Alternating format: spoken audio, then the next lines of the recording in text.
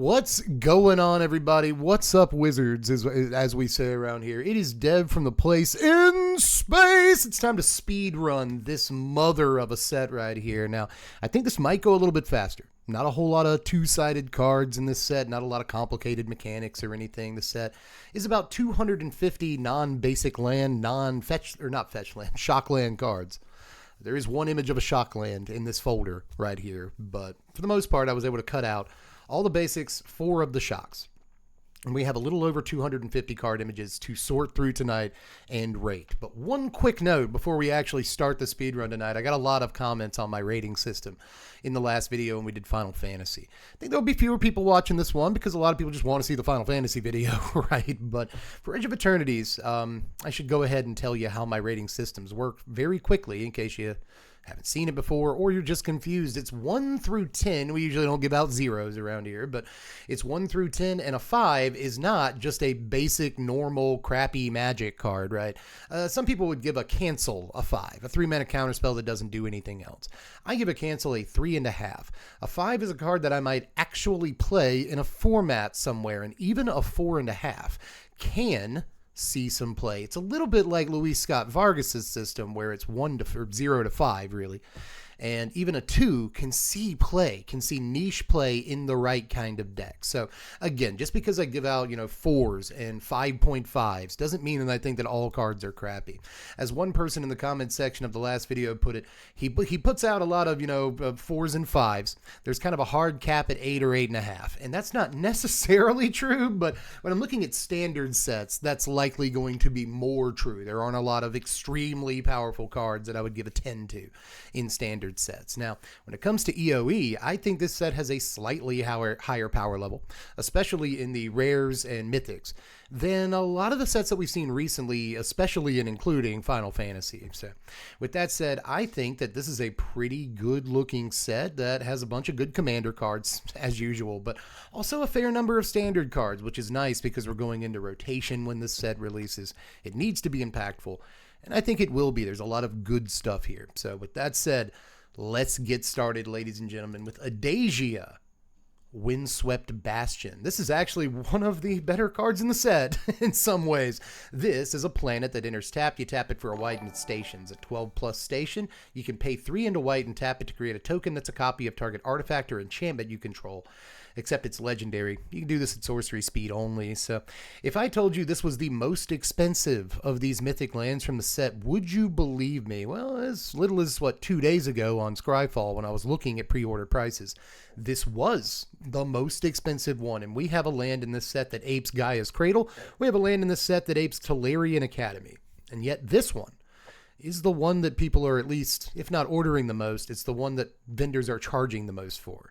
Pretty interesting stuff, 4 mana to create a token that's a copy of an artifact or enchantment is actually pretty decent in standard right now. We have like Caretaker's Talent. We have a few artifacts we might want to target. This would go pretty well in the Simulacrum Synthesizer deck to create token copies of Synthesizer, obviously, or other artifacts that we might want to sack to Repurposing Bays or Repurposing Bays himself, So just in standard, got a couple of decks it could fit into, from mono white to Synthesizer, but this also shines pretty bright in Commander, I would assume, where it's not like it's a free land to cast, but it does work just like it does in Standard. In Commander, with all your token effects, you can station it a little bit more easily in a deck that goes wide, and wide is really good at doing that. And when you can copy Smothering Tides or Trouble in Pairs, and those are just enchantments, copying artifacts is a pretty good thing to be able to do in a lot of decks too, obviously. So Adagia looks pretty tasty, and even though 12 station is a lot to get to, this one has a lot less opportunity cost than most of the station cards that we'll look at, and that's true of all of these lands. Also interesting, this is not legendary, and I'm not sure that any of them are, so I want to point that out. I think that these are, in fact, among some of the most solid cards in the set, so I'm going to give Adagia a starting score of 8. I'm going to give this an 8. We're doing it. Can't wait to make more tokens of Parallel Lives. Yeah, that's another good point. As first-time chatter Mose has said here, you save the first time for a very good point. Making more Parallel Lives or making more Anointed Processions or something is going to be pretty annoying, right? So then you'll get even more and even more and even more, and it'll be that people are going to have to stop that. So yeah, very powerful card here when you get tricks like that. But next is All Fate Scroll. 3 mana for an artifact that I like. It just taps for a mana of any color, but you can pay 7, tap it, and sack it to draw X, X being the number of differently named lands you got. So, you know, if you have 5 differently named lands, draw 5 cards. 7 mana is a lot. 7 mana is so much. But I do not think that a control deck will have too many problems playing this, especially if the control deck gets some sort of payoff from playing artifacts. And there are a few cards that it could leverage in this set. We'll get to at least one I can think of off the top of my head a little bit later. But in any case, I do like this a good bit, like more than I probably should. I think that they've mostly priced the activated ability out of standard, but there's ways to either activate abilities for less, or there's cards that allow you to tap for multiple mana so long as you are activating abilities. So, you know, those might be decent in a deck with this, but then you have to play a bunch of kind of bad cards. So I'm not sure how much you want to do it. I think you just want to, you know, play this in play this in like standard on turn 3, and on turn 4 you can hit a 5 mana sweeper more easily, so it like ramps you into your 5 mana sweeper. And then later in the game, after maybe another sweeper, or you've been able to counterspell some things, it just kind of puts your opponent, you know, just puts you way beyond reach of them, I should say, because it'll draw you 4, 5, 6 cards in a control deck. You know, I got Fountain Port, 3 differently named duels, and like another random land over here that does a thing, you know. So, you know, I'm going to draw 5 or 6 off of this in some control decks late game and just completely put the game away. It's just out of reach. So, yeah, I think that this is a much better card than it may appear to be at first glance. But that said, it's still just a 3 mana rock at the base of it with a pretty good upside. So I'm going to give this a 5.7. And I know that's a pretty high score to anybody familiar with 10 cards rated, but again, standard set here. I'm tilting things slightly towards standard ratings rather than casual commander, but obviously casual commander kind of factors in too, and I think you could leverage this somewhat well there, depending on what you're doing, so I don't hate it. Next is All Fate Stalker. 4 mana, 3 and a white for a 2/3 Drix Assassin. When it enters, exile up to 1 target non-assassin creature until it leaves the battlefield. And you can warp this in for 1 and a white. Our first warp card, and it's a pretty good one. You know, you can remove a creature from their side of the table and get in a little bit more easily that turn. You can wipe one of your own creatures for a turn to repeat its enter the battlefield trigger. And all this just costs a couple of mana. Later on in the game, you can do the same thing though. So this is actually interesting tempo if you use it for that both times. And especially good as a blink spell if you use it for that both times, right? Depending on what you're targeting, this could be pretty sick for ETB triggers. So I like it, but I do think the card quality is a little bit higher than this in current standard, to say the least. But I do think Warp is a very, very good ability that'll appear on a bunch of cards. And a lot of those cards are great, but I think this is kind of middle of the road. I'll give it a 4. I'll give it right out of 4. I think there are uses. Next is Alpharael, Dreaming Acolyte. This is 3 mana, 1 a blue and a black for a 2/3 legendary human cleric. When it enters, draw 2 and then discard 2, unless you discard an artifact. During your turn, Alpharael has Death Touch. So this is the lame version of one of the big bads in the set. Well, I'm not sure if he's one of the big bads, but one of the big feature creatures in the set. And he is a decent, like, limited card, I would assume. You know, attacking, he has Death Touch. He has a decent ETB trigger for limited especially. There's plenty of artifacts from spacecraft to little rocks and stuff in this set to discard. In standard, we have better effects than this for the same mana cost, from Steam Core Scholar to, you know, Tersa Light Shatter and beyond Kiora. So no play there, especially considering the Dimir deck has such card quality. 3 mana right now, they're playing Kaito, you know, compare this to Kaito. It's definitely a quality difference, but I still do like this thing. I think the ETB trigger is good for the most part, and it attacks, I guess. You know, so I will give this a 4.4. I'll give it a 4.4. Next is the other Alpharael, Stone Chosen. This one kind of looks like Brian Kibler without the beard. 5 mana, 3 and 2 black for a 3/3 legendary human cleric. Ward, discard a card at random. That's neat. Void, whenever Alpharael attacks, if a non-land permanent left the battlefield during this turn or a spell was warped this turn, I will hereafter refer to this as having voided. Defending player loses half their life, rounded up. So unlike Unstoppable Slasher, doesn't have to deal combat damage. It's just an attacks trigger. But it's usually going to be like turn 6, and that's if you actually hit your land drops. It's going to be like turn 6 before you actually swing this sideways. And that's kind of late. It's really easy to burst with like all of the removal in standard right now. Basically every played removal spell can kill this guy. Close, right? So the ward discard a card at random is kind of nasty. I'll say that much. That's a pretty great ward ability, but you know, they'll still do it if they have to. And you know, it can be blocked. You know, even if you do get to attack with it, they never actually die to the trigger unless you have the demon in play or whatever. But you know, they never actually die to it. So they'll just block it and kill it. You know what I mean? So I'm not like super, you know, it looks kind of intro packy. You know, it looks kind of like an exciting intro pack card more than anything else. I will, however, give this a 4.9. Why am I doing that? Because this could be a fun like commander build around, right? Like in your sacrifice deck or a deck that has a bunch of sacrifice cards, and there are great sacrifice cards in black without having to even really play a sacrifice theme, right? Then suddenly you could make this very easy to get in and deal the damage, right? And or make them lose their life. And this is in your command zone. Like even if they blow it away, you'd just be able to play it again. You got ways to protect it in mono black even, so you know, there are things I kind of like about it from a brew around perspective in Commander, so I will give it a pretty decent score here, but I just do not think we're seeing this card in Standard, you know?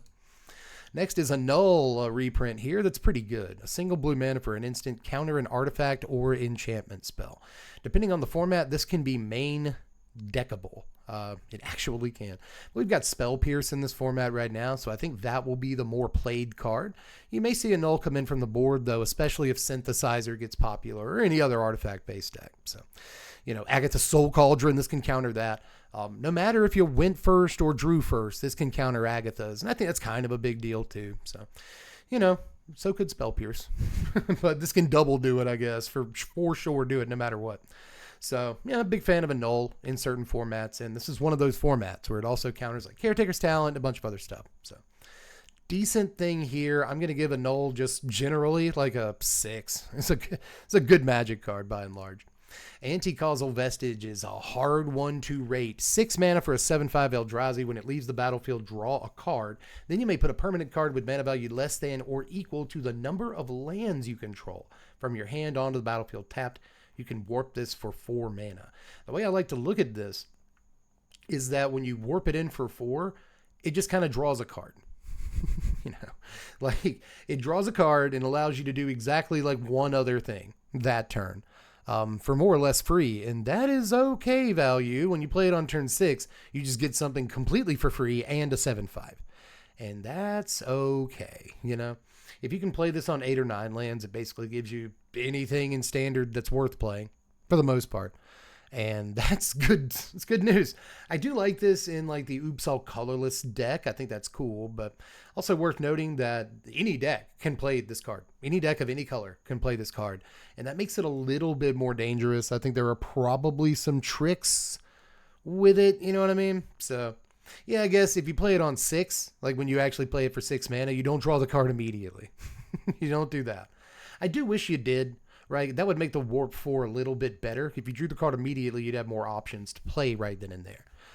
And when you top deck the card, it would give you more options to play right then and there, right? So that makes it a little bit worse, but overall, I still think the card is one of those cards that looks dangerous, but this time I kind of err on the side of it's not actually that dangerous. But altogether, pretty decent value on this when the smoke settles and the dust clears. I kind of like what it's trying to do. So I'm going to give this card a 5.4. I'm going to do that. I like it. Next is Archenemy's Charm. This thing's good. 3 mana, all of it black for an instant. Choose 1 exile target creature or planeswalker. Return 1 or 2 target creature or planeswalker cards from your yard to your hand, or put 2 counters on target creature you control. That creature gains lifelink till the OT. So I actually think the combat trick on this is really good. Like, really, really good. But obviously, exile creature or planeswalker for 3 mana is a fine rate. Not the best rate in the world, but a fine rate. And sometimes it's just card advantage. Instant speed card advantage, like a divination almost. 2 for 1. And wonderful. I think all the modes on this are great. The problem is, and there is a problem, believe it or not, does mono black play the card? Does it actually play the card? right? Is it holding up mana on turn 3? Is Mono Black doing that? Or is it playing Preacher of the Schism, Unstoppable Slasher, some other good 3-drop? Is it playing its second copy of Deep Cavern Bat and removing your guy? Is it playing a Planeswalker maybe? You know, it could play Gix or Liliana, but those are about to rotate. So like, what is Mono Black doing? Because it's probably Mono Black that can play this. Maybe Dimir can, but is Dimir doing it? Dimir might be the better option, right? But, you know, you're playing Kaito on turn 3. You're playing Preacher on turn 3, right? So I'm just, again, what actually plays it and what Mono Black deck wants to hold up on turn 3. But you don't necessarily have to. You can just play your Preacher on turn 3, keep your Charm in your hand, and then on turn 4, exile their best guy. Like, there's a lot of ways to use this card. And you have to remember that too. Gix's Command is a really important card in Standard right now. And even though this isn't quite Gix's Command, again, the instant speed mode that you can, it's like the same mode, right? On Gix's Command, the 2+1/+1 counters and lifelink. That being instant speed can just blow things out. Think of how many times you've chosen that mode on Gix's Command. I've done it a lot. That mode's really good. So again, an instant speed, that's wild. But, you know, maybe instead of Command, which we can't play anymore anyway, we play this, right? It doesn't blow everything up when we need it to, but it still does enough and is even cheaper than Gix's and can blow opponents out in multiple ways that, yeah, I think it's probably playable. I think that to you know, neuter my own example where I was like, are we sure we play this? Yeah, we talk it through. Yeah, I think we probably do. So altogether, I'm going to give Archenemy's Charm, because again, we're rating both Standard, Casual, Commander, and everything in between, plus like Vintage and stuff.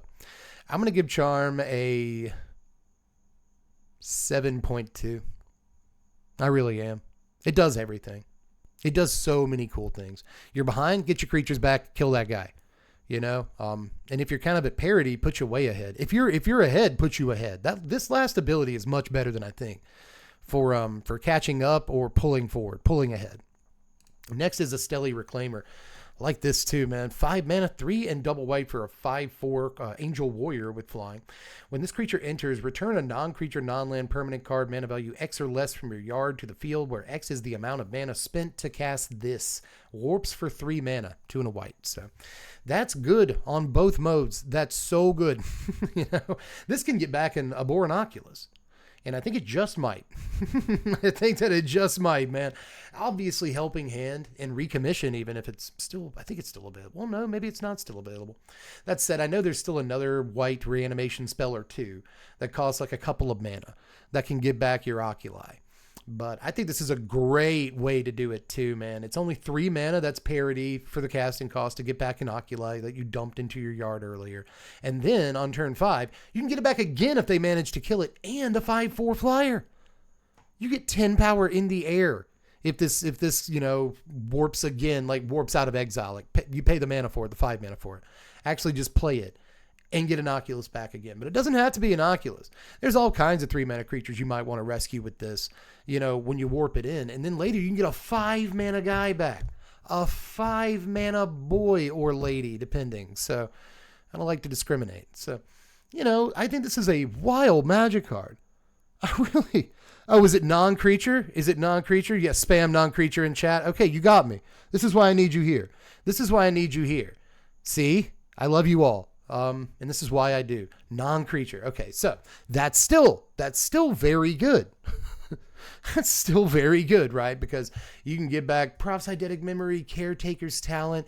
You can get back a ton of enchantments with this. Any artifacts that happen to go to the graveyard, and I think that artifact removal is going to be kind of important in the upcoming format. Even without Corey Stillcutter, there's a lot of artifacts to remove. Let's get back a Synthesizer, I guess, but you're not playing it in Synthesizer. Any like artifacts that you sacrifice, enchantments that you somehow sacrifice to other enchantment sacrifice effects, but still, okay, Planeswalkers, you know, if there's a 3 mana Planeswalker you want to get back, you can warp that.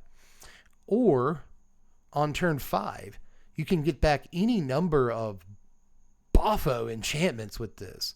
And artifacts. There's a bunch of 5-cost artifacts in Standard. Thanks for that, everybody. Yeah, Tezzeret. That's a 3 mana Planeswalker from this set that this might work well with. Thanks for setting me right there. I appreciate that, guys.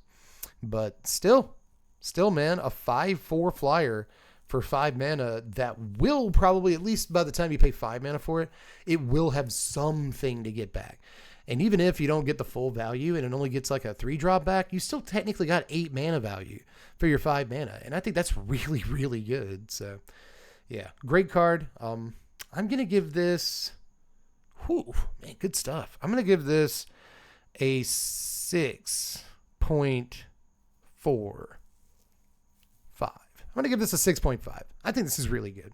Love the art too, by the way.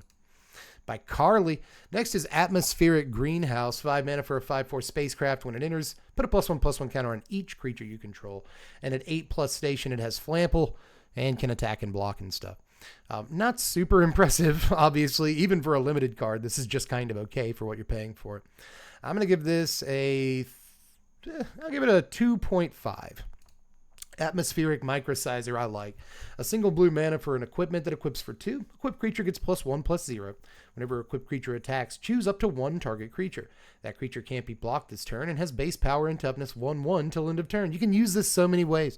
Target your own guy, he gets through for at least 2. Target one of your other guys, he gets through for an awesome combat damage trigger. Works well with your Enduring Curiosity if you want to be a weirdo. I don't know that I'd play this in a deck with Curiosity. You probably got a better ways to use your slots. But you can also... There's a Radin standard that does something like this, like Azure Beastbinder, right? That's similar to this. Whenever it attacks, it turns a creature into a 2/2 with like no abilities. And this kind of does that. It turns a creature into a small guy whenever, you attack. And that's pretty nasty, targeting your opponent's guys with it. There's a lot I like about this. It really is almost removal. Almost removal. It just throws in a +1/+0 so long as you're attacking with something, That'll turn a guy into a 1/1, but it's only until end of turn. You still have to worry about the crackback. Altogether, a really well-designed card here that might have, like, something cool to do. Yeah, this seems insane with, like, Tifa and Mossborn. Yeah, you put it on Tifa and then start playing lands. Well, she's getting through. She's definitely getting through. Even if she has, like, base power and toughness 1/1, she's getting through. So that's cute. Or you get in and you let the trigger pop off and then you pop a Fabled Passage and pop another Fabled Passage or whatever you're doing. Put lands into play instant speed. Then you get through for a lot that way too. So it's especially good on Hydra for sure. I like that, but I'm not sure if it's too cute. That's the problem with everything this card does, especially in competitive, is it's too cute. But so again, really well designed. A lot of angles you can take with the card. So I think it's better than it looks. I will actually give this a 4.1. Somewhere in there. Auxiliary Boosters is 5 mana, 4 and a white for an equipment that equips for 3. When it enters, create a 2/2 colorless robot artifact creature token and attach this thing to it. Equipped creature has +1/+2 and flying. So you get a 3/4 flyer for 5 mana in limited, and it equips for 3 once that 3/4 flyer dies. Obviously, giving flying to stuff in limited is kind of good. It really isn't that bad. So I don't know. I might play this from time to time in that format, but all things considered, I'll just give it a 3.2. Next is Banishing Light. What do you give Banishing Light? Really good new art here from Ravina Kai. Banishing Light, I will just give a 3.5. See? It's a normal magic card, right?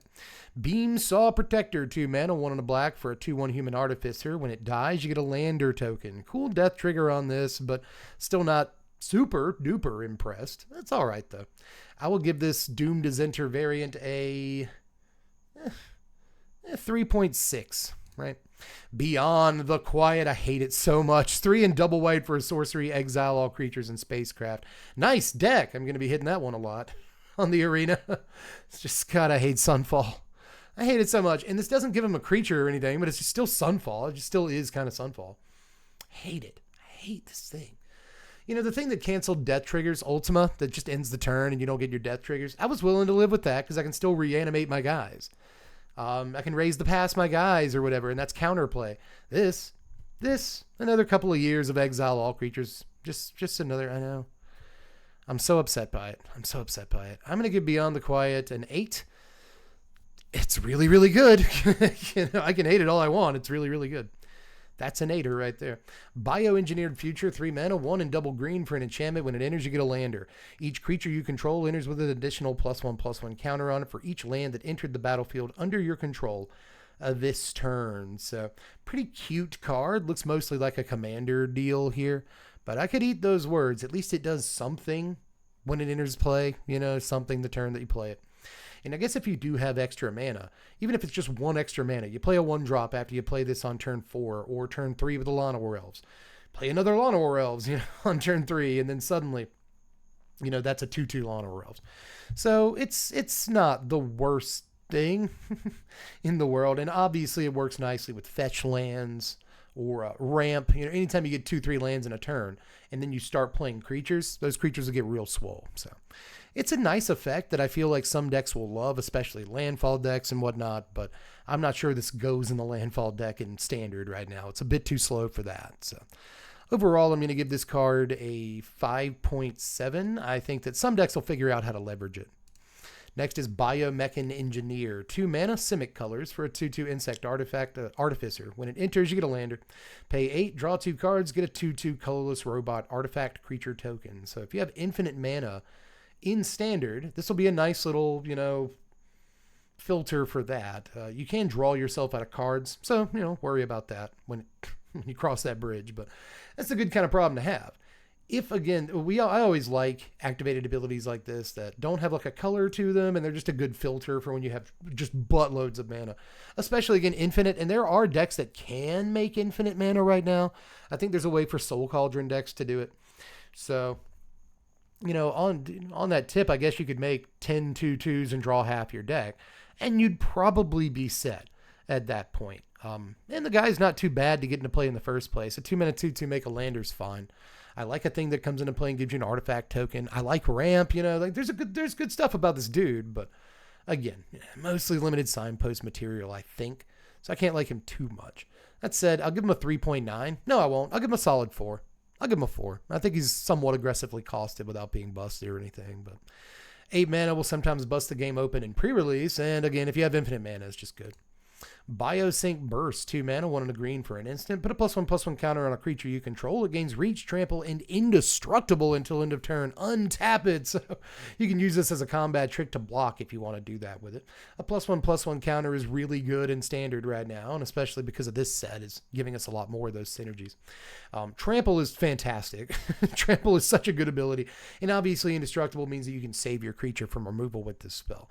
Altogether, I think that Overprotect is the better spell, but you never know. Decks, again, like Tifa, Mossborn Hydra, they might really like a protection spell like this, even more than Overprotect in some situations. So, kind of all depends. This is obviously a strong protection spell, though, so I'm going to give this right out of 5. This is the kind of strong but somewhat still normal card, might show up in a plethora of decks, but doesn't, it's more of a role player, you know what I mean, than like the marquee card. So I think this one deserves right out of 5. Yeah, Overprotect is better, I think. Yeah, overall I think it is, but some decks really crave them counters. Some decks want them counters, Bubba. Next is just like it costs double what a Snakeskin Veil does, but Trample. Trample's really nasty, but I guess Tifa and Mossborn specifically don't need Trample. They already have it, but Trample's a really good ability. Biotech Specialist. I like this guy. 2 mana, Gruul colors this time to get a 1/3 insect scientist. When he enters, you get a lander token on this dude too. Whenever you sack an artifact, this creature deals 2 damage to target opponent. We are talking, or at least this is my language. I can hear it. I speak it very well. Sacking an artifact can be done any number of ways. There's even a bunch of cards they printed recently, some in this set, that just allow you to freely sacrifice artifacts. So that could be really, really fun. There's a Jund deck in draft for this set where there's 2 guys in black that just let you sack artifacts whenever you want to. Alongside this dude, that'll be a really fun one to put together. So great card in limited. That's probably why it's a rare, is it's especially good there. You're sacking lander tokens and there's lots of ways to sack artifacts. But in standard, there might be a fun deck to put together. And obviously in Commander, in the 99 of some decks, this looks really, really cute. This also goes well with something that makes munitions in this set. I forget exactly what the name of this card is, but I think it's going to appear way later in the video. Munitions, this card makes you little munitions tokens, and whenever they get sacrificed or go to the graveyard, they deal 2 damage to a target. So if you sacrifice those, you get 4 damage. Really fun combo. Again, especially in limited, but could be a stream deck in standard or something. Altogether, again, pretty well costed creature here for what you're actually getting. I like lander tokens by and large. I think they're pretty powerful.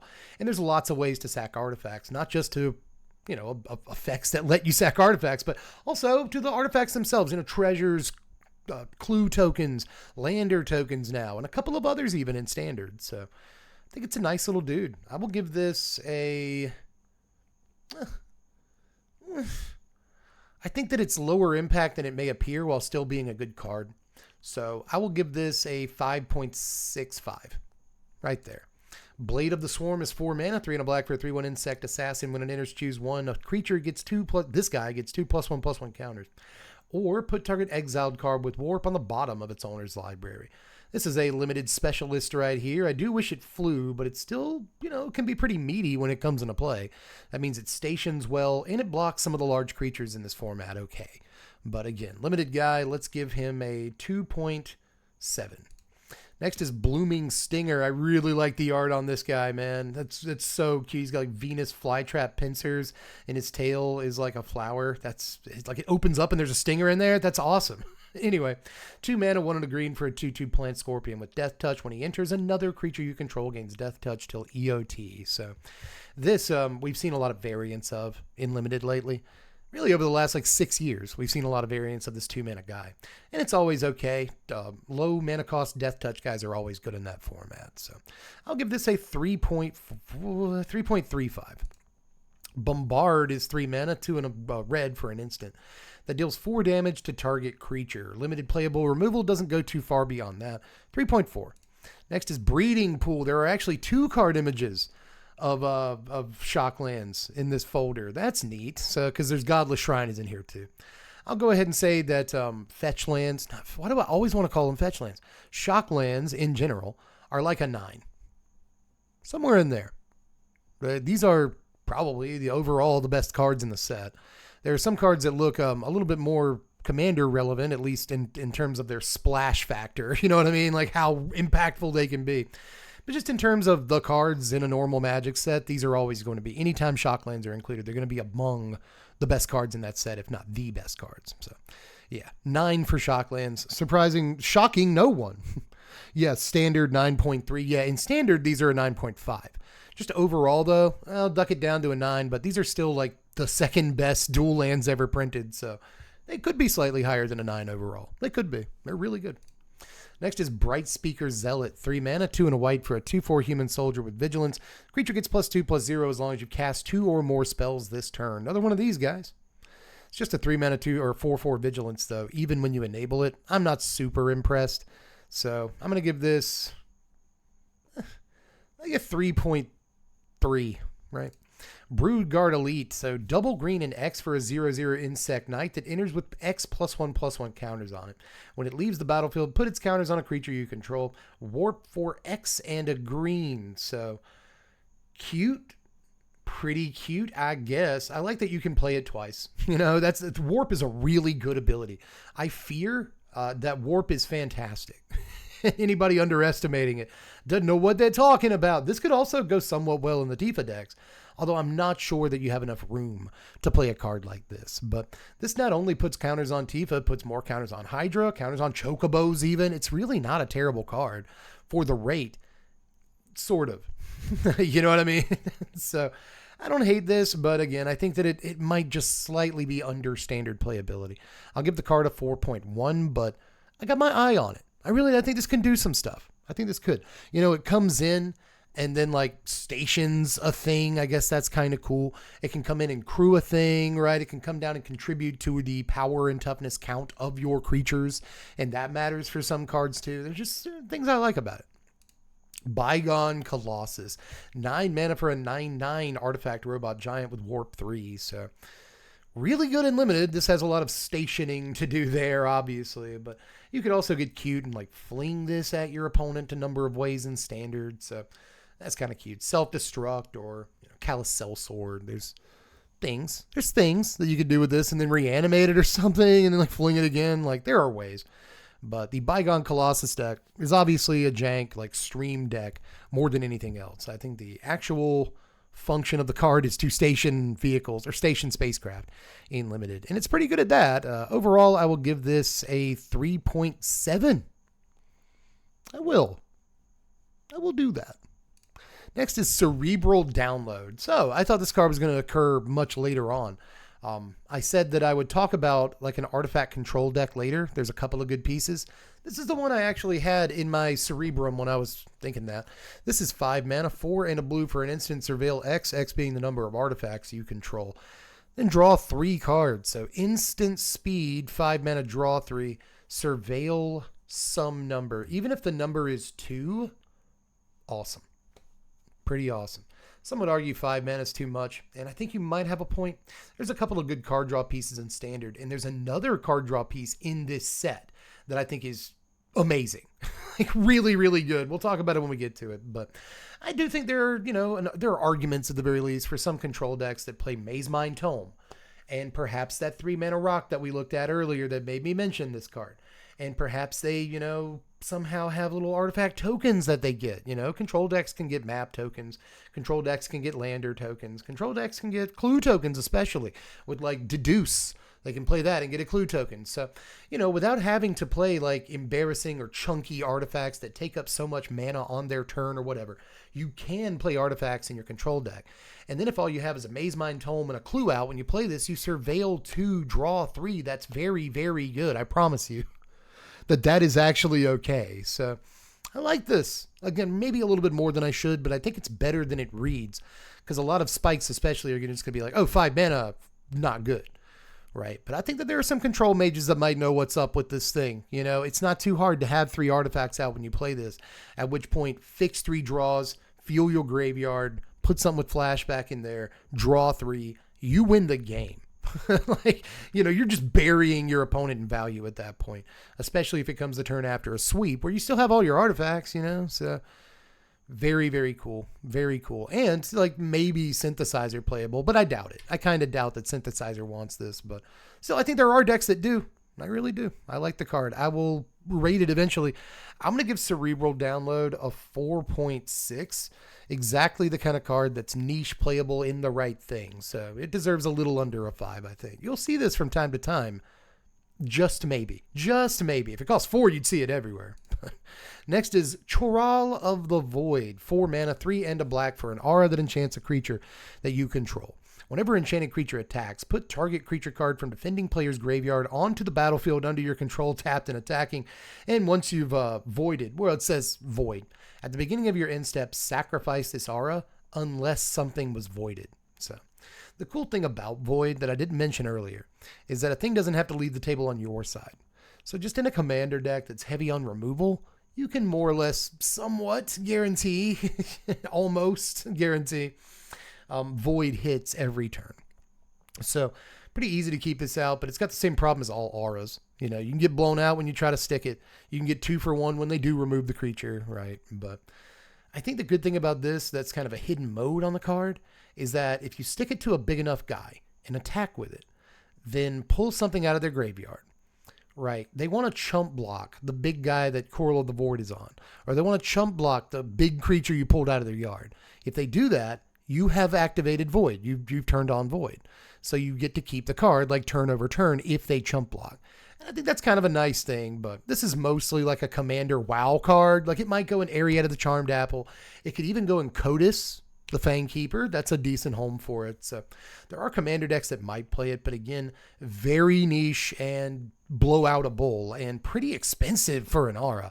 And you might even whiff depending on what else is going on at the table. So, I'm going to give this a 4.4. No, I'm not. I'm going to give this a 4.3. I know it's only a 1/10 of a point, but this is another card that's niche playable in the right commander deck. But, those decks are extremely few and far between, and cool factor, once actually stuck on a thing, is doing a lot for this. Bulk rare, I think there's going to be some commander players excited about it. But, even if it's not the most playable card in Standard especially, I'm giving it a little bit over a 4 because I think, again, the fun factor on it is very high. There's another card like that later that I'm nonetheless going to give a very high score to. We'll get to it when we get to it. Chrome Companion's up next. He's a good guy. 2 mana for a 2/1 artifact dog. Whenever this guy becomes tapped, you gain a life. You can pay 2 and tap it to put a card from a graveyard on the bottom of its owner's library. So, normal little dude, unlimited. He stations, he gains your life. Not so shabby, but kind of shabby outside of limited. I'm just going to give this dude like a 3. I'll give him a 3. Next is Close Encounter. I like this. 2 mana, 1 on green for an instant. As an additional cost to cast it, choose a creature you control or a warped guy in exile you control. Close Encounter deals damage equal to the power of the chosen creature or card to target creature. So this is neat in that it works slightly different than the average fighter bite. Now, I've already covered this, but in case you didn't hear that or you forgot, usually if you target one of your creatures for a bite spell, they can kill your creature while that spell is on the stack. This works regardless of whether they kill your creature. That's really cool. But of course, it doesn't benefit from targeting your own Death Touch or Lifelink creature. So it's kind of a trade-off there. But I still think it's better in some ways than the average bite spell that costs 2 mana at instant speed. Pretty good piece of like green removal here that I am actually going to give like a 5.32. I think this could actually see a fair amount of play. I like it as a removal. Next is Cloud Sculpt Technician, a cool looking jellyfish person. 3 mana, 2 and a blue for a 1/4 flyer as long as you control an artifact. This creature gets +1/+0. So a 3 mana, 2/4 flyer once activated. A very drafty, 2.6. Next is Code Cracker Hound, another dog. 3 mana, 2 and a blue for a 2/1 dog. When he enters, look at the top 2 of your library. Put 1 into your hand, the other goes in your yard. This warps for its mana cost. So neat. Pretty neat. Over the course of the game, this can look at 4 cards, give you 2, and then a body on both turns, really. So I kind of like it, again, in limited mostly. I don't think it quite has the chops for standard, but all things considered, it's a cool little value creature. With a good ETB trigger, you can blink or whatever. I don't hate it. I'll give this a 3.6. Sure. I kind of like it. Comic Crawler, he's a freaky looking guy. 3 mana, 2 and a black for a 2/3 insect horror with lifelink. When it attacks, you may sacrifice another creature or artifact. If you do, this guy gets +2/+0 until end of turn. So get yourself a 4-power lifelinker if you can sack something else. Limited guy, but kind of fine if you're trying to build a sack deck. 2.85. Command Bridge, land that enters tapped. When it enters, sacrifice it unless you tap an untapped permanent you control. And it taps for a mana of any color. I don't like that this always enters tapped no matter what, but I do think it's easy enough to, to tap an untapped permanent. As early as turn 2, turn 1 I play, Novice Inspector and I get the clue token. Turn 2, play this, tap the clue token, who cares? You know what I mean? I think that's probably fine. Easy enough to enable, but is the fact that it enters tapped just bad all the time, no matter what? Maybe. So I'm going to give Command Bridge a 4.9. Right there at a 4.9. I think there's things you can do with this. And I think for what it's worth, sometimes if you just want to sack a land, this does that too. And obviously the Commander deck that comes with this set wants to sack lands actively. And there are decks in Standard that want to just have lands in their yard. And this lets you do that. So, okay, sure. Next is Consult the Star Charts. This is the other piece of card advantage. Did not have to wait too long for it. 2 mana, 1 and a blue for an instant with Kicker, 1 and a blue. Look at the top X cards of your library, X being the number of lands you control. The X is, put one of those cards, what did I do there? Put one of those cards into your hand. If this spell was kicked, put 2 of the cards into your hand instead. Put the rest on the bottom of your library in a random order. So this is 2 mana for a card, the best card of the top 2 at instant speed. Not bad. But it's 4 mana for the best of the top 4 if you play it on curve at instant speed. The best 2 of the top 4. That's crazy. That's really good. Look at the top 4, get the best 2 is already okay for 4 mana. But once you have 6, 7, 8 lands in play, and control decks will. Once you have 7 lands in play, look at the top 7, get the best 2 is like dig through time. That's really good. And it always costs 4 mana in that case. Even when you have 7 mana, sometimes you can remove that guy, counter that spell, pay 2 for this, and get the best card out of the top 6 or 7, cards of your library. And even that, even if you don't get card advantage and all you get is selection, even that is very, very good. Yeah, at instant speed, look at the top 6, get an answer. Exactly right. Edon64 says. It's turn 6, turn 7, you got 6 lands in play. They cast something, whatever.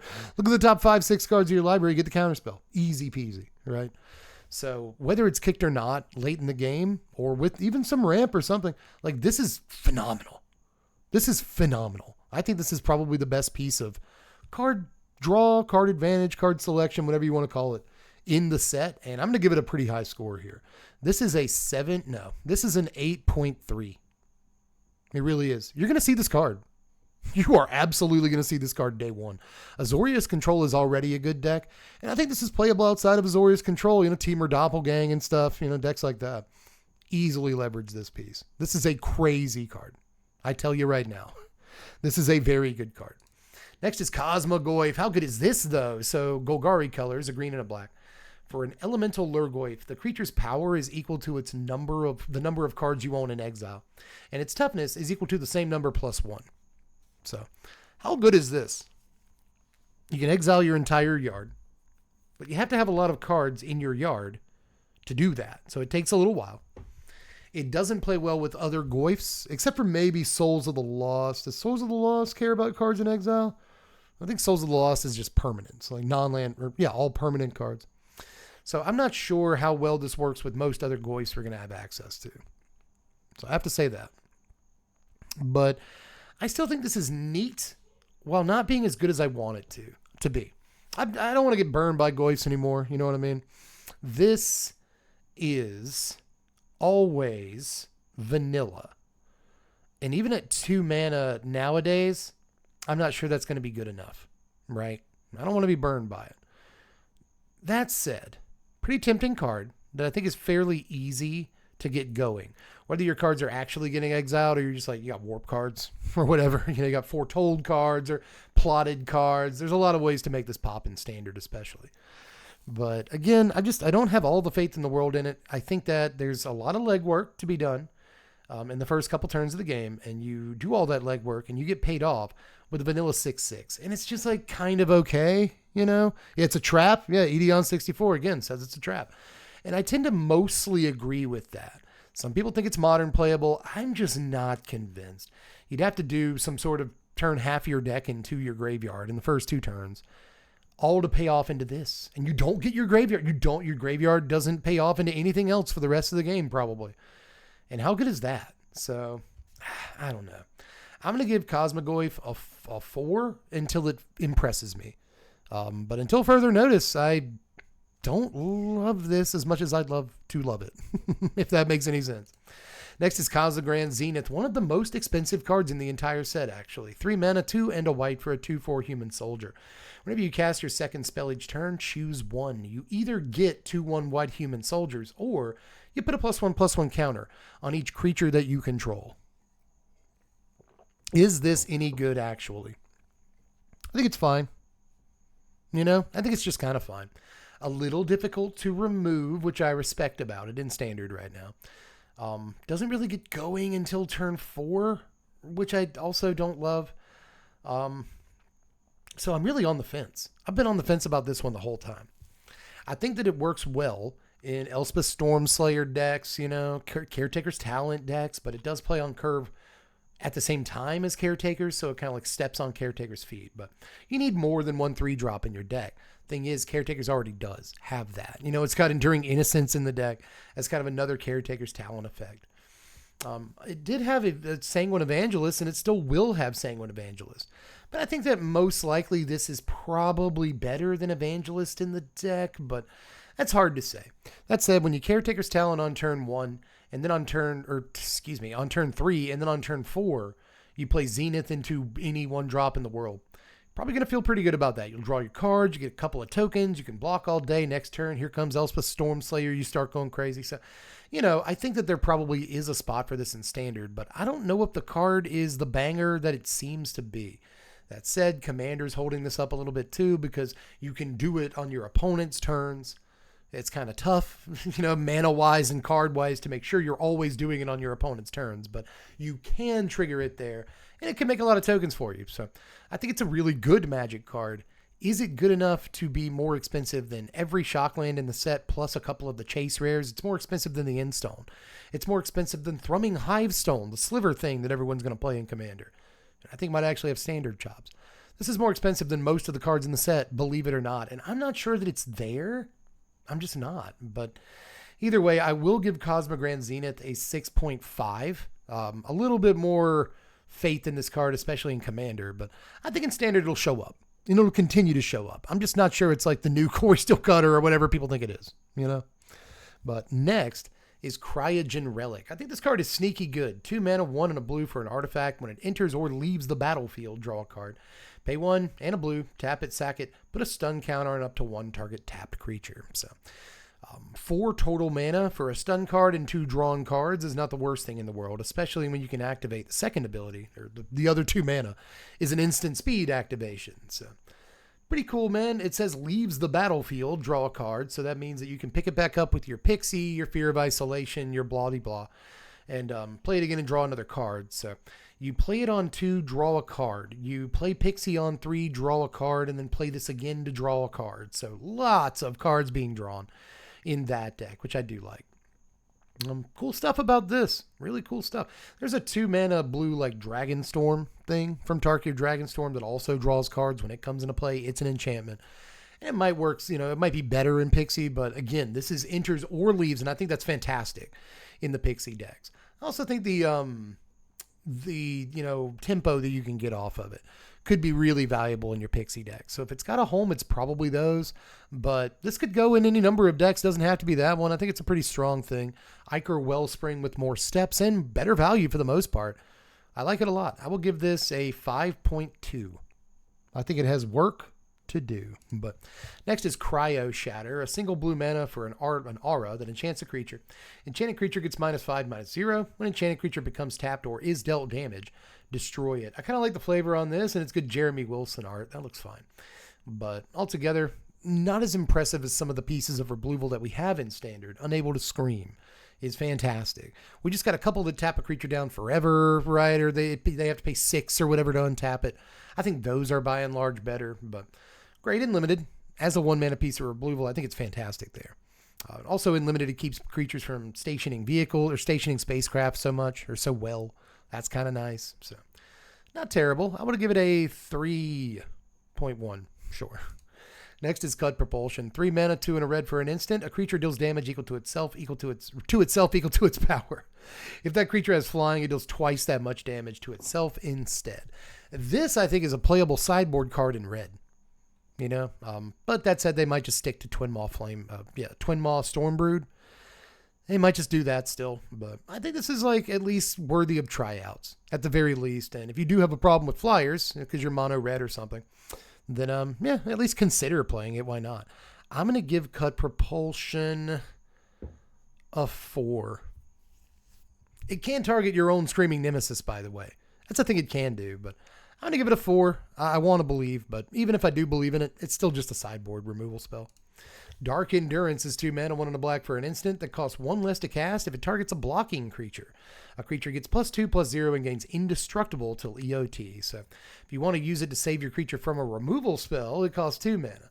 Save it from combat costs 1 mana. Not bad. And for +2/+0, it'll probably kill whatever it's blocking. So that's cute. You know, that's a well-designed little trick there. I'm going to give this a 3.7.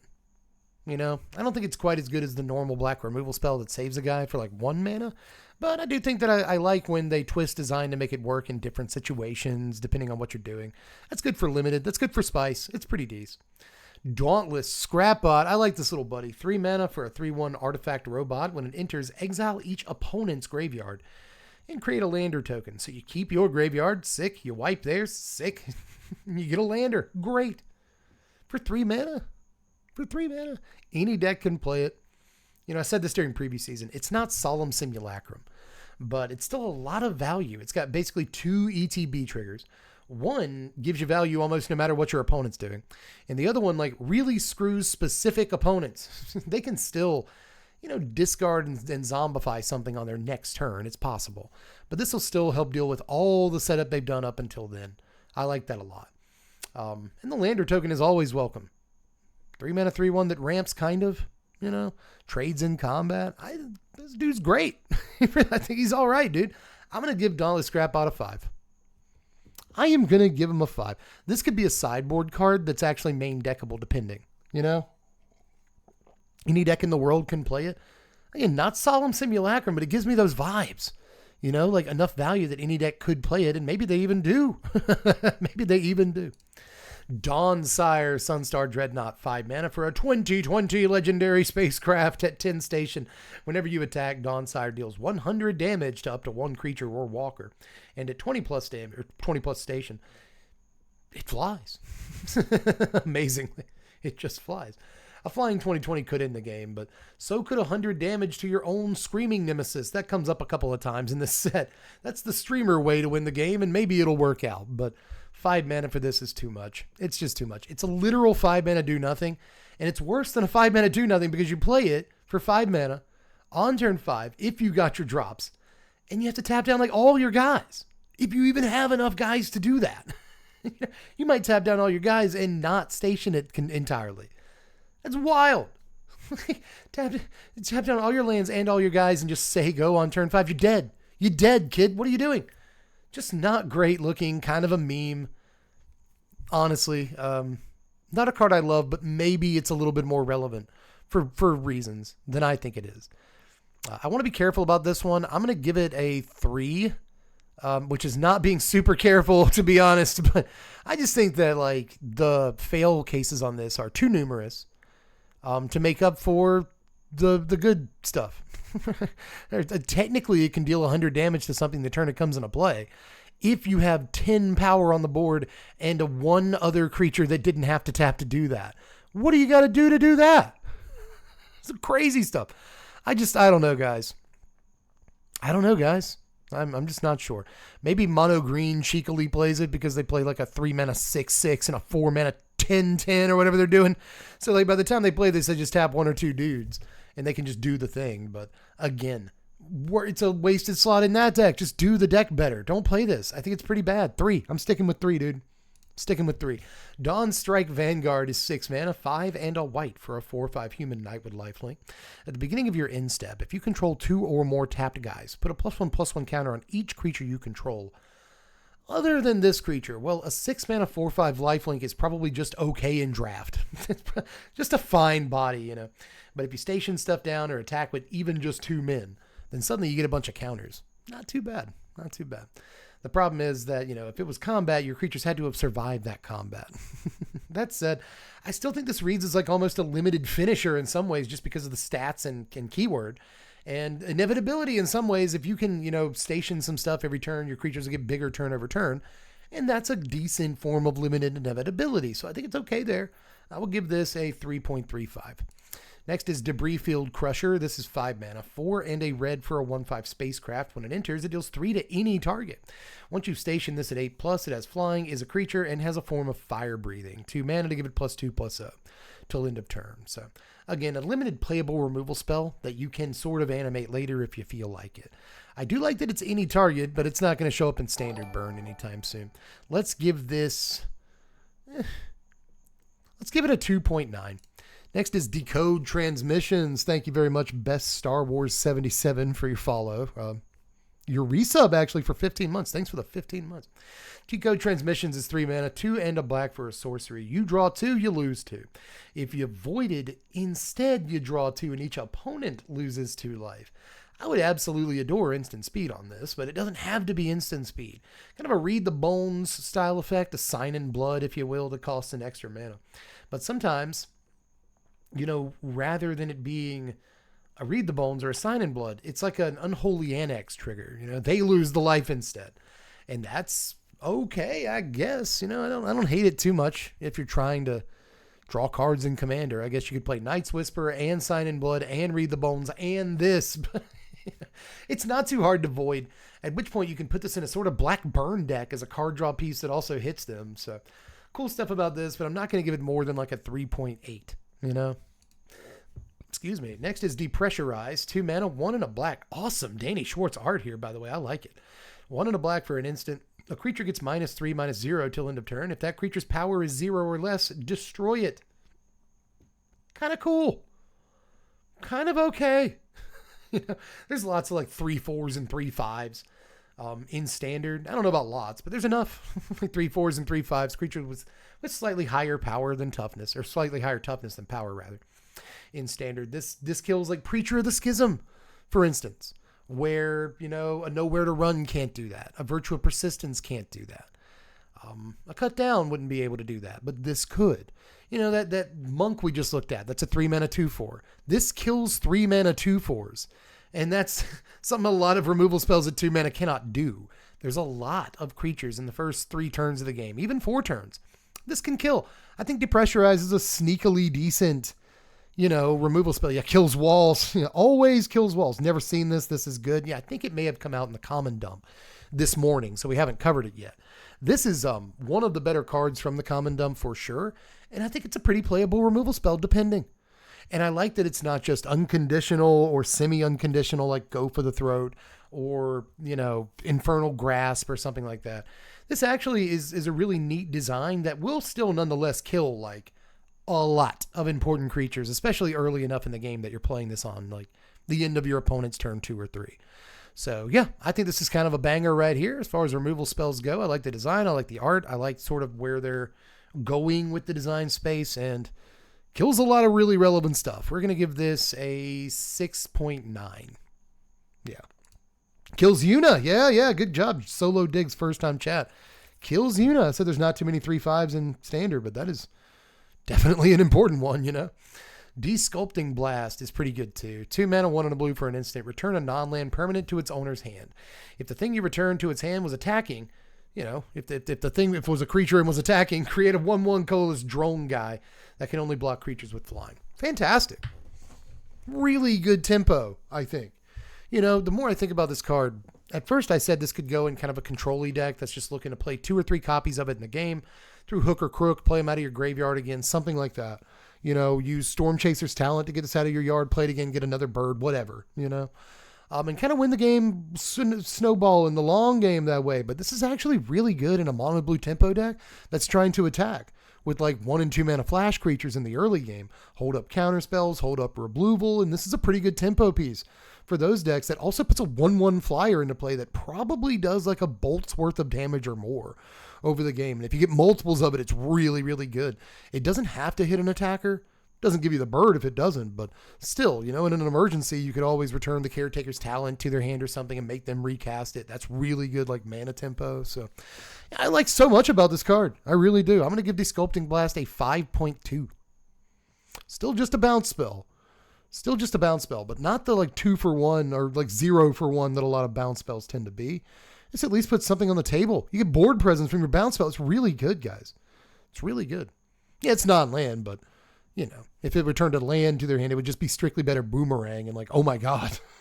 The reason that cards like this say non-land is because Boomerang forgot to say non-land and it just became a 2-mana land destruction spell. Boomerang, the reason it was strong is because it's just Sinkhole. It's really good. But anyway, Devastating Onslaught is next. I will hit the cough button. Sorry. Devastating Onslaught is double X in red for a sorcery. Create X tokens that are copies of an artifact or creature you control. Those tokens gain haste till EOT. Sacrifice them at the beginning of the next end step. Why does it say haste until end of turn? They could just gain haste. Anyway, that's nitpicking. This is probably okay. People have been saying, myself included, that this is like a doppelgang. I think I didn't say that. I think I said people had been saying that. Just like I just said just then. But, you know, I've compared it to Doppelgang in the past. And I think it deserves that comparison. But I think it's just a very different card than Doppelgang. Doppelgang wants to copy lands. You know, it wants to copy artifacts. And to that end, I think the Doppelgang's the better card. It may cost a lot more mana, but it also says that it makes, you know, X copies of X things. You know, you can get like 3 copies of a thing. And this is never going to do that. So I do think that they're just kind of very different cards at the end of the day. This one wants to go in kind of like a big red deck or maybe a 2-color deck that can ramp or something and play a couple of decent creatures. And then for just like 5 mana, you know, you get 2 copies of those creatures with haste. You can probably do something absolutely wild with that, even just in standard. In Commander, your options are vast. Vast in Commander. Get up to the nanigans, baby. The bananigans, you know, the banana shenanigans. But in standard, I think we might even have options for this. It really isn't that much mana. 5 mana, you can get that. Come on. You know, so all you got to do is keep your, you know, 3 and 4 drop out. And then you get, you know, you get a copy of your 3 and 4 drop with haste. It could be great. even if all it does is repeat ETB triggers. I think it ain't half bad. Card might have something to do, and the other sort of key mana cost on this is 7 mana, which is also somewhat doable in standard, but, you know. Well, no, you don't. I screwed up here. You get multiple copies of a thing. I just want to throw this. You do get multiple copies of one thing. You don't ever get multiple copies of multiple things. I should say that. So you won't get to copy your 3 and 4 drop. But on turn 5, you can get 2 copies of your 4 drop, is how the card works. On turn 7, you can get, 3 copies of your 5 or 6 drop, which is where the card gets crazy. Absolutely nuts. When the card's copying like Overlord of the Boiler Bilges 3 times. And you instantly get 12 damage. And they get to attack. So you instantly get how much? 24? And that's not even counting how much damage they're actually attacking for. It's like 36 or some. 36? 39? Are they 5/5? So it's like 39 damage in one turn or something if you pay 7 for this and copy Overlord. Nasty. Nasty stuff. But it is worth noting that you can't copy an Overlord while it's still an enchantment with this card. Like you could with a Doppelgang. So again, push-pull, some tension between this and Doppelgang and which one you want to play. But still fantastic. I've spent too long on it, but I do think it has the potential to be a bomb. So I'm going to give this a 7. Right at a 7. I think that this is, especially once we get to Commander, this is just disgusting. Diplomatic Relations is 3 mana, 2 and a green for an instant. A creature gets +1/+0, gains vigilance until end of turn. It then deals damage equal to its power to a creature an opponent controls. 3 mana for a better bite effect is probably decent limited removal, but I think 3 mana is probably right out in standard for most removal spells, depending on what they do. I just gave Archenemy's Charm a pretty high score, but that's because it does like 2 other really good things. This only ever really does this, and that's kind of fine. So we will give this... Yeah, I'll still give it a 3.5. Very limited play to removal. Divert Disaster is 2 mana, 1 on a blue for an instant. New card from today. Counter a spell unless its controller pays 2. If they do, you get a lander token. I like sort of how they've been making some of these counter spells lately. The ones that are just the normal one, 2 mana, counter unless they pay 2. That's a counter spell nowadays. With upside.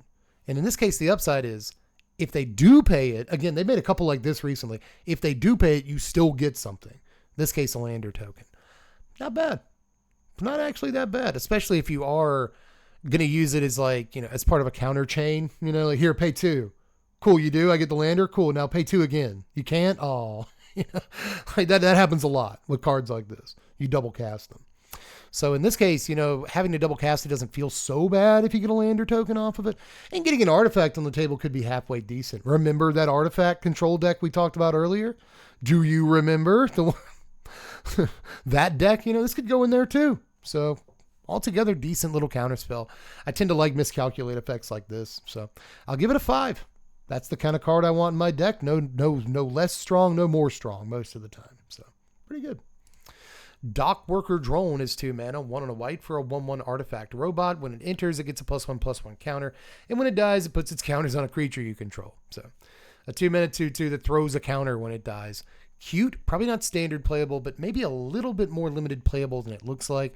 Helps you station, and even when it dies, one of its power goes to help you continue station your stuff. So that's not so bad. But yeah, uninspiring. I'll give it a 2.2. Next is Drill Too Deep. That's what she said. 2 mana, 1 on a red for an instant. Choose 1. Put 5 charge counters on a spacecraft or a planet that you control, and or destroy target artifact. So you get Shatter with the potential set mechanic upside. I think that's all right. You'll probably still play a Braid in all of your decks in red, but it's fine. If it was just charge counters on anything, like you could just put charge counters on an artifact, this card would be insane. But it doesn't say that. It was very careful. And so, But cool and limited that you can like instant speed charge up your spacecraft and block with them or something. Like, that's neat. That's neat. But in standard, so I'll give this like a 3, something like that. Well, it's a better Shatter, and Shattered I'd give higher than a 3.2. I'll give this a 3.5. It's normal. It's a normal card. Next is Drix Fatemaker. 4 mana, 3 and a green for a 3/2 Drix Wizard. When it enters, put a +1/+1 counter on target creature. See, I told you guys, we got to slow down. Each creature you control with a +1/+1 counter on it has trample. And you can warp this in for 1 and a green. So kind of neat that you can warp it in and almost get like an overrunning effect. You know, like most of my guys have trample this turn for 2 mana. All right. Later on in the game, you get it again, though.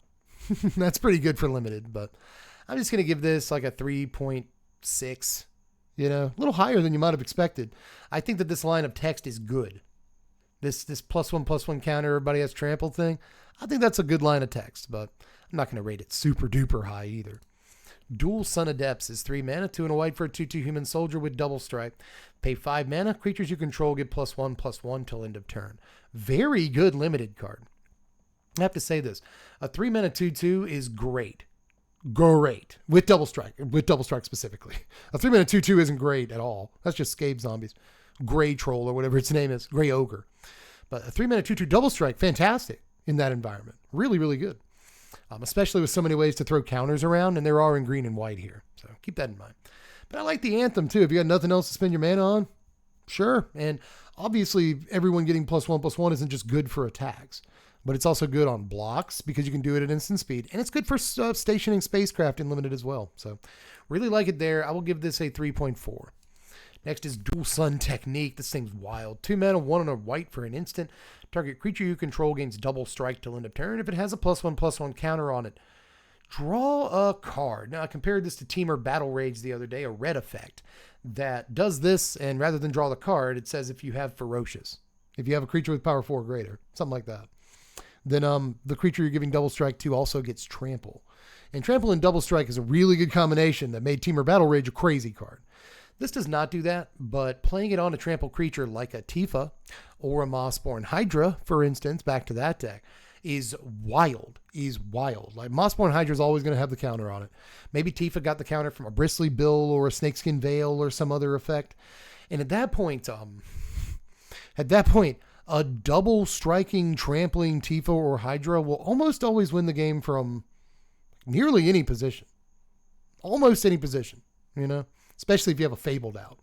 If you still have a Fabled sitting there waiting to get popped, it's game over every time. So, and I'm serious. I think it's a real, actual standard deck you have to look out for because of this card. The drawn card is insane. Like, just in case it doesn't end the game, you get to draw a card too, right? There are trample creatures in red and plenty of ways to give creatures trample in red. That would also work with this, like Boros Mice or something. And Boros Valiant is a fantastic call with a card like this. Just 2 mana instant speed double strike plus upside is always a card you actually have to look out for. Wonderful effect. So I will give this a 5.3. I think this is a very good Magic card, dude. You'll lose to this in limited all the time. All the time. Constantly. Dubious Delicacy, a card I like. 3 mana, 2 and a black for a food with flash. When it enters, up to 1 target creature gets -3/-3 till end of turn. Pay 2, tap it, sack it, you gain 3 life. Pay 2, tap it, sack it, target opponent loses 3 life. Really neat. Really, I like Black Burn. I'm a big fan of Black Burn. And I like stuff like this, and it's even okay. I don't know if it's standard playable, right? It's 3 mana for an effect that we already have, more or less, and nowhere to run. For 2 mana. That thing triggers Eerie. You know, this thing cares about being an artifact, I guess, but not so much. You know, I don't think we play this in Pixie or anything, so I'm not sure where it goes, but it's just an effect I like and have love for. So I'll give it a 4 because at the floor of it, it's a removal spell. You know, like, it's fine. Diadrine Synthesis Amalgam is X in a green and a white. So 2 mana and X for a 0/1 legendary artifact construct with trample. Diadrine enters with a number of +1/+1 counters on it equal to the number of mana spent to cast it. Whenever you attack, you may remove a +1/+1 counter from each of 2 creatures you control. If you do, draw a card, get a 2/2 colorless robot artifact creature token. So the more I think about this, the more I think that it's a pretty decent late game or even mid game for the +1/+1 counter decks in standard. Even if I'm only paying 3 mana for this, then the turn it comes into play, I can just remove the +1/+1 counter it came into play with and a counter from something else. Make a 2/2, draw a card. That's not bad early in the game. If it's late in the game and X can equal 4, I get a 4/5 trample, which is already okay. You know, you always pay at rate for this. You actually don't. You get a 4, 5, 6. You get like a 6/7 trample. something like that. Because it's not the mana value equal to X. It's the mana value spent to cast it. So if X does equal 5 on this, then I get a 5/6 trample. You're actually kind of paying above rate considering you get trample and the 1 extra toughness. So, or whatever, above, below rate. I'm not sure which one it is. You're paying a good rate in that case. 4 mana for this, 4/5 trample. Okay, that's playable. And it doesn't have to attack itself. So it can have some relevance on the table the turn it comes into play. And you might be able to take a, counter off something on turn 4 and not care so much. So I actually think this is kind of neat in standard if it has the right deck. But that's a huge if. And you are taking power off the board to get a 2/2. You're taking the same. You're not actually putting any power toughness on the board. You're taking 2 off, you're putting 2 on. But I don't know. I kind of like it. I think in Commander, when you ramp it in and it's a 10, 11, that's fantastic. But I actually think it might have some chops in standard. I will give this, though, a 4.75. I want to have more faith in it than I do. Edge Rover, we're getting into the E's, baby. This is a green mana for a 2/2 artifact robot scout with reach. When it dies, each player creates a lander token. So in 1v1, your opponent get 1/2 when it dies, which is technically a downside, but it's still a 1 mana 2/2 reach. It blocks Spyglass Sirens. It blocks Deep Cavern Bats in the early game without dying. That's all kind of gross. So I really like this a lot. It attacks pretty profitably, obviously, like more than most 1-drops in the format. It attacks well. So yeah, just a good Magic card, man. Not super impactful, though, at the end of the day. I'm still just going to give this a 5. Yeah, it's good in Artifact Matters for sure. 1-drop artifact that gets you on the table. Yeah, bro. Yeah, the J-Rab. You're right. That really is the reaction you should have. This is a Isamaru Hound of Konda that isn't legendary. Really them getting a lander token is, again, it's technically a downside, but a 1 mana 2/2 with a keyword ability and two card types. It's insane, but it's never going to be the best card in your deck, which is why I'm giving it a 5.1. Good card, obviously. Power creep is real. Elegy Acolyte. This card I really, really like. 4 mana 2 and double black for a 4/4 human cleric with lifelink. Whenever one or more creatures you control deal combat damage to a player, you draw a card, you lose a life. So you're only ever drawing 1 card off of this because of the or more clause. If you voided at the beginning of your end step, you get a 2/2 colorless robot artifact creature token. So a 4 mana 4/4 with lifelink and amazing keyword ability that draws cards and puts guys on the board. Are you crazy? Are you crazy? If I remove your guy with a removal spell, I get a 2/2. If I main phase 1, I cast a removal spell to get your guy out of the way so that I can get in for combat damage. I get in for combat damage. I draw a card. EOT. I get a 2/2. Jeez. This card is so good. I don't even think this card is maybe it's good in standard. I don't really know. No, I think this card is straight up sleeper material. This card looks very, very good to me. We're losing Sheldred the Apocalypse. We're losing Archfiend of the Dross. And for all I know, these mono black decks might either not exist or they might try to go really low curve to take advantage of Cecil and the other aggro-y stuff. But even if it's a low curve deck, I think this is playable, dude. I think you play this the turn that you do or the turn after you flip your Cecil anyway. And now you have 2 4-power lifelinkers. You know what I mean? This could actually pop off. This could be a great 4-drop in mono black. It's gaining you the life back that it's losing you from the card draw, an extra card and an extra body. An extra card and an extra body every turn on a thing that aggro just folds to. What a speed bump against aggro decks, a 4/4 lifelink. Just fantastic card. I really, really do think this is fantastic. I'm going to give this a 6 because I kind of want to play it in Commander too. I think in Commander, this is a fine card because, again, it's going to draw you a card on most turns. And on most turns, it's going to get you a 2/2. You can find a way to void. It's not hard. So I'm going to go 6.5. I'm going 6.5. I think this is one of the more overlooked cards from this set. It's fantastic. Next is Embrace Oblivion, our cut down replacement, it appears to be. A single black mana for a sorcery. As an additional cost to cast it, sack an artifact or creature.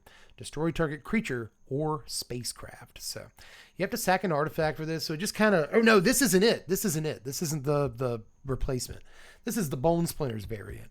And I think it's pretty good. I like being able to sack like an artifact token to destroy a creature. That feels like a lot better most of the time. So as far as Bone Splinters variants go, I really like it. I'm going to give this a 4.74.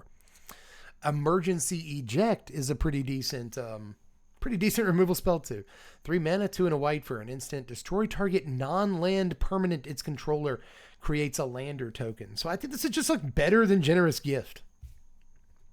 You know, like a Beast Within Generous Gift kind of effect for commander decks, but I just think it's better than that. Way better even. In Standard, I'm not convinced, but I still really like it. You know, this versus Stroke of Midnight. Stroke of Midnight's the same card, but it gives them a 1/1. This gives them a lander. I think in most cases, I'd rather give them the 1/1, you know, and Stroke of Midnight does see some 1-up play from time to time, but it's not a card you see every day, obviously. So in Standard, I'm just not convinced, but in Commander, this is, again, like Generous Gift, like Stroke of Midnight. It's one of these effects that decks really, really like to play, just a generic removal spell that hits anything. And it's only 3 mana and instant speed. So overall, that makes a good Magic card. 5.3. Somewhere. It should be 2 mana. I'll give it a 5.1, actually. I feel like we've seen the effect too much. Should be 2 mana. It would be fantastic. It would be unbelievable at 2 mana. It would be better than Generous Gift. Again, it would be better than all the commander effects that this is aping, that this is cribbing, and so they just wouldn't. Well, not to say they wouldn't do it, but that would make it phenomenal. You're right. Next is Emissary Escort. 2 mana, 1 and a blue for a 0/4 artifact robot soldier. Creature gets +X/+0, X being the greatest mana value among other artifacts you control. So I play this on 2. Turn 3 Synthesizer. That's a 2 mana 3/4, baby. That's a 2 mana 3/4.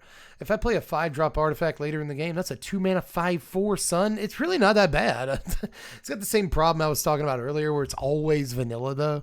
But I think it's pretty easy to just like play Magic and get this thing to have a decent power toughness. So all things considered, you know, blocks well, whatever. But all things considered, I'm just going to give it a 4.3. Has to be an artifact decks, and even then you might have better slots for what you're actually doing. But if you're trying to get aggressive, it might be okay. Or it might be terrible. Not too sure. But anyway, Entropic Battle Cruiser up next. 4 mana, 3 and a black for a 3/10 spacecraft with station. At 1+, it says whenever an opponent discards a card, they lose 3 life. At 8+, it becomes a creature, has flying and death touch, and whenever it attacks, each opponent discards a card. Each opponent who can't discard a card loses 3 life. So they always lose the 3 life no matter what when it attacks. I like that. And it's each opponent too. That's fun in Commander. But even in Standard, you know, it's a little bit expensive. I think 4 mana for sometimes a do nothing. Let's be honest. It's probably just not great. It probably isn't, but this does punish some decks that want to fuel their graveyard, punishes decks that play Joshua, Tersa Light Shatter, Kiora, any of those cards. There are a lot of decks that want to discard cards right now. They're playing cards that do it. So, you know, again, punishing all of them is kind of fun, but obviously in your Bandits Talent deck with all the duresses and stuff, this is a card you want to play a 4 of. It really is. I like Megrim effects. This is a Megrim effect, a rack effect, something like that. And again, I generally have a lot of love for them. How good is it actually in Standard when we put our Spy Cats on? Not great. I really don't think that it is. So I'm going to give this...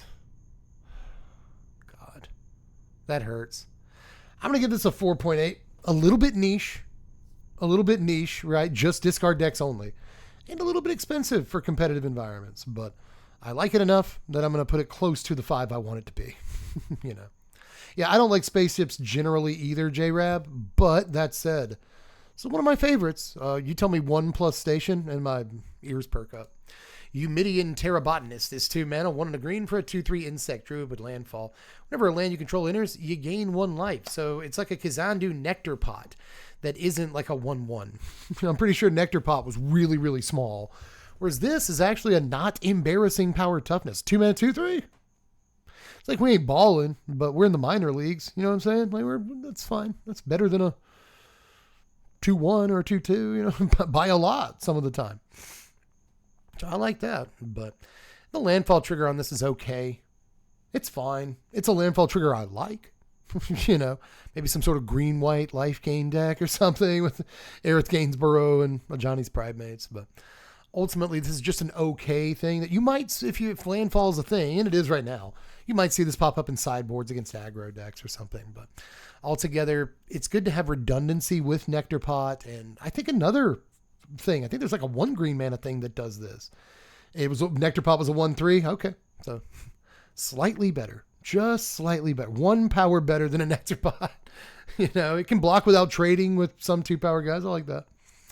But all things considered, yeah, strictly better. Strictly better. He said the thing, Nectar Pot.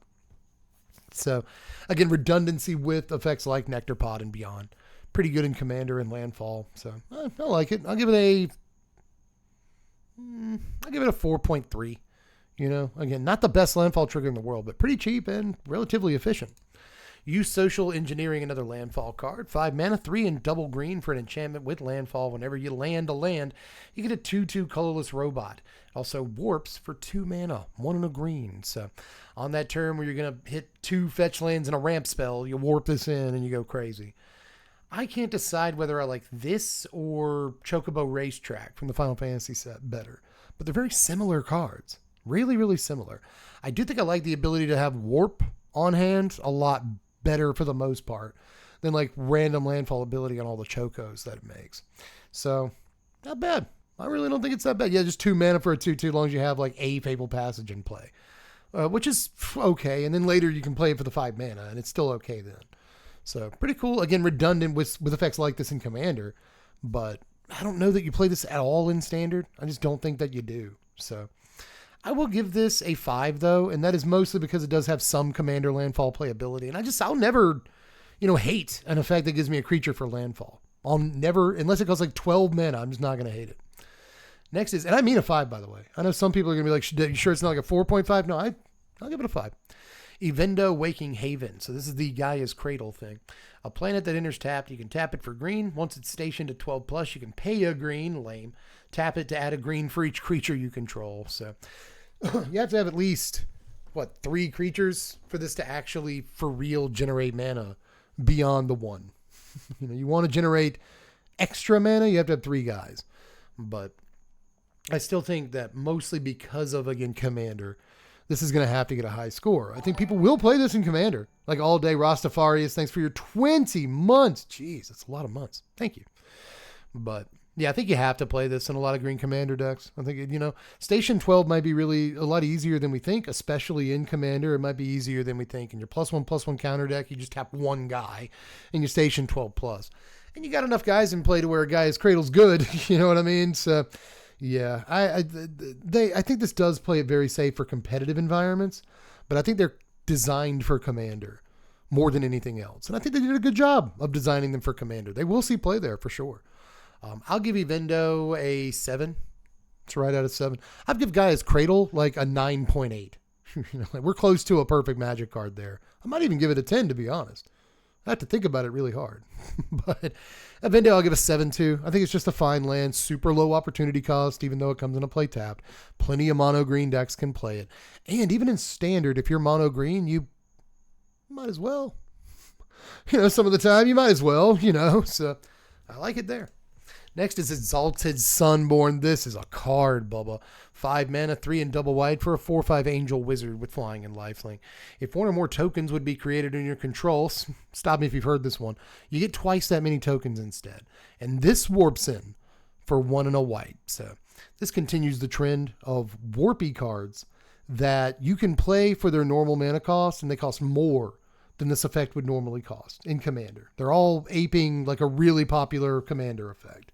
But you can warp them in for much less than their normal cost. And this is one of the better ones, in my opinion. It's not too hard to set up a turn where you're going to play a bunch of tokens. I'm going to play Secure the Waste for 6 this turn. I might as well warp this in and get 12 tokens, right? So you could have, things that don't cost you mana that make tokens. Like Planeswalker that makes tokens, or an artifact that taps to make tokens, or whatever. Enchantment that makes tokens when you do a thing. There's a lot of ways to do it. So knowing that you're going to make a bunch of tokens this turn, 2 mana to set that up is insane. And that's in Commander mostly, but also Standard. This goes extremely well in the Caretaker's Talent deck, insanely well. And if you can warp this into play, let's say, turn 3 Talent, Turn 4, either Biza or Overlord of the Mistmoors or something, or maybe you hit your Day of Judgment and reset the board. Turn 5, Elspeth Stormslayer, baby. And then you can play this, whether you're playing it for its full mana cost or you're playing it for the 2 and you want to play other stuff. You know, the moment that both this and Stormslayer are in play at the same time, you get 4 tokens when you just like plus Elspeth. That's wild. That's absolutely wild. If you Fountain Port, you get 3 tokens, but you know, just like having an Elspeth in play, you Fountain Port, you get 2 tokens. That's crazy, but they just work together so well. And you get an incredible threat. A 4-power lifelinking flyer, you get a crazy threat when this thing actually gets paid the 5 mana for, right? So just unbelievable creature in my opinion here. Not only do we have this, but again, in Standard we have Stormslayer, but in Commander we have this, Stormslayer, Mondrak, Anointed Procession, the thing that gives us triple our tokens. We have so many of this thing now that the redundancy is off the charts, and you will play this in Commander too. So just one of the wildest cards in the set. I'm going to give this an 8.8. Really. An actual 8.8. Rastafarius, thanks for the 5 gifted subs, dude. Thank you so much. Killing it right now. You're amazing. But yeah, this is a very strong Magic card. And I'm serious. 8.8 all day. Exosuit Savior, 3 mana, 2 and a white for a 2/2 human soldier with flying. When it enters, return up to 1 target permanent you control to its owner's hand. So cute, I guess, for the Pixie decks. You'll never, ever play it there. It does not go there. Way too expensive. Bad card. So I'm going to give this... it's a strictly better Windrake, I guess. Why didn't they give it flying? Or flash, rather. Why didn't they give it flash? I will give this a 3.1. It's no white main lion. You know what I mean? But let's look at Extinguisher Battleship. This is an 8 mana 10/10 spacecraft. When it enters, destroy target non-creature permanent, and then this spacecraft deals 4 to each creature. This says station, of course, and it's 5+ station. It has flample and can attack and block and stuff. The thing with this is that to actually station it, it needs to not kill all of your creatures, which might be easier said than done. So it looks like a low station, but it's actually kind of a high station because you have to have creatures to station it, and it blows everything up. But I do actually, again, Oops All Colorless, this is a wonderful sweeper. Wonderful sweeper for Oops All Colorless that also blows up anything else that you want. You can blow up a land. You can blow up a land with this if you feel like it. If that's what you want to do, Halls. You can also blow up, you know, again, any enchantment, planeswalker, whatever, artifact with this. That's fantastic. This is fantastic, dude. I think it's somewhat playable in Commander, depending on what you're doing, if you care about artifacts and ramping at the same time. And usually you are. If you care about artifacts, you're usually playing like rocks to ramp. So really good there. But I think this might have some chops. I think this might have chops in Standard where not only can you ramp into it in Oops All Colorless, but you can just reanimate it. You know, what is it, Refurbish or whatever it's called? It's like a 4 mana card that's basically zombified, but for artifacts. So you can get this on the table on turn 4, kill everything on the table, and blow up anything else. And then just later, you just got a 10/10 flample. Like, I don't think that's a terrible call either. So altogether, the card is pretty all right, man. I'll give this thing a 6. I'll give it a 6. I really will. It can blow itself up if you wanted to. That's cute. That's actually very cute. Faller's Faithful is a neat card. 3 mana, 2 and a black for a 3/1 human wizard. When it enters, destroy up to 1 other target creature. If that creature wasn't dealt damage this turn, its controller draws 2 cards. So this one it's like slightly miffed. I'm always happy to get comments, but we just covered this card like yesterday or day before. And in the preview video comment section for this thing, people are like, you can sacrifice your own guy to it, right? You can do that, right? Hey, you can sacrifice your own guy. And like, yeah, I say that. There's a whole like 2-minute section where I talk about how you can sacrifice Greedy Freebooter or Infestation Sage to it.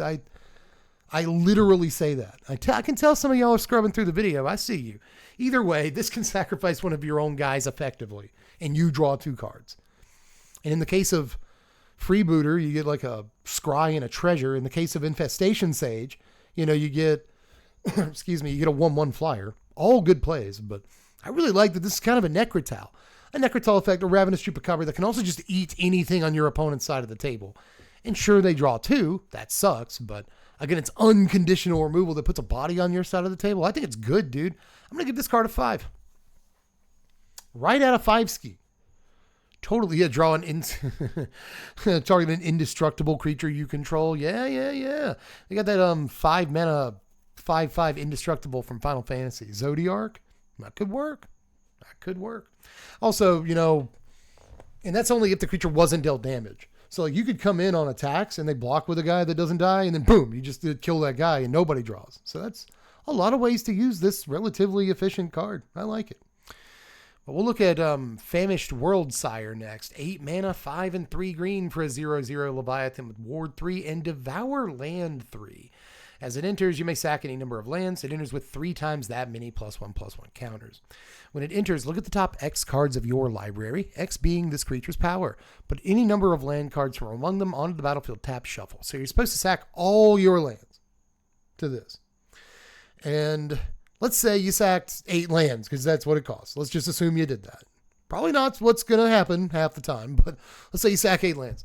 So you go to the top 8, and you get like 2 or 3 lands back. Sometimes 4, very little, but sometimes 4. But you're hoping to get at least like 3 lands back so you can continue to cast spells, right? But this will also trigger landfall a bunch of times if you sack enough lands to it. This can trigger landfall a bunch. If you have an extremely high land count in your deck, you can make sure that you get like 6 lands off of this some of the time. That's cool. Even if you ramp it into play with like Llanowar Elves, or let's say you only have 6 mana because you use Smuggler's Surprise, you still sack like 6 lands. And this is how huge at that point? You know what I mean? It's 18 or something. And you might still get like 2-3 lands. So you can continue casting spells, It's not bad. Even cheated in, it's not bad. Even reanimated for 4 mana, it's not bad. But be really careful because you might only get like 1 land out of that and then you have no lands back. But altogether cool. Ward 3 is great, especially the earlier in the game that you play it, So altogether, man. Altogether. Oh, X is this creature's power. Yeah, you're not looking at 8 cards. Chat. Second time tonight. Thank you, chat. Yeah, you look at the power. So you don't look at what you sacrifice. You look at its power. So if you sacrifice the 8 lands, you're actually looking at 24 cards. 8, 16, 20. You're actually looking at 24 cards and getting all the lands, which in that case is going to be like 6 lands at least, right? If not like 8 to 10. So that's insane for landfall decks. Let's say that let's do the math again. Let's say that it's turn 4 and I zombify this and I sacrifice all 4 of my lands, right? 4 times 3 is 12. So I look at 12 cards and I probably get like 4 lands back. Huh. Pretty good, obviously, with landfall. And even if you're doing it early in the game, it can be good with like Tifa if you reanimate this, but you probably don't do that. Good with Iridescent Vine Lasher, but you might not do that either. It's obviously good because you're sacking all your lands. So like if you have an Aftermath Analyst in play, you could technically like funnel the rest of your mana, like go ahead and tap all your lands so you have 4 extra mana. Sacrifice all your lands. And then put all those lands into play, get the landfall triggers. Then Aftermath Analyst to put all those lands back into play from your yard. You could do that too. So it's like crazy with any sort of Splendid Reclamation effects. This is one of the most expensive cards on pre-order in the entire set. I don't know if it's going to hold up, but obviously Commander can do some giant splashy things with this. And now that I've reread it, this could do some splashy stuff in Standard too, couldn't it? So, how do we feel? About Worldsire? 8 mana is a lot. I don't like that it doesn't have trample, right? It needs to have some ability to let it actually get through. But, I think it's actually trying to win the game with its ETB trigger and landfall stuff is probably what it's doing. Yeah, great with Lumra as well. So, the Final Fantasy landfall pinger. There's another landfall pinger in this set as well. So it's like Sabatender, Iridescent Vine Lasher, and now we just got, I think it's one of the versions of Tanic does it. But anyway, this is pretty fantastic. Wow. I'm going to give this an 8. I'm going to give it its mana cost. This could be playable in competitive environments. It absolutely could be, depending on how you set it up. But in Commander, this is probably like the splashiest card in the set. Altogether, it might actually be. Next is Fell Graveship or Graveship. I think it's supposed to be like gravity, right? Anyway, 3 mana, 2 and a black for a 3/2 spacecraft. When it enters mill 3, then you may return a creature or spacecraft card from your graveyard to your hand. It also has 8+ flying and lifelink, and it's not a May effect, by the way. You have to do it. You have to return a thing from your graveyard to your hand if you got one. 8+ is a lot for a 3/2 flying lifelink. But the ETB trigger's neat on this. You know, you at least get one thing back. Doesn't have to be from among the milled cards. It could be any thing that was already in your graveyard. And mill 3 for 3 mana on a permanent, okay, you know, sometimes you'll take it, but altogether pretty normal card. 3.3. Flight Deck Coordinator is 3 mana, 2 and a white for a 3/3 human soldier. At the beginning of your end step, if you control 2 or more tapped creatures, gain 2 life. So crew stuff, station stuff, Kona decks, whatever. Altogether, it's just kind of a limited playable card. It's neat that it's a common. You know, it looks kind of signposty for spacecraft decks or whatever, but no, just pick this up at common all the time. It's not half bad. But I will give this a 3. Focus Fire, good removal spell. A single white mana for an instant that deals X damage to an attacking or blocking creature, X being 2 plus the number of creatures and or spacecraft you control. So you got 1 creature, it bolts an attacker or blocker. You got 3 creatures, 5 damage to an attacker or blocker. Like suddenly, talking about a pretty decent magic card at instant speed here. I tend to like removal spells that just like deal the amount of, an amount of damage equal to the creatures you control. Case of the Gateway Express and stuff. Those can be okay. This is 1 mana for always 2 plus the number of creatures you control. Basically the best removal spell like this that's ever been printed. Because it's so cheap. Like sure in Commander, like Swords might be better, Path might be better, but again, if you're going wide, man, 1 single mana at instant speed for this effect is really good. It's not destroying a creature anytime you want to. It has to be attacking or blocking, but I still think for 1 mana, it's a pretty crazy effect and might be one of the best removal spells in some ways that white has at its disposal. Even not like a white aggro deck, but like the white, mono white tokens deck. This could be pretty good on the first couple of turns when they don't even have creatures. And then once they have, 3-4 tokens in play, it becomes 1 mana destroy just about anything that's attacking. So I think it's pretty good, man. I'm going to give this a 5.5. As far as removal spells go, I think it's pretty good. Frenzied Baloth. This is a card, guys. So 2 green mana for a 3/2 beast that cannot be countered. It also has trample and haste, which does. And there's more. Creature spells you control can't be countered. And combat damage can't be prevented. My God. So uncounterable. Nothing else you play creature-wise can be countered. Tramples in with haste on your 2 mana 3-power guy. Oh, and by the way, they can't fog. If they feel like fogging, stop it. Just insane guy. Insane creature for the rate. 2 mana for all this is bugged. That's bugged, dude. Like that's got a virus somewhere in the code. I don't understand with this card. Right? What are we doing over there? What are we doing at Wizards? This thing is nasty, man. Yeah, this card is pushed for sure. Yeah, skunk to say the least. Honestly, though, interesting thing about this is despite the fact that like it's obviously pushed mostly for standard and other competitive environments, Pioneer. I can't give it like this the highest. It's not like a 9. You know what I mean? It's not. It's a very aggressive creature that is extremely good against control decks. But is main deckable against everything just because of how aggressive it is. Stompy looks good, but at the same time, again, it's a role player. It's not a giant splashy, I win the game right now card, but it's definitely an insane magic card nonetheless, just in terms of like, these are my favorite cards sometimes, just like good creatures for the rate. That's what I like about Magic. It's definitely that. I'm going to give this an 8.1. That's higher. That's higher than I thought I was going to give it when I said I'm not going to give it the highest score. I am going to give it an 8.1. This is going to show up. This is so good. Frontline War Rager is 3 mana, 2 and a red for a 2/3 Kavu soldier. At the beginning of your end step, if you control 2 or more tapped creatures, put a +1/+1 counter on this creature. Way too normal. It can technically get the counter the turn it comes into play and be like a 3 mana 3/4, I guess, but still not too inspired by this. I'll give it a 2.2. Full Bore is a pretty dangerous pump spell here. 1 red for an instant. A creature gets +3/+2 till end of turn.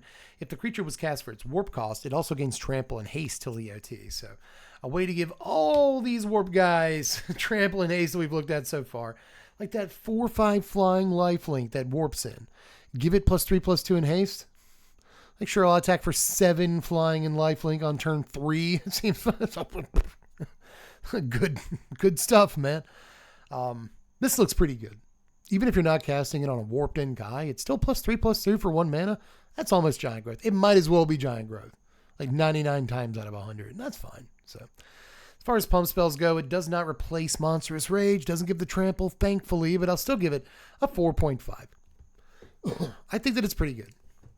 Fungal Colossus is 7 mana, 6 and a green for a 5/5 that costs X less to cast, X being the number of differently named lands that you control. So on turn 4, you can pay like 3 mana for this. I guess that's cute to pay 3 mana for a 5/5, but you know, still just a 5/5. Doesn't do anything.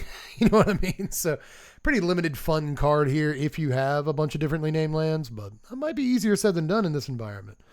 I'm not sure where this guy wanders to, but he's cool one way or the other. But I'm still just going to give him a 2.7, which is kind of crazy because 3 mana 5/5. But I just don't think he's that great almost anywhere. Next is Galactic Wayfarer. 3 mana, 2 and a green for a 3/3 human scout. When he enters, you get a lander token. So 3 mana, 3/3. Give me a lander. All right. Again, as far as limited commons go, I'm scooping up like 2 copies of this guy if I can. I'm playing this dude. I'm playing the hell out of this dude. So I like it. I'm not going to play it in standard. I'm not going to do that. But as far as, you know, again, limited playable commons go, and maybe even Pauper playable, I don't think he is playable in Pauper. Pauper's a lot more powerful than you might think. But again, maybe the lander token is good for something, you're right? So who knows? But still, pretty good guy. I will give him a 3.5. I'll do that. Galvanizing Sawship is 6 mana, 5 and a red for a 6/5 spacecraft with station. At 3+, it has flying and haste. Pretty bad, all things considered. 2. I'll just throw a 2 on it. It wants to be ball lightning so bad, nowhere close. Genomorph Imago is 2 mana, Simic colors for a 1/3 insect druid with flying and landfall. Whenever a land you control enters, a creature you control, actually it doesn't say that, it just says a creature has base power and toughness 3/3 till end of turn. If you control 6 or more lands, the creature has base power and toughness 6/6 till end of turn now. So, all right.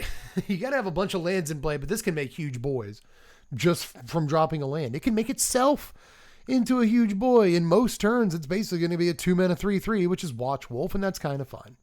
That's kind of all right. So that's cool. A 2 mana 3/3 flyer, by the way, which is more than okay, I'd say, you know, a lot of the time. So not too bad, not too shabby. And I guess to say these cards' names again, if you wanted to target your Mossborn or your Tifa, that would be a higher base power and toughness, even if you didn't have the 6 lands out yet. So they would, right? Like Tifa's power would double even more. So that's pretty good, but I'm not sure that you're going to see it happen there. But maybe some sort of like tempo-based blue-green. I play a bunch of bounce spells, kind of, you know, and like I play bounce spells for tempo, and I play like Shore Up and Magic Damper to protect my Tifas and my Hydra. It could work. It could work. This guy could be in there, but at that point, I think you may have filled too many slots to put this guy in, ironically, but I'm still going to give this dude like a 5.3. I think he's a decent landfall trigger and at a pretty good rate.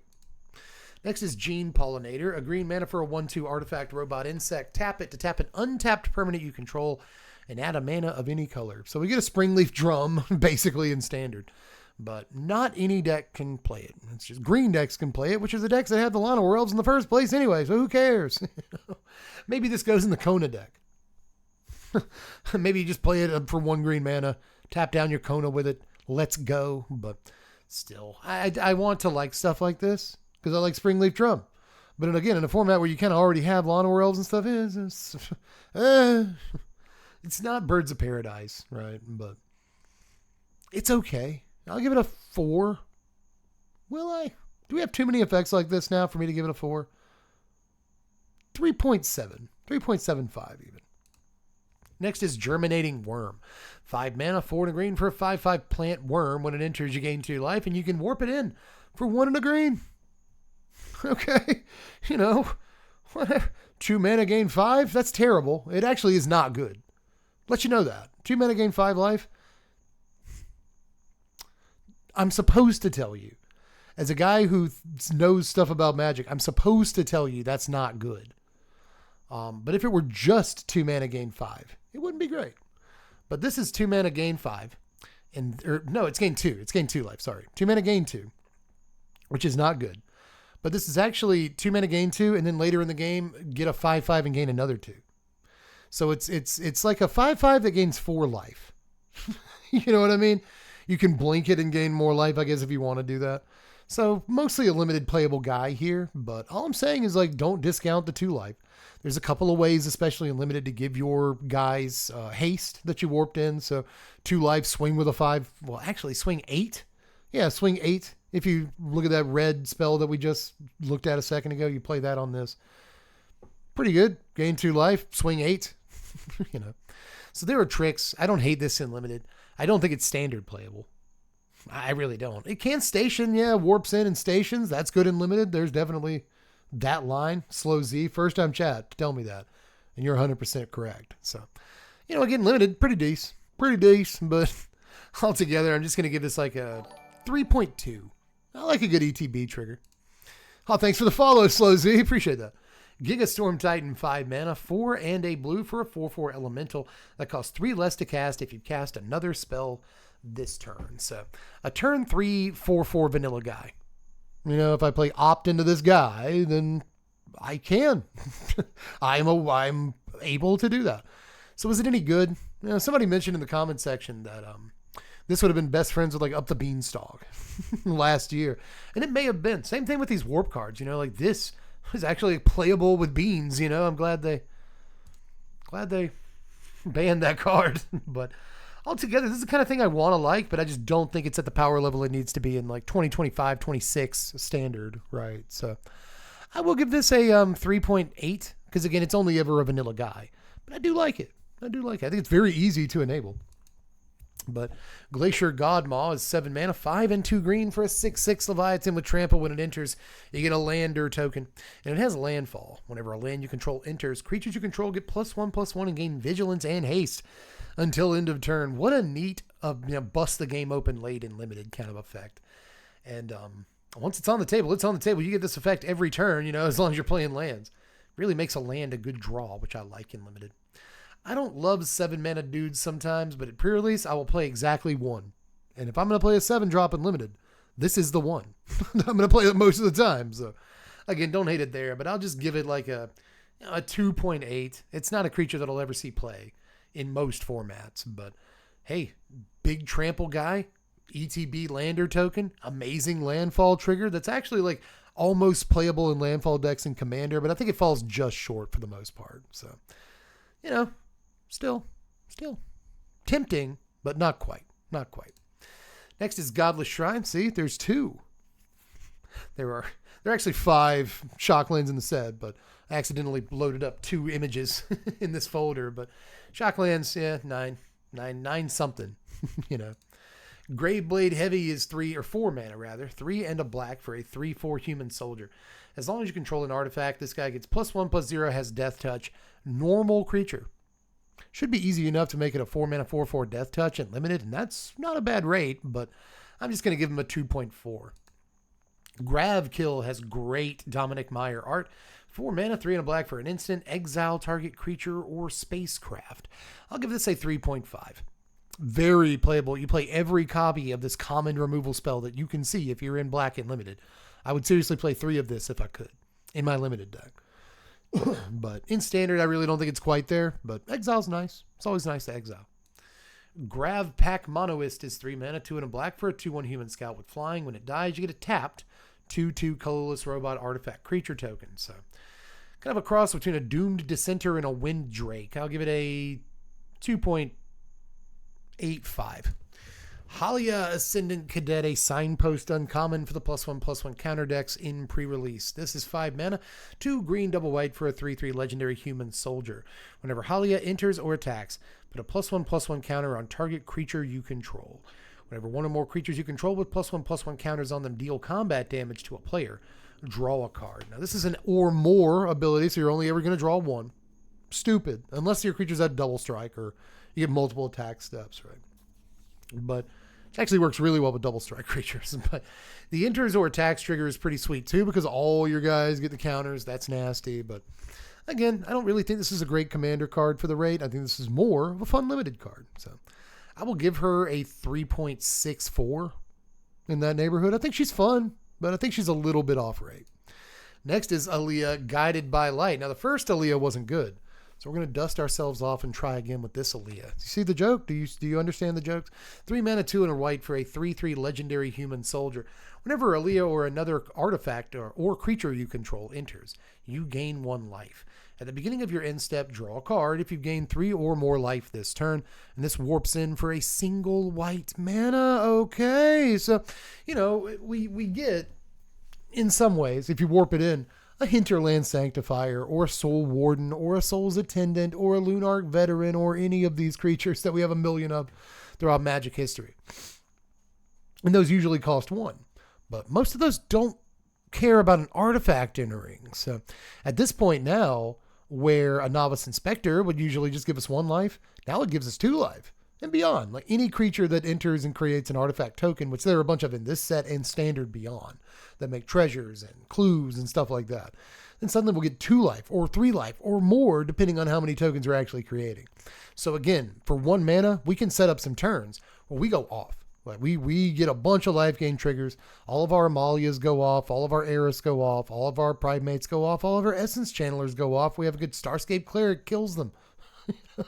There's a way, like, if you have 5 mana and a Raise the Past in your hand, and you draw Aaliyah, or you have an Aaliyah and you draw Raise the Past, you know, as long as you're on 5 mana, you probably win the game, because you just warp in Aaliyah and then Raise the Past, and then Starscape Cleric can do the rest of the work for you. So just a crazy card. Pretty crazy stuff, man. 3 mana for a 3/3 is a fine rate in the first place. You warp this into play somewhat early. You can warp this into play on turn 2 and then play a 1-drop and gain your life. Sure, why not? But, you know, you can also just, you know, play this on turn 3, and then suddenly you've got another one of these effects, another one that gains life whenever you play creatures. And that's wild, even in standard, because there are decks that want it. But obviously in commander, this can do a lot of help in life gain decks too. So this is making me think, like, the Hope S-Time deck, the way I've got that deck built in commander right now is that you're playing a bunch of propaganda and ghost prison and you know, moat effects like Teferi's mode and stuff to keep them from attacking you. Fog effects for when they do actually attack you. Sweepers, but your hope has indestructible. Multiple ways to give your hope indestructible, and you can sweep the board. Or you're playing sweepers that say, you know, destroy all creatures except commander creatures. I'm playing that one.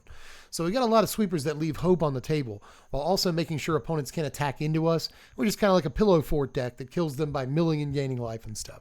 This is making me think that we need to try the Soul Warden approach, where we do play a bunch of creatures in Hope S-Time. We don't play as many, you know, prison effects. We don't play as many sweepers. And instead we do play the veterans, the Soul's Attendants, the Soul Wardens, the Aliyahs, the Johnny's Welcomes, the anything else I haven't named, Hinterland Sanctifiers, the Impassioned Orators, the Life Creed Duos, just all that. The Daxos, the 2 mana Daxos that does this too. And we just gain life that way in our Hope deck. And we can also attack, you know? So I just think they're giving us this wild critical mass of these effects lately that I really, really like. So I'll give Aaliyah a solid 6.8. It's still just life gain, but it's a really good life gain card. Next is Hardlight Containment. Best removal spell in the set. I'm not convinced, but I'm pretty sure. A single white mana for an aura that enchants an artifact you control. When it enters, exile a creature an opponent controls until this aura leaves the battlefield. Enchanted permanent has ward 1. So, you know, more than just about anything else in this set of artifacts, I think this is going to make us, you know, kind of force us to use artifact removal in our main decks going forward. There's a lot of reasons. Synthesizer's just a deck, so you might want to, you know, sleeve up those braids or whatever. But this is another great reason to do it. This might not be everywhere, but it's going to be places. I can promise you that. There's a lot of ways for the mono white tokens decks to get like ancillary artifacts on the table. All I have to do is like Carrot Cake on turn 2. And now they got an artifact on the table, you know? And so very easy to turn this into a 1 mana removal spell. Novice Inspector, I brought her up 3 times. Turn 1, Novice Inspector, your removal's online for the rest of the game at that point. So love this It even makes it a little bit harder to blow up the artifact you put it on. Just a nasty removal spell. I think it's going to pop up all the time. I'm on the fence about it. Nah, man. Nah, dude. That light is quite hard, isn't it? I don't know what that means. The hard, that is hot. That is some hard light, dog. Look how hard that light goes. But I like the art on this, by the way. Dominic Meyer always kills it.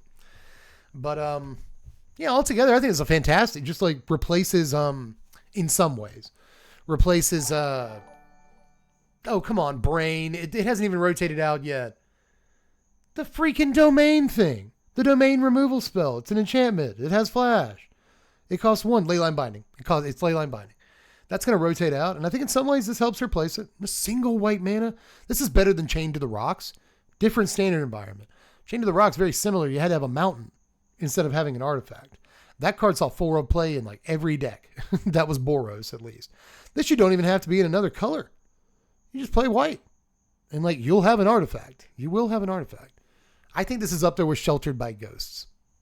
As far as removal spells go, I think this is as good or better than Sheltered by Ghosts. And that is high praise. So I'm going to give this, a 7.5. I think Commander decks might play this. Seriously. I think it's very, very good. Very good. Summer Speak, thanks for your Prime sub. I appreciate that. Harmonious Grove Strider, 5 mana, 3 and double green for a star beast with Ward 2. That PT is equal to the number of lands that you control. So, 5 mana, 5/5 Ward 2. Gets larger as the game goes on, whatever. Pretty good for limited. I think this is actually really good for limited. Takes advantage of all the lander tokens because, pop a couple landers and suddenly you got like 8 lands in play. It's not hard. So,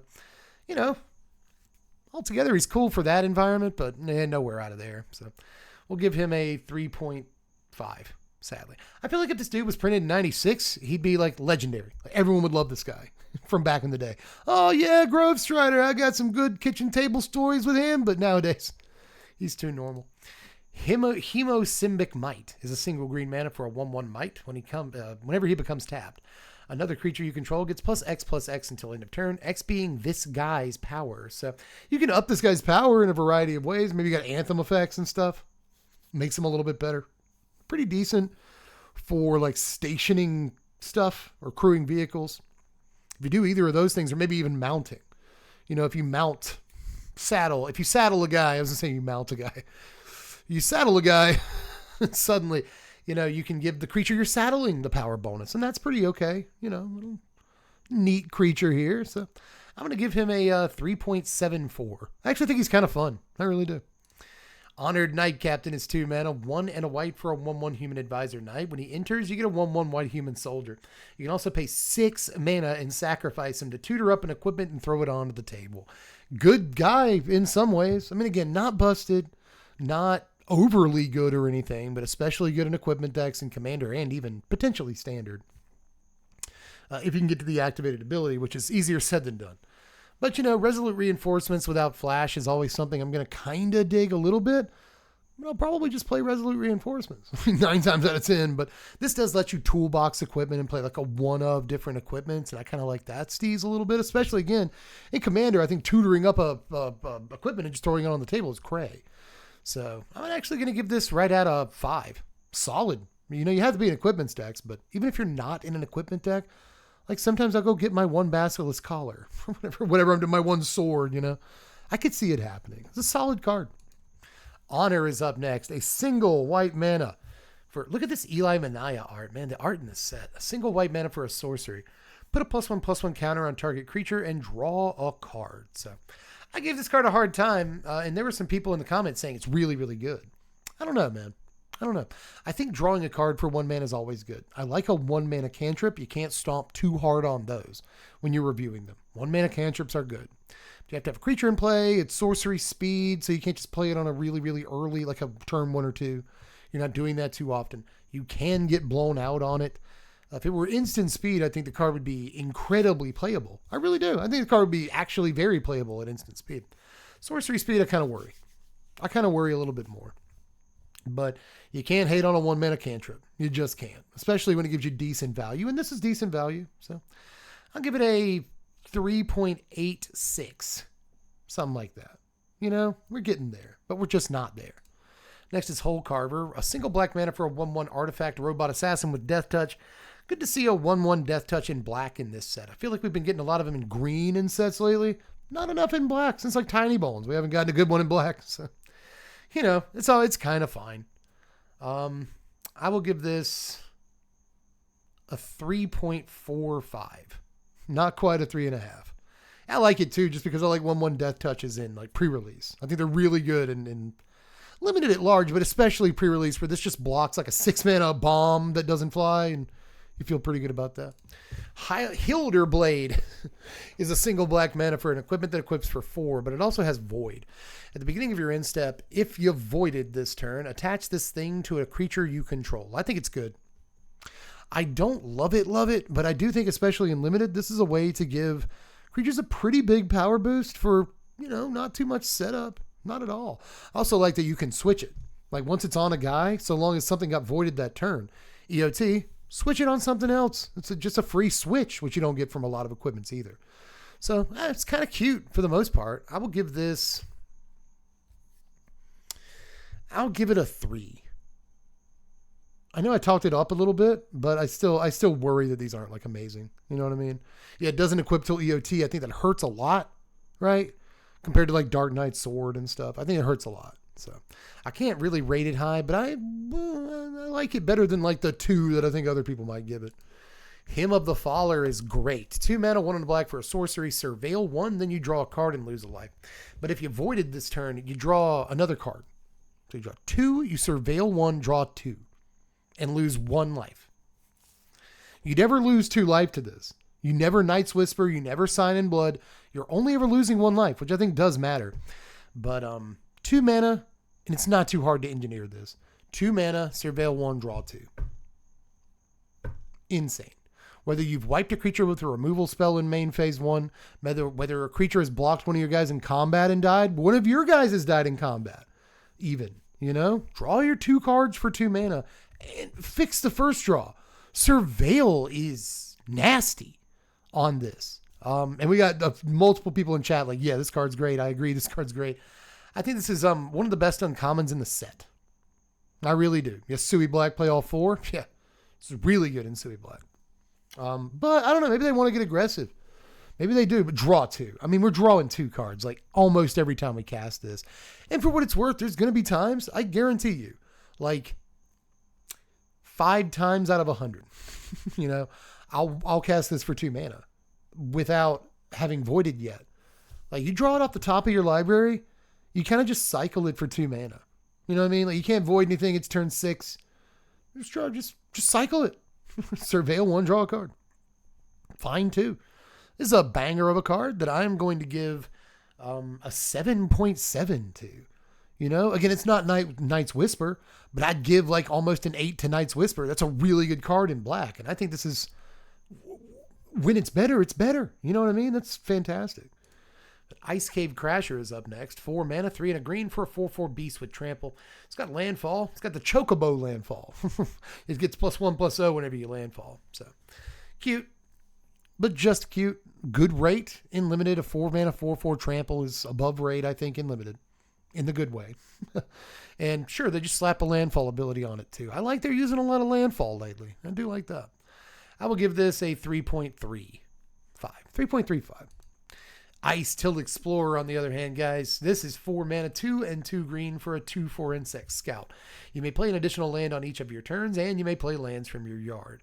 It says landfall. Whenever a land you control enters, mill a card. So, okay, so I play a land out of my graveyard because it lets me do that.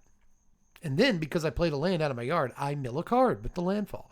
Look at that, I milled a land. Well, I can play 2 lands this turn. Cool. So I'm just going to play the other land out of my graveyard too, because I can do that. And then I'm going to mill a card again. This card's wacky. Really. This card's super, super zany, dude. Like the kooky setups you can get up to in Commander with this bad boy.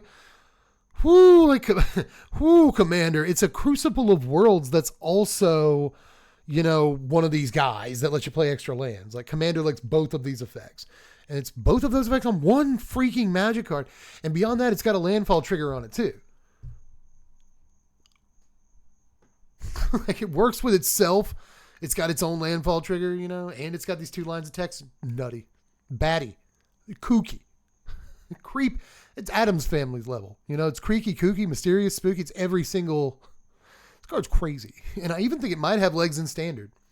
And some kind of combo deck, something that's trying to mill its own cards, but also cares about lands, again, like the Aftermath Analyst decks and stuff, that want to put a bunch of cards in their graveyard, right? Want to put a bunch of lands in their graveyard. If you Aftermath Analyst on turn, 2, and you play this later without having already played your drop, then you just basically get a land drop out of your yard. Anything that mills you, this will just give you a land drop out of your yard the turn you play it. So long as you, well, even if you have played your lands, because you get an additional land.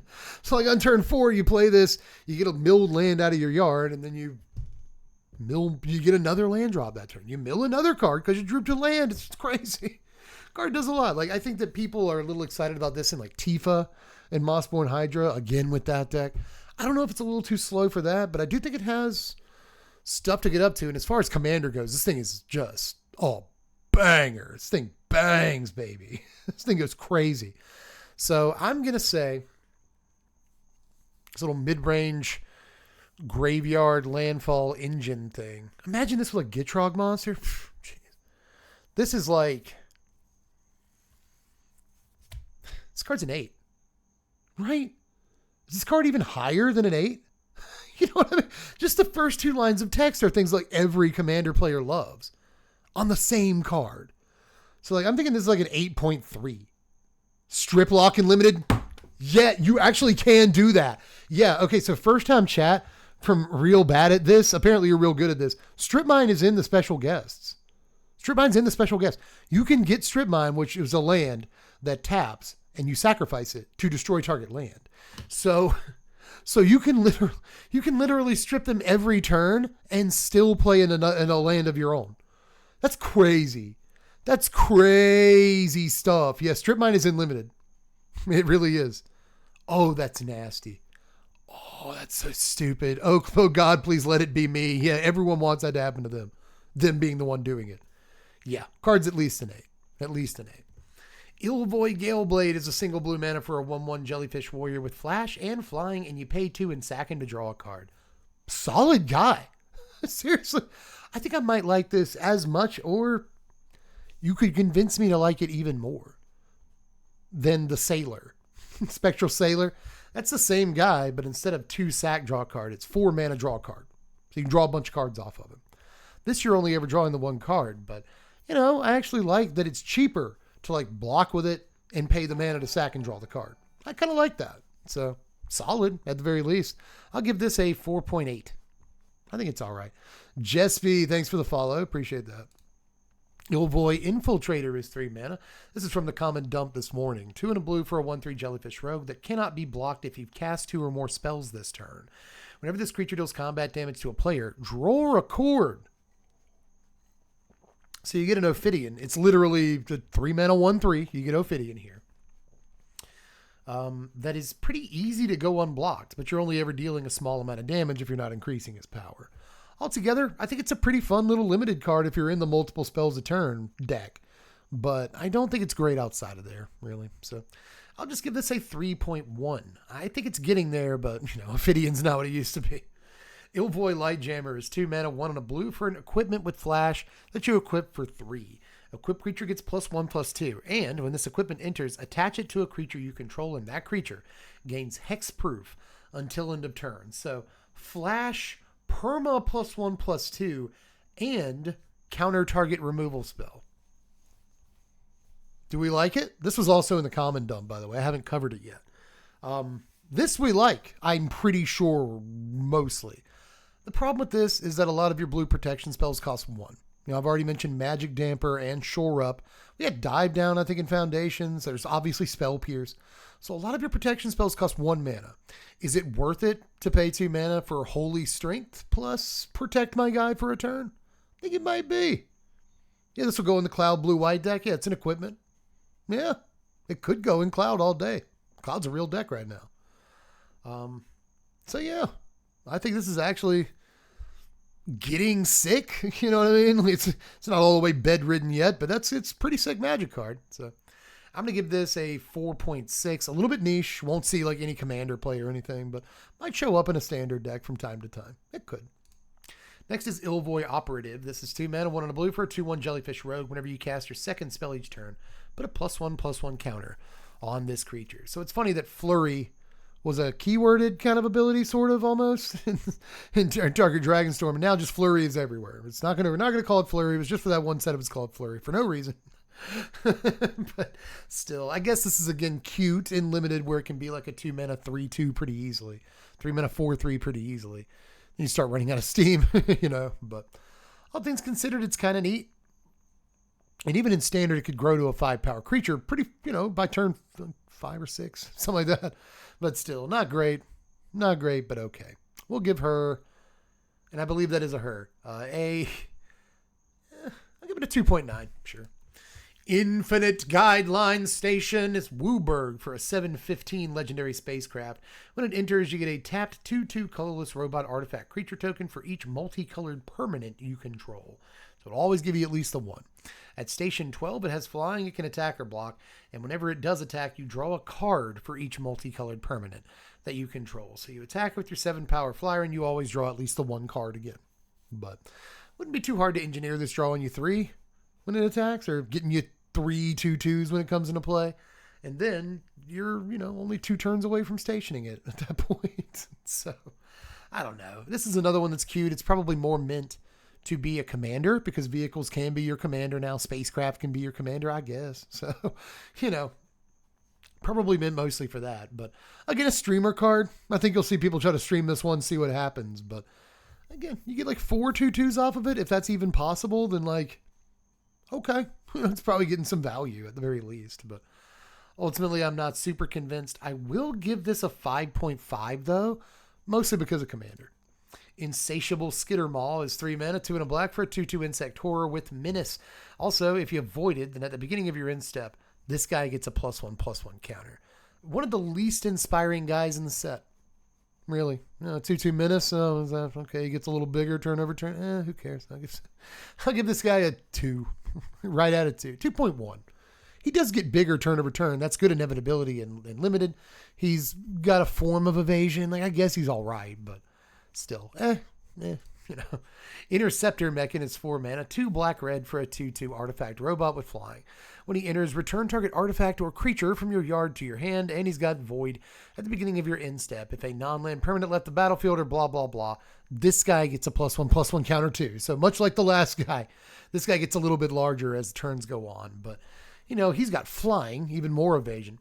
He's a grave digger. Basically, he's 4 mana for a grave digger, and this grave digger can hit artifacts and not just creatures. So spacecraft and other important stuff. That's cute, you know. I'll give him a 3.5. I'll give him a grave digger with flying. It's all. Plus, you know, extra value. Plus, he gets larger. Space digger. Yeah, like, it's just better for the most part. The only trade-off is that he's a little bit harder to cast. You know what I mean? So, not bad. 3.5, sure. Intrepid Tenderfoot, 2 mana, 1 on a green for a 2/2 insect citizen. Pay 3 mana to put a +1/+1 counter on this creature at instant speed. Again, I guess if you got all the mana in the world and infinite mana, you want to sink it in, sure. But, and I like a limited mana sink. I should say that. I do like a limited mana sink, so this serves that purpose. But altogether, 2.4. Invasive Maneuvers, 2 mana, 1 on a red for an instant that deals 3 damage to a creature. It deals 5 damage instead if you control a spacecraft. Nifty limited removal. You'll play every single copy of you get, but you might only get the 1 copy. It's uncommon. That said, you'll play it. You know, and if there's a spacecraft we actually play in standard, it might be standard playable, but looking bleak. Looking a little bit bleak on that one, at least in these colors, right? So altogether, I'm going to give this a 4.3. Decent removal. No, let's go down. Let's give it a 4. Let's give it a 4. Just decent removal. And if you have a spacecraft, it becomes dumb. You play every copy in limited. Again, I think that's right out of 4. Caveron Harrier, though, is 1 red mana for a 2/1 robot soldier. Check this out. Whenever this creature attacks, you may pay 2 mana. If you do, create a 2/2 colorless robot artifact creature token that's tapped and attacking. Sack the token at end of combat. So, a Savannah Lions that makes more Savannah Lions. Really good in Aristocrats decks. Basically anything that wants a creature to, enter and then leave as soon as possible. Decent in like impact trimmers and war leaders call decks and stuff, because again, it's another creature entering the table. Just wild. Really like this guy. Really, really like this guy. Yeah, triggers void because the creature leaves the table, right? Yeah, good thinking there. Always triggers void, as does mobilize, by the way. That's a good point. But yeah, I think it's a really, really strong 1-drop. Is an artifact, in case you needed a 1-drop artifact creature as well. This does that. Really, I think it's very strong. I do. I'm going to give this a 5.8, mostly because of, how good I think it is in competitive environments. But I don't know. I think it might not deserve that high of a score. But as far as Savannah Lions with upside go, this isn't even the best one in the set, but it's still a pretty good one. I think it's all right. Yeah, getting cube. Yeah, absolutely get in the cube, dude. Yeah, I think it sees standard play. I think it might. Cavaron Memorial World is a planet that enters tapped and taps for red. At 12+ station, you can pay 1 red, tap it, and sack a land to create a 2/2 colorless robot artifact creature token, and then creatures you control get +1/+0 and gain haste until end of turn. That would be a pretty cool standard mono red land if it didn't have 12+ station. It's crazy in like a mono red deck. You'd rather just attack them, right? If you can do that. But I guess it's neat. Sacrificing a land could be an upside, but it's mostly going to be a downside. This does appear to maybe be the weakest of them, and I think its price reflects that in pre-sale right now. But it's still somewhat playable. It's still all right, So I'm going to give this like a 4.4. I really don't like Station 12, and the effect is just that. I really don't. Next is Cavaron Sky Warden, 5 mana, 4 and a red for a 4/5 Kavu Soldier with reach, and void at the beginning of your end step. If you voided, you get a +1/+1 counter on this guy. 3 guys now. They get a +1/+1 counter when you void. Not super creative, to be honest. So I'm just going to give this a 2.3. Next is Cavaron Turbo Drone. 3 mana, 2 and a red for a 2/3 artifact robot scout. Tap it. Target creature you control gets +1/+1 and gains haste until end of turn. Activate only as a sorcery. Sure, whatever. Usually these guys will cost like 2 mana, right? The guys that tap to give a creature haste. But this guy gives them a power boost in haste, which is really cool, actually. That's not terrible. I'm not playing it in standard. I'm not doing that. But in limited, this is really good because warp. This basically give a guy that you warped haste every turn pretty reliably. And that's gross. That's gross. So I have to give this like a 3. It's not the worst card I ever saw. Kavlan Seeker is 4 mana, 3 and a red for a 4/3 Kavu Soldier with Menace. When it enters, create a lander token. At the beginning of the end step on your next turn, sacrifice that token. So if you don't use it, you're gonna lose it, right? But it's still, keyword ability, 4 mana, 4 power, artifact on the table. Maybe you have ways of leveraging it without even sacrificing it before you have to sacrifice it. Good stuff. I don't hate it in limited. In standard, not quite enough value at the rate, I think, to see play, especially considering what other 4-drops we have access to, but still okay, man. I'll give it a 3.3. I think it all right. Night Luminary is 4 mana, 3 and a white for a 3/2 Knight. When it enters, create a 1/1 white human soldier, and you can warp this for 2 mana, 1 and a white. So 2 mana for a 1/1, and then 4 mana for a 3/2, and then a 1/1. So you get 4 power for 4 mana on 2 guys. Altogether kind of limited-ish, I gotta say. But maybe you warp it in, you get your 4 power, you station a thing, right? That could do. Even if you're just, okay, so you warp this in for 2 mana. You keep your 1/1 for chump blocking, and you use this guy to station 3. Okay. Well, again, there's limited use cases for this for sure. But, yeah, and it should create a knight. Yeah, go Jiki. I don't like that they don't create other knights. This should absolutely create a knight, not a soldier. You're 100%. But I'm going to give this a... I'll give this like a 2.85. Larval Scoutlander. I make weird noises. This is 3 mana, 2 and a green for a 3/3 spacecraft. When it enters, you can sacrifice a land or a lander. If you do, search your library for up to 2 basic lands, put them on the battlefield, tap, shuffle up. That's 7+. This has flying and is a creature. There is a creature already in standard that does this and is played in the Tifa Mossborn decks, the 3 mana guy. So same mana cost, but that guy's a creature. He can attack, he can block and stuff. I mean, like immediately. This guy, you have to actually like tap down a Mossborn for a turn to station it just to have a 3/3 flyer. Like, no thanks. No thanks. I'm just going to keep playing that guy, and I don't think that we need like 6 copies of that guy. I might be wrong, but again, what I'm saying is we've seen this effect at this mana cost see play.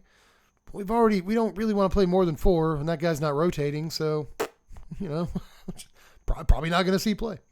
Either way, I'll give it a 3.6. It is a pretty powerful ability.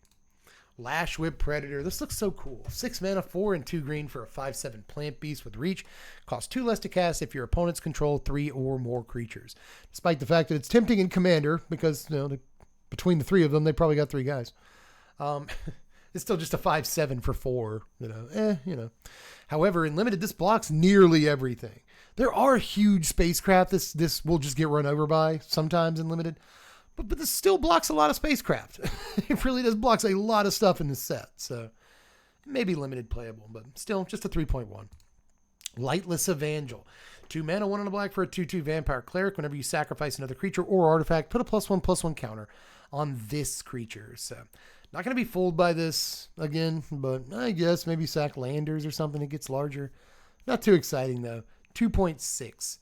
Lightstall Inquisitor. So mistake alert. I think one of the only mistakes I actually really made this previous season, which is it's good for me. I usually make like an average of 3 unforced errors, but this one I did make a mistake on. A single white mana for a 2/1 Angel Wizard with Vigilance. When it enters, each opponent exiles a card from their hand and may play that card for as long as it remains exiled. Each spell this way costs 1 more to cast. Each land played this way enters tapped. Now, when I first read this, I thought that opponent revealed their hand and you chose the card. I don't know why I thought that. It doesn't say that. It does not say that at all. Instead, your opponent chooses the card and you don't get to see their hand, which would make this much, much better on turn 1. That said,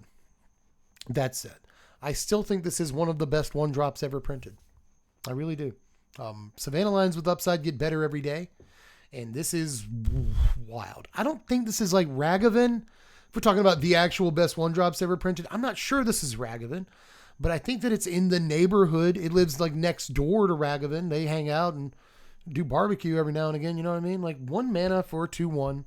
That's an angel, by the way, an angel 1-drop. That's noteworthy right there. With a keyword ability. It's attacks and blocks. I like that. The vigilance is nice. And just keeping them off anything. Forcing that decision on them. Oh, is it going to be my 3-drop? Am I going to be off my 3-drop now? Or am I going to be off this land that's now going to come into play tapped? Like which one, what's it going to be? You know?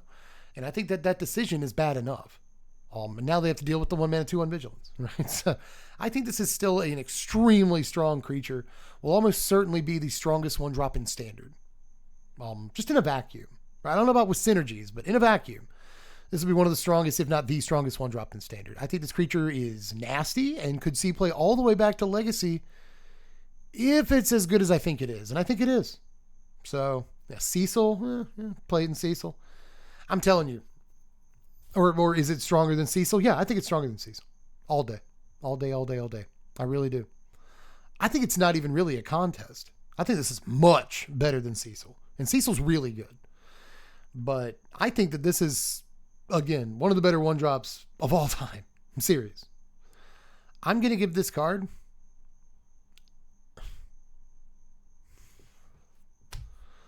oh boy. I'm going to give this card a 9. I'm going to give this card a 9. I think it deserves every fraction of a point of that. I think this card is maybe the best card in the set. Actually do. I really do. But let's see. Litho Breaking. Yeah, it's much better in multiples. That's another good point. Litho Breaking. 3 mana, 2 and a red for an instant. Create a lander token. Then you can sack an artifact. When you do, Litho Breaking deals 2 damage to each creature. I think this is a pretty solid card too. Costs the same mana-wise and even color-wise. It's like Fire Magic would to wipe, 2 power creatures, 2 toughness creatures. It also makes a lander. So if you played like anything that gave you a dinky little artifact in the early game, then like just sacrifice that, keep the lander. And now you have a sweeper that ramps. That's really good. Like if Fire Magics can see play, I think this can. So I'm going to give this a 5.2. Seriously, man. Yeah, chat's reacting to the 9. Yeah, yeah, the Shockland's got a 9 too. But to say that guy's in the same realm as Shocklands is saying something. But I think he is. I really think that one drop is one of the most powerful one drops ever printed, like in the top 5. Like really, really, really. Seriously. So good. But next is Loading Zone. 4 mana, 3 and a green for an enchantment. If one or more counters will be put on a creature, spacecraft, or planet you control, twice that many of each of those kinds of counters are put on it instead. And you can warp this in for a single green. It's another one of these, right? It apes, it cribs a popular commander thing. You know, in this case, like a Parallel Lives or something like that, you know, put extra +1/+1 counters on stuff, doubling season, something like that. But you can warp it in for very cheap, just 1 mana in this case. So we continue a cycle of cards like that. And I think all those cards in that cycle are really good. Like really, really, really good. Loading Zone, you know, much the same. I think that 4 mana is already a really, really good, you know, cost for this effect in Commander at least. And when you're setting it up and paying the 1 mana for it, it's crazy. And then like not forget, you know, I think people think, oh, I paid the 1 mana for it, I can never do it again. No, you pay the 1 mana for it on a turn where you've set it up. And then the next turn you pay 4 for it. And that's still a good rate in Commander for this effect. In Standard, maybe a little bit slow, maybe slightly slow. Even with the warp, it might be slightly slow. But hell, you know, again, the Mossborn Hydra deck. If I just warp this in for a green mana, play Fabled Passage, pop Fabled Passage, like how many counters is Hydra getting now? Like a billion? So, you know, it could be okay even in Standard. I think it's fine. So just a wild effect that I think could end up being a pretty expensive one for Commander decks, money-wise, before it's all said and done. I'm going to give Loading Zone... I'm going to give Loading Zone a 7.6. And it honestly might deserve an entire half a point more than that before it's all said and done. But I'm starting a little bit lower on this one. But I will admit that like both modes, you know, whether you're paying 4 or 1 is really good. Really good. It doesn't work like a lot of these counter doublers do though. You know, like doubling season. That makes it where you can like ultimate planeswalkers the turn they come into play. This does not do that. It'll never do that. Yeah, not planeswalkers. So you have to cut a little bit off of it slightly. But Lost in Space is up next. 4 mana, 3 and a blue for an instant. Target artifact or creature's owner puts it on the choice of the top or the bottom of their library, and then you surveil 1. Even at instant speed, I don't love it. You know, 4 mana, kind of reminds me of one of, oh, that's going to take way too much off of my time. I don't care about my time, right? I never do. It reminds me of that episode of Love, Death, and Robots in the newest season where like Rhys Darby is a preacher and he's talking to an alien about they're walking down the beach and he's talking to an alien, and it ends up turning out that like some random dolphin from our ocean is like the savior of their species, and the dolphin tells them to kill mankind. And Rhys Darby's just like, what are we doing? It's like, I don't know if it's like the shortest Love, Death, and the Robots episode. It's like 6 minutes long. You should watch it. Anyway, this card also references, the name of it references a different show, so that's cute. I will give this a 3.1. Still removable, sure. Lumen Class Frigate is, this one's tough. 2 mana, 1 and a white for a 3/5 spacecraft with station. So if you station it at 2+, it's an anthem. Other creatures you control get +1/+1. If you station it at 12+, it's like what is the name of that guy? Like Ether Spark Harvester or something? You know, 3 flying lifelink. It's got flying and lifelink. If you station it at 12. I'm still just not sure about this one, guys. Ask the audience. What do you think? What do you think, chat? Rate this card. Give me a number on this card. I want to know right now. Don't affect my time too much. What's it going to be? Yeah, turn 1, you play that 2/1 Vigilance we looked at a few cards ago. Turn 2, you play this, tap down the 2/1. Could work. Could definitely work. Honorary 5. Cute. Yeah, 5.2. Yeah, Harvester was an all-star in Standard when Ravenap Red was around. Harvester was great. Ocean Affinity, first time chatter to say that. You're absolutely right. At least you said something correct. Harvester was great. And it costs like 3 or something. A lot harder to get this to animate, though, I think, is the problem with it largely. 3.9, probably a 4. See, this is kind of where I want to be. This is more where I want to be. I'm going to say 4.3 on this guy. I think that it's a pretty decent Anthem effect for only 2 mana. A little bit better in Commander, I think. But in Standard, you get to play multiples. You're kind of planning to play it on turn 2. But I do think it's one of those things that, like, your deck wants to be aggressive, but this takes turn 2 off, which is like the most important turn for an aggressive deck. I'm just not sure you can do it. We have that Selesnya Anthem. It costs green and white, and it gives all your guys +1/+1. No play. None play. So it's hard to say, man. But I think 4.3 or like 4.3 is still enough to value what the card is doing without thinking it's going to see all the play in the world. That's kind of where I think we are on this. Warp guys, yeah, warp a guy in and tap it down to get the +1/+1. That's cute. Lux Knight Breacher is 4 mana, 3 and a white for a 2/2 human knight, and enters with a +1/+1 counter on it for each other creature and or artifact that you control. So, if you want to get this to a decent rate in limited, you have to get it to a 4 mana 4/4. So you have to have at least 2 other things out. If you have 6 other things out, it gets huge. It's not going to happen all the time, though. I'll give this a 2.7. Mechan Assembler, 5 mana, 4 and a blue for a 4/4 artifact robot artificer. Whenever another artifact you control enters, you get a 2/2 robot guy. Its ability triggers only once each turn. I think it's kind of neat. You can do it in Commander. It's an enters trigger. So if you have an artifact that creates more artifacts, or any effect that you can create little artifact tokens with or something, then you can actually get a lot of dudes turn over turn, like in a cycle with this. Costs 5 mana, but I still kind of like it in budget Commander decks. I'll give it a 4.6. Next is Mechan Navigator. 2 mana, 1 and a blue for a 2/1 artifact robot pilot. When it becomes tapped, draw a card, discard a card. So might as well say, use me to station stuff in limited. I'll give this a 2.7, 2.5. I'll give it a 2.5. Mechanazoa is 6 mana, 4 in double blue for a 5/5 robot jellyfish artifact creature. When it enters, tap a creature or artifact an opponent controls and put a stun counter on it. You can warp it in for 2 and a blue. So again, warp this in, give it haste with that 1 red mana pump spell that we saw, and suddenly you're swinging 8 and stunning an opponent's creature. That's cute, It's fun and limited, but all things considered, not the hugest fan. 3.4 though. Mechan Shield Maid is 2 mana, 1 on a blue for a 3/2 artifact robot soldier with Defender. As long as an artifact entered the battlefield under your control this turn, this guy can attack as though he did not have Defender. It's the blue 2 mana 3-power guy that needs to be animated somehow. It's always a common and limited. They never see play in standard. 2.5. Melded Moxide is neat. 2 mana, 1 and a red for an artifact. When it enters, you may discard a card. If you do, draw 2 cards. Pay 3 mana, sack this artifact, create a tapped 2/2 robot guy. So cool. As far as tormenting effects go, tormenting voice effects go, pretty cool. Gives you an artifact on the table, an artifact you can sacrifice if that's a thing you might want to do. A 2/2 at instant speed, even though it's tapped, it's still a 2/2 at instant speed later in the game. Sure. I like a lot about this. I do. Hi, TKV's world. First time chat. Thanks. Hi to you. Any sort of Artifact Matters deck, or an Artifact Matters deck that needs to fill its graveyard for whatever reason. You can pitch cards to this. I think it's decent. I'm going to give this a 4.74. Next is Melt Strider Eulogist. 3 mana, 2 and a green for an insect soldier. That's a 3/3. Whenever a creature you control with a +1/+1 counter on it dies, draw a card. That's okay.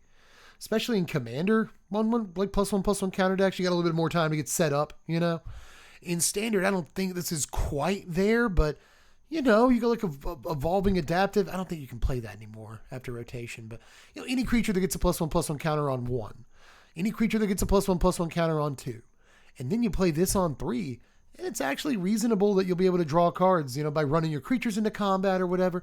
Bristly Bill, this works pretty well with as a small guy. He puts counters on lots of stuff. So I don't hate this in Standard. I just don't think it's quite there. In Limited, fantastic in the green-white +1/+1 counter deck. In Commander, though, in any, I'm playing Hardened Scales. I'm playing Branching Evolution. I'm playing Dublin's. I'm playing all these +1/+1 counter matters cards, This, I think, is phenomenal. Actually, very easy to cast if you're a 2 or 3 color deck, really pays off +1/+1 counters. I think the card is actually great there.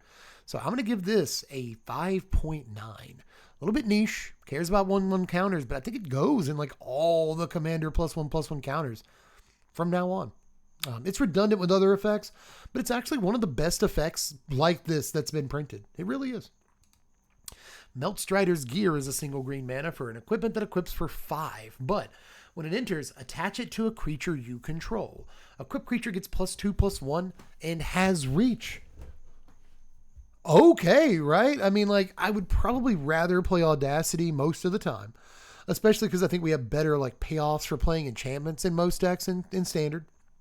But, however, this is unholy strength that also gives reach. That's literally what it is. It's 1 mana plus 2/+1 in reach. And those are good numbers, man. Those are actually good numbers, dude. So, I don't know. We get exactly the right, like, artifact aggro deck, then, like, there's a possibility this sees play. There really is. But ultimately, for the most part, you know what I mean? I just have to give this, like, a 3.6 and move on. Meltstrider's Resolve. This is a green mana for an aura that enchants a creature you control. When it enters, the enchanted creature fights up to 1 target creature an opponent controls, and the enchanted creature gets +0/+2 and cannot be blocked by more than 1 creature. Now, there's a couple things I like about this, you know? Obviously, it's a fight spell, and fight spells are good. It's 1 green mana, so again, this will proc your Enchantress effects, your Optimistic Scavengers, and all your Eerie dudes in standard. So that's good. That's quite good right there for a single green mana. But it also makes it to where the creature is a lot more likely to survive the fight. +0/+2. Sick.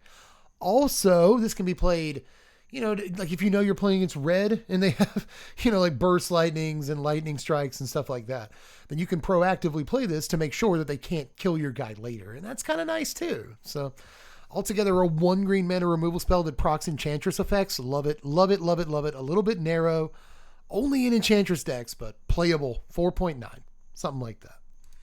Memorial Team Leader is 4 mana, 3 and a red for a 4/3 Kavu Soldier. During your turn, other creatures you control get +1/+0. Warps in for 1 and a red. So again, you got a way to give your warp dudes haste. This guy becomes really, really good, you know? And it doesn't even necessarily have to be like the combat trick we looked at earlier. But if you do play that pump spell, he gets +3/+2. What is it? Trample haste because you warped him in. How much damage are you doing? 4, 5, 6, 7, plus the battle cry that he basically just has while he's in play. You do a lot of damage with this little sucker for a really low cost. You have 3 mana. You're doing at least 7 damage in that case. But I think this goes kind of nicely as sort of a replacement Imidane's Recruiter, but since we don't have to replace him, he doesn't rotate. This could be like another sort of Imidane's Recruiter, like another copy of him in some ways. I really like this. If you can reliably give him haste, he's a very cheap amount of mana to do a lot of damage really fast. Just like, I respect the burst capability on this dude, is all I'm saying. So I'm going to give him a 4.4, mostly because I think he's great in limited. Not sure he's there in standard, but there's a way. There's a way to make this dude do huge chunks of damage in standard. I just know. But I'll move on to Memorial Vault. This I really like. 4 mana, 3 and a red for an artifact. Tap it, sack another artifact. Exile the top X of your library, X being 1 plus the mana value of the sacrificed artifact. I don't even think I caught that the first time I read it. I like it even more. You may play those cards this turn. So I was thinking you sacrifice a Maze Mind Tome to it, and you get to look at 2 cards. You sacrifice Maze Mind Tome, you get to look at 3 cards. You sacrifice a lander token. You sacrifice a clue. You sacrifice a treasure. You still draw a card. You effectively draw a card for the turn. Incredible. Incredible. I'm not sure if it's standard playable. It's a little slow, and it doesn't really do anything on turn 4, like the turn you play it. So you don't want to do nothing in standard on turn 4. But in Commander, I think, and I know that there's some things that give red some like pseudo card advantage, right? There's a few things. But I think this might be one of the best. I think this might be one of the best red card advantage engines ever. And I say one of to kind of cover my butt here. But again, like top 5 or 6, not a whole lot of incredible, like well-known red card advantage engines. I think this is way up there. You know, again, you sacrifice a token, you draw a card. That's an extra card every turn. That's fine. But once you start sacrificing, 3-cost rocks or 4-cost artifacts, you can just get back from the graveyard in some other fashion, or maybe a Solemn Simulacrum. Sacrifice a Solemn Simulacrum. Draw 5. One of them goes into your hand, the other rip off the top. So I think it's actually phenomenal for what you're paying for it. I think it's very, very good. So I'm going to give this card, mostly for Commander play, I'm going to give this card a 7.5. Seriously. 7.5. That's all commander doing the legwork there, but I think it deserves it. I think it does. You got artifacts laying around. You're commander. Even if you're just sacrificing your arcane signets or whatever, like you've got artifacts laying around. It's fine. Next is mental modulation. 2 mana, 1 on a blue for an instant that costs 1 less to cast during your turn. Tap target artifact or creature and draw a card. Okay. A twiddle on your turn. A single blue mana for draw a card, and that guy can't block this turn. Cool. Real bad at this. Thanks for your follow. But yeah, that's like fine. Like, it's not good. It's not that good. But it's kind of all right. It's like, and I like a 1 mana cantrip, and I do especially like when they're instant speed. There's a lot of ways to use the card. Goes in Vivi. I don't know. You might have better stuff. You might. Altogether, I really want to like this. Like, I want to like this so much. But I'm just not sure that it's that great. I'm just going to give it a 3.5 and kind of move on. But I want this to be better. I do. Next is, I mean, come on. During your turn, tap down that guy, can't block my otter, and I draw. It's not bad. That's not bad. 4.2. I'll go up to 4.2. I think it's fine. Might Form Harmonizer. This guy's nasty. 4 mana, 2 double green, 4/4 insect druid with landfall. Whenever a land you control enters, double the power of target creature you control till the end of turn, and it has warp 2 and a green. How many times can I possibly bring up Tifa and Mossborn Hydra in this video? How many times can I do it? You basically get like double their trigger if you have this guy out, and you can warp him in. Like, you can play Tifa on 3. You can play Tifa on 2 if you want to. Warp this guy in on 3, but the best way to do it probably is to warp this guy in on turn 4 and then play Fabled Passage. Like Mossborn Hydra turn 3, warp this guy in on 4, Fabled Passage, pop it. How big is the Hydra? Literally, how big is the Hydra? I don't know. Like, is it 16 or 32? It's one or the other. But, yeah, all in one play. You can make a creature huge with this boy. With this boy, you can make a creature freaking enormous. So, I think it's cute. I don't know. Again, this one might be a little slowish for what Standard's trying to do, but it looks like more than any other card we've seen, the one that just drops into landfall. But, again, I don't know how many 4-drops they're really trying to play. They do already play a 4-drop. They play Saz Katzroy. But Saz might be better with the creatures already playing than this is. But, again, it'll try out. We'll see if it gets the jersey, but it'll try out that deck. But in Commander, this just goes ham. Like, what a crazy landfall trigger.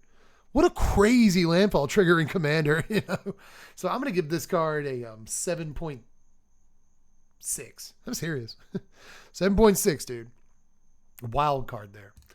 Memnon, the right hand. This is 5 mana, 3 and double blue for a 3/4 legendary jellyfish advisor with flying. If you look at the top card of your library anytime, you may cast artifact spells from the top of your library. Artifacts you control have tap, add blue. Spend this mana only to cast a spell from anywhere other than your hand. So you can cast stuff from your library with that. You can cast stuff from your exile that you maybe warped earlier. That's what it's meant for, I guess, mechanically. There's other stuff you can cast, right? Like if you've drawn cards the red way. If you've exiled a bunch of cards from the top of your library, you can play them this turn. This helps you do that too with your artifacts. That's cute. I like the idea of turning this into a Bolas's Citadel and a sort of all artifacts deck.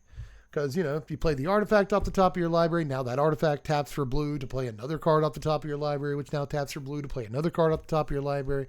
That's how this card wants to be played, but I'm not sure that that's like actually realistic some of the time. But I do think it's a decent creature that provides good card advantage throughout the game. Probably not super standard playable, but again, as a commander, or especially in the 99 of an Urza deck, anything that really cares about artifacts a lot, yeah, that's fantastic card advantage. So I'm going to give this a 6.4. A little bit narrow, but good. I think it's good. Memnon Uthros Exile, on the other hand, is 3 mana, 1 a blue and a red for a 1/3 legendary jellyfish advisor with flying. Whenever an artifact you control enters, put a +1/+1 counter on target creatures. Anything that you want. This is worse. It's cute. I mean, you read it and it's like, well, that's not terrible. That could work if you are splashing a bunch of artifacts on the table in the same turn. And you might be. I think it's a little bit harder to enable than it seems. Not that it's hard to enable, just that even when you're enabling it, what's it actually doing? What's it actually doing? You know what I'm saying? But if you get a couple of turns where you get a few artifacts, maybe you've got that new guy that gives you the Saheeli trigger. You know, the new guy, like whenever you play an artifact, you get a 1/1 drone, that dude. Or, you know, maybe you've got things like Tinker's Tote. They give you 3 artifacts at one time. And now we're starting to talk, you know. So I won't put it past seeing play, especially in Commander. Standard, I think it's a bit slow. So ultimately, I'm just going to give this a 4.8. We're close, but not quite. Molecular modifier, 3 mana, 2 and a red for a 2/2 Kavu Artificer. At the beginning of combat on your turn, a creature you control gets +1/+0 against first strike till end of turn. Better than it seems, right? I mean, a little bit. It's kind of an Innkeeper's Talent or a Luminarch Aspirant. A +1/+1 every turn, or a +1/+0 every turn. Pretty good. And, you know, it's even better than a +1/+1 in some ways because it's first strike. First strike is a really good ability.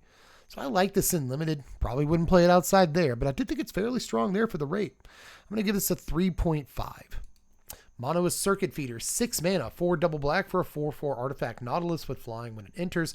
Until end of turn, a guy you control gets +X+0 till end of turn. And a guy they control gets -0/-X. X is the number of artifacts you have. So they always, you know, it's always going to be 1 at least because this guy's an artifact. But if you can engineer it to where you have 3 artifacts in play, you know, this and 2 other things, then yeah, one of your guys gets pretty big. One of their guys probably gets dead, you know, so not bad in limited, but only limited. Let's give this a 3.2, you know. Monoist Sentry, a 1 black mana, 4/1 defender that also happens to be an artifact creature. This was new in the common dump today. Haven't covered it yet. I imagine a lot of you haven't seen it, or at least some of you haven't. This I think is all right. Station's very well, obviously. This makes Station make a lot more sense in some ways, for limited at least. This guy's big. There might be ways to shake his defender off. Even if you can't do that, this guy blocks really well. Like, this will trade with 4 and 5 drops in standard if they let it. But so would like a 1/1 Death Touch. Like, in some ways, I feel like this is kind of a 1/1 Death Touch, you know, but it stations and crews incredibly well. If you have a card that cares about the total power of creatures on the table, good. If you have a card that cares about the total different powers of creatures on the table, very good. If you have a thing that cares about ferocious or semi-ferocious, you know, you have to have creatures with power 4 or greater. Again, amazing. So just a 1-drop with 4 power, even if it has defender, I think can do so many things. It's pretty good. Yeah, just fling him. Sure, that's fine too. Altogether, I think he's a really neat guy. I'm going to give this, what am I going to give this? I'm going to give this a 4.3. I think it's mostly a limited card. At the end of the day, I think it's mostly a limited card. But, you know, he might show up from time to time. He could easily show up. But next is Moonlit Meditation. Now, you want some bananigans. You want to get up to the shenanigans? This is the card. This is 3 mana, 2 and a blue for an aura. Enchant artifact or creature you control. The first time you would create 1 or more tokens each turn, you may instead create that many tokens that are copies of enchanted permanent. Now, I want this. I want to do an entire video on this card. I want to do a 25-minute video on this card. I think that this is stealthily, not necessarily subtly. I think people realize it's nutty. But in some ways, I think this is much better than people realize it is in Commander. You know, it's got the same problems as all auras. We were talking about this on Chirral earlier. And I said that I would get to another aura that I think is way, way better. I'm going to give a much higher score to than Chirral. This is that. Without getting into too many specifics and saying 1,000 card names and dragging out this entry forever, all I'm going to say is that this card is an 8. This card's an 8. This card's an 8. Easy. This card could be a 9. Again, same problems that all auras have in Commander. You got to land him in the first place. And if your guy does get blown away, that's 2 for 1. I still don't care. The tricks that you can get up to this are way too numerous and way too powerful. This is crazy. I'm actually in for an 8. Yeah, I'm in for an 8. I'm telling you. Yeah, Yeah, I see the potential, and it's 3 mana. Yeah, it's pretty cheap. All things considered, it's pretty cheap. And just the things that you can do. Think any non-legendary artifact or creature in the history of Magic. You get copies of it. And imagine too, if you have Anointed Procession, Elspeth Stormslayer, and you're getting, double tokens. Create that many tokens. So you're just saying if I play Gather the Townsfolk, if I play Dragon Fodder, thing that for 2 mana gives me 2 tokens. Now I get 2 token copies of the creature I put this on. Wild stuff. Wild card. I'm going to give this an 8. And that's with room to grow. Next is Mouth of the Storm. The old Mouth of the South, baby. 7 mana, 6 and a blue for a 6/6 elemental with flying. Ward 2. When it enters, creatures your opponents control get -3/-0 until your next turn. So way priced out of standard playability here. Extremely priced out of, yeah. You get more tokens with an Elspeth. Yeah. Anyway. Yeah, Mouth of the Storm is a 6/6 flyer for 7. It's got Ward 2, and it kind of nerfs your opponent's creatures for a whole turn cycle. I don't know. Too cute, honestly. Too expensive, all things considered. I will give it a 2.5. Mutinous Massacre, a cool sweeper. 7 mana, 3 double black, double red for a sorcery. Choose odd or even. Destroy each creature with mana value of the chosen quality. Then, gain control of all creatures until end of turn. All of them. Untap them, they gain haste till end of turn. Commander playable, right? I mean, come on, Commander playable. It's Commander playable as hell. This is really good there. I don't know if it's good in standard. 7 mana is a lot, but Emergent Ultimatum wins the game at 7 mana. It was one of the best decks in standard 4 years ago. I'm not sure about this one though. It's not as good as Emergent was in like every situation. Your opponents might not even have creatures for you to steal. But the cool thing about this is, like, let's say you have Bartolome or the other 2 mana guy that lets you sacrifice as many creatures as you want in a turn. Well, you just play Massacre. You choose Odd to destroy all the odd creatures. Gain control of all the even creatures. That makes sure your Bartolome stays alive. And then attack with them. Sack them end of turn to your Bartolome. Hey! That's how you're supposed to do it, I guess. But I think the card just ends the game 9 times out of 10. Just without having to do any other special tricks with other cards, just end the game with it. In Commander, this is wild. This is unconscionable in Commander. I have to give this card a 7.8. Mostly because I tend to give sweepers like a 7 anyway. Even though this is a little bit expensive for a sweeper, it again is maybe the splashiest effect in the entire set on one card. Really, really crazy. But next is Nanoform Sentinel. 3 mana, 2 and a blue for a 3/2 artifact robot. When it becomes tapped, you untap another permanent. This ability only triggers once each turn. So you tap it down to crew a vehicle, or you tap it down to station a thing, and you can untap a land.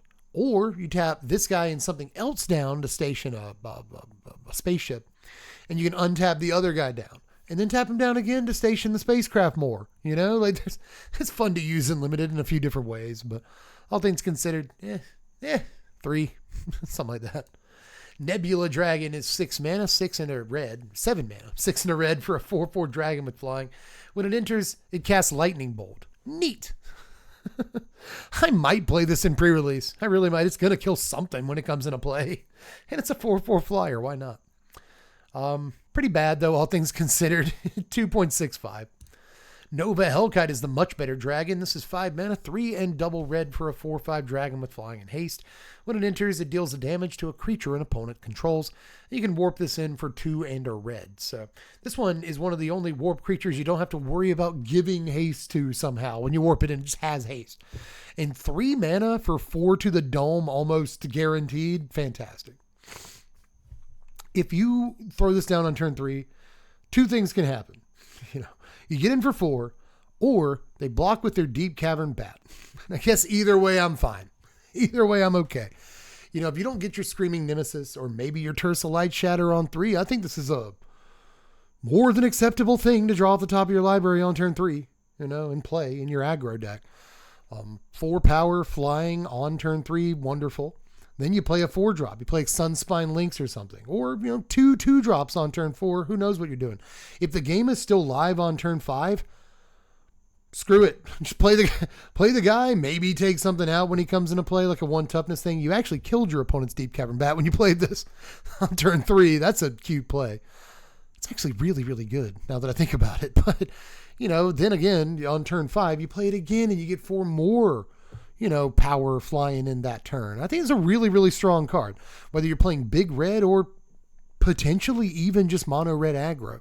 If the format is slowing down by half a turn or even a full turn, I think it's pretty viable to play this thing. I really do. Especially again in mono, in like big red where you've got like Sunspine on turn 4, this on turn 3 and 5. Yeah, you're cooking a little bit, dude. I'm going to give this card a 6.6. No, I'm not. It doesn't deserve that. I'm going to give this card a 5.6. I went all the way down on that one. Not really commander playable, or I don't think really commander, I don't think it's playable in any format beyond standard. But I do think it's a standard playable drop. I really do. So 5.6 at least. I mean, at least, could be more. Next is Nutrient Block. The biggest joke in the set, a single mana for a food artifact with indestructible. Do you get it? Pay 2 mana, tap it, sack this artifact, you gain 3 life. When it's put into a graveyard from the battlefield, draw a card. It's a kind of a Candy Trail variant of a sort with indestructible. That's neat, There's plenty of ways, I think, to game the indestructible on this. But none of them are too actually exciting, especially in standard. I just think it's kind of a neat thing. They give us instant ramen last time. We get Nutrient Block this time. So they just like putting foods in sets. It survives Ultima. It's true.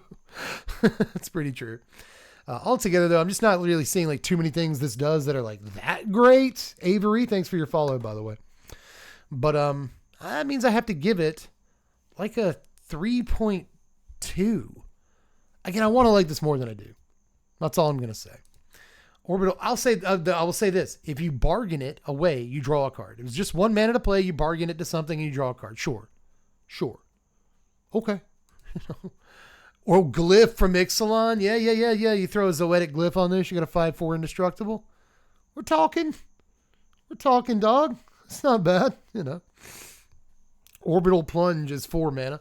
3 and a red for a sorcery that deals 6 damage to a creature. If excess damage was dealt this way, and it probably was, you get a lander token. So sorcery speed removal that also sort of ramps a little bit. I kind of like where they're going with the design, but it's not that great. Limited playable though, so I'll give it a 3.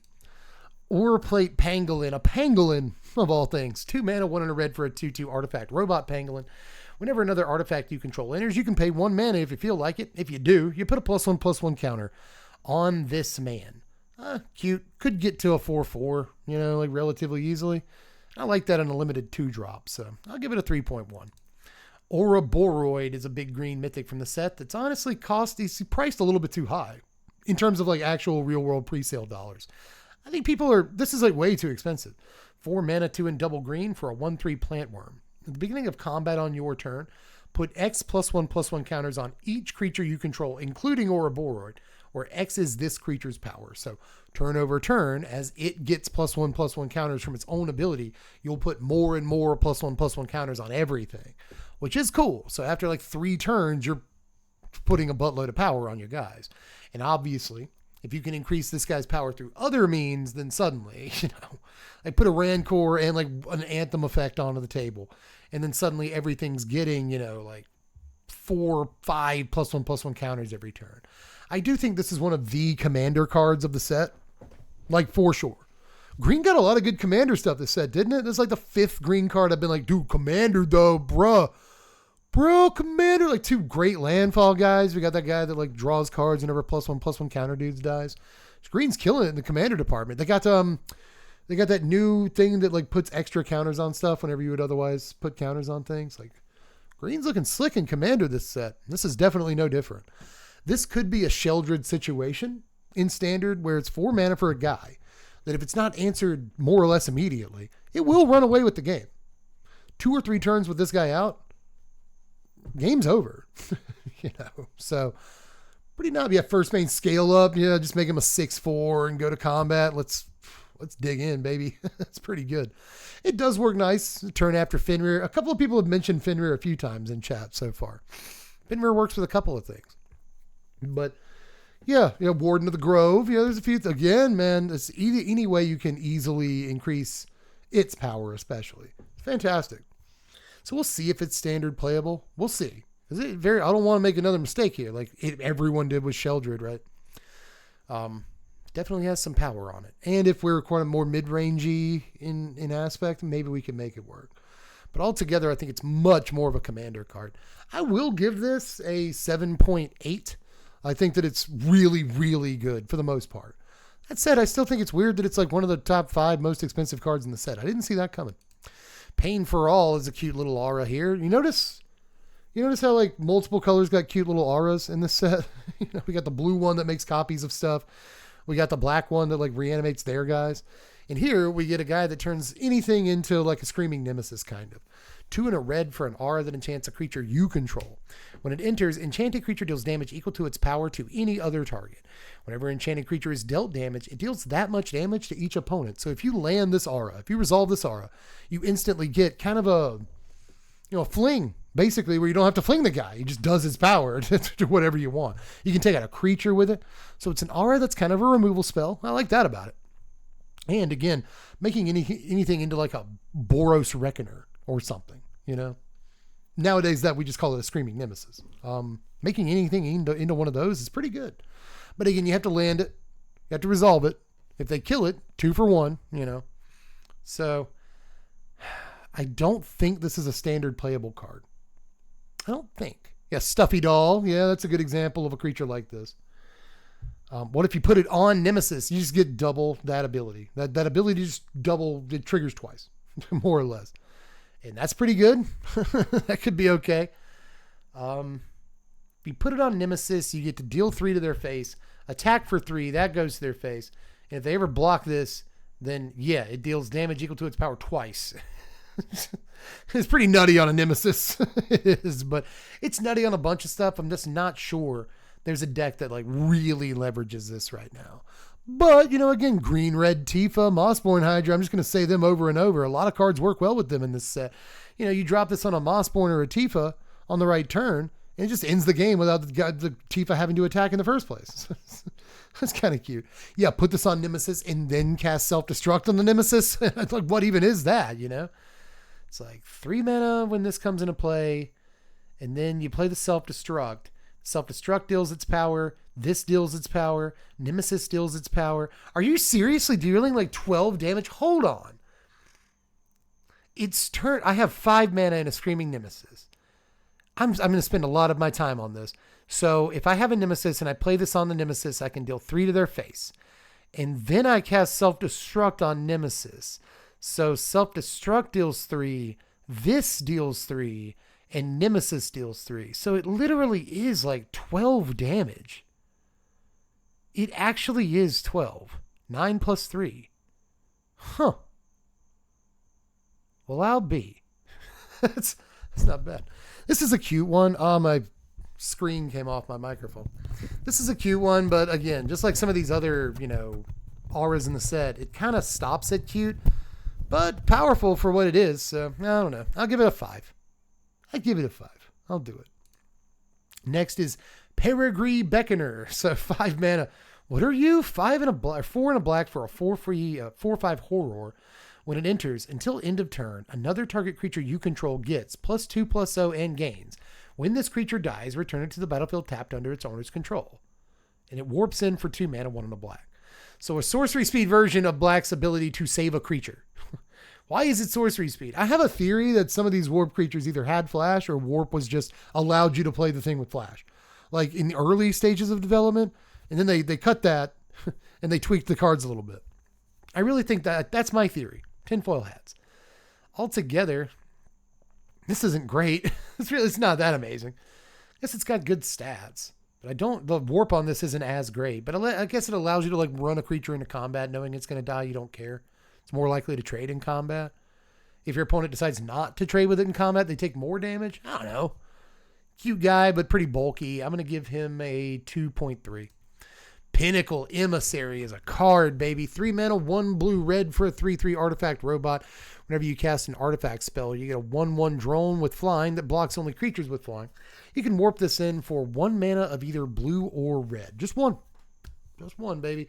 Again, cycle of cards that warp for 1 and do cool stuff that people like to do in Commander. This is in that cycle. Looks awesome. Will probably play awesome. Isn't that bad to play for 3 mana. And warped in, it's crazy. You get like a Saheeli trigger. you know, and I think that's actually really gross. People in my comments are pointing out this could be a legacy or vintage, especially playable card, vintage really. Because there you have like a lot of zero cost artifacts, but you know, even if in formats where you can play Mishra's Bauble, right? This is still like kind of playable. Any format with zero cost artifacts.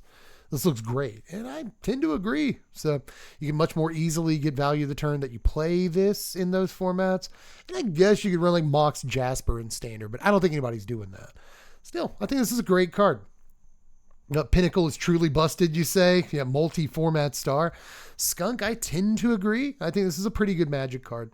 I think there is a chance, just a chance, that this is an overrated card. I see a lot of people talk about how good it is. I do think it's good. But again, I think there's a chance. It's a little bit overrated. But that said, I think there's plenty of ways to set up turns with it where it just goes off and you get a bunch of tokens. And even if you're warping it in, right? You get like 2 tokens a turn, you warp it in.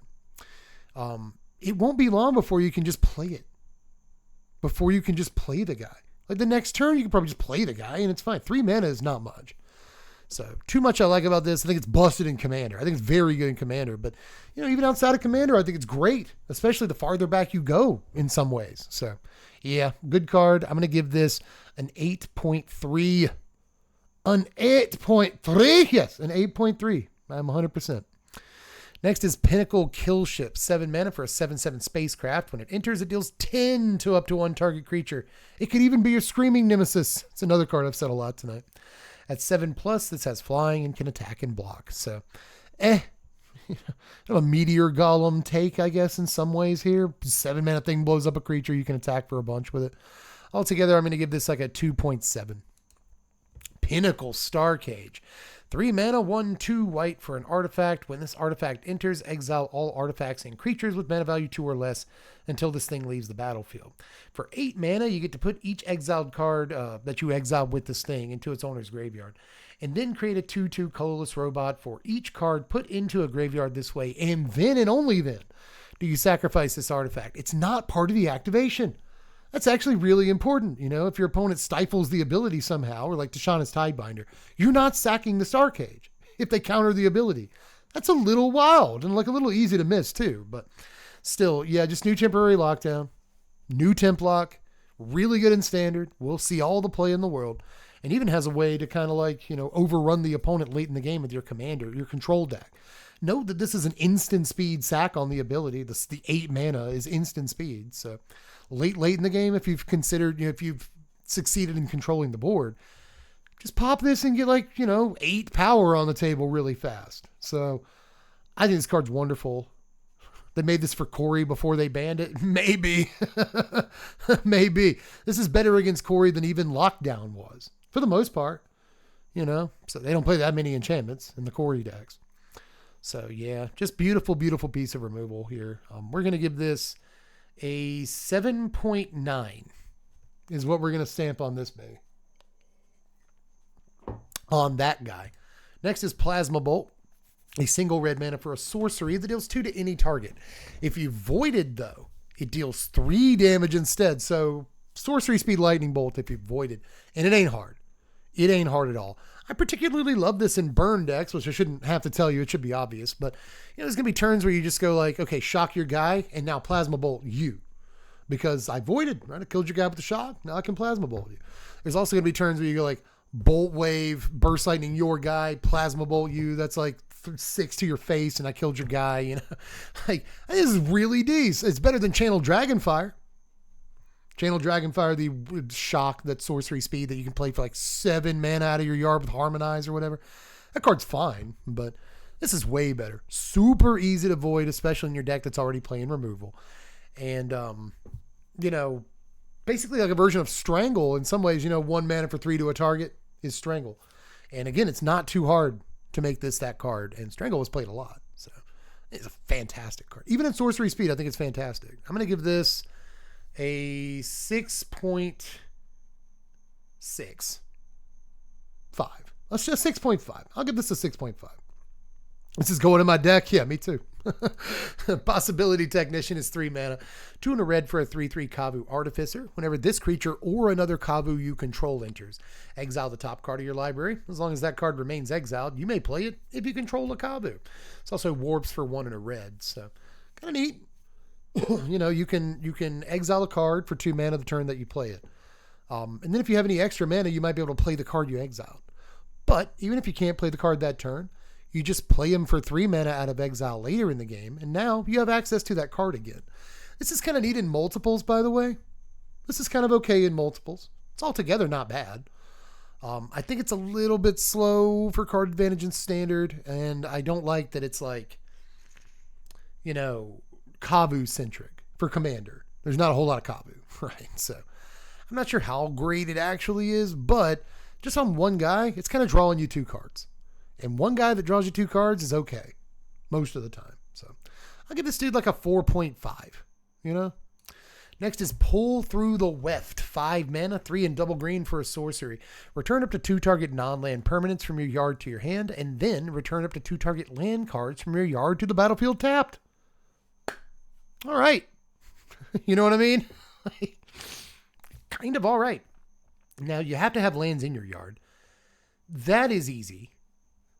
You know, not too hard to have lands in your yard, especially if you do have fetches, Fable Passages, and stuff. Extremely easy. So let's keep that in mind. I'm going to hit the cough button for the second time. Thank you for your patience. But yeah, 5 mana to get 2 lands is not great. Usually it costs 4 mana. But you're also getting card advantage. You're also getting 2 non-land permanents. So it doesn't have to be creatures. It could be anything. And I think for 5 mana, it's just not a terrible deal. I really don't. 2 ramp and 2 things is okay at the very least. So I'm going to give this card a 4.3 and kind of see where it goes from there. Because I think there could be a lot of power to this. I really do. In a landfall deck, by the way, it's fun that you can get back like 2 pertinent landfall things, and get double landfall that same turn. Like right then and there. That's not bad. It's a neat card. Yeah, I think so too. Jason. Hey, what's up, Jason? Pulsar Squadron Ace, 2 mana, 1 and a white for a 1/2 human pilot. When it enters, look at the top 5 of your deck. You may reveal a spacecraft card, put that thing into your hand, put the rest on the bottom of a random order.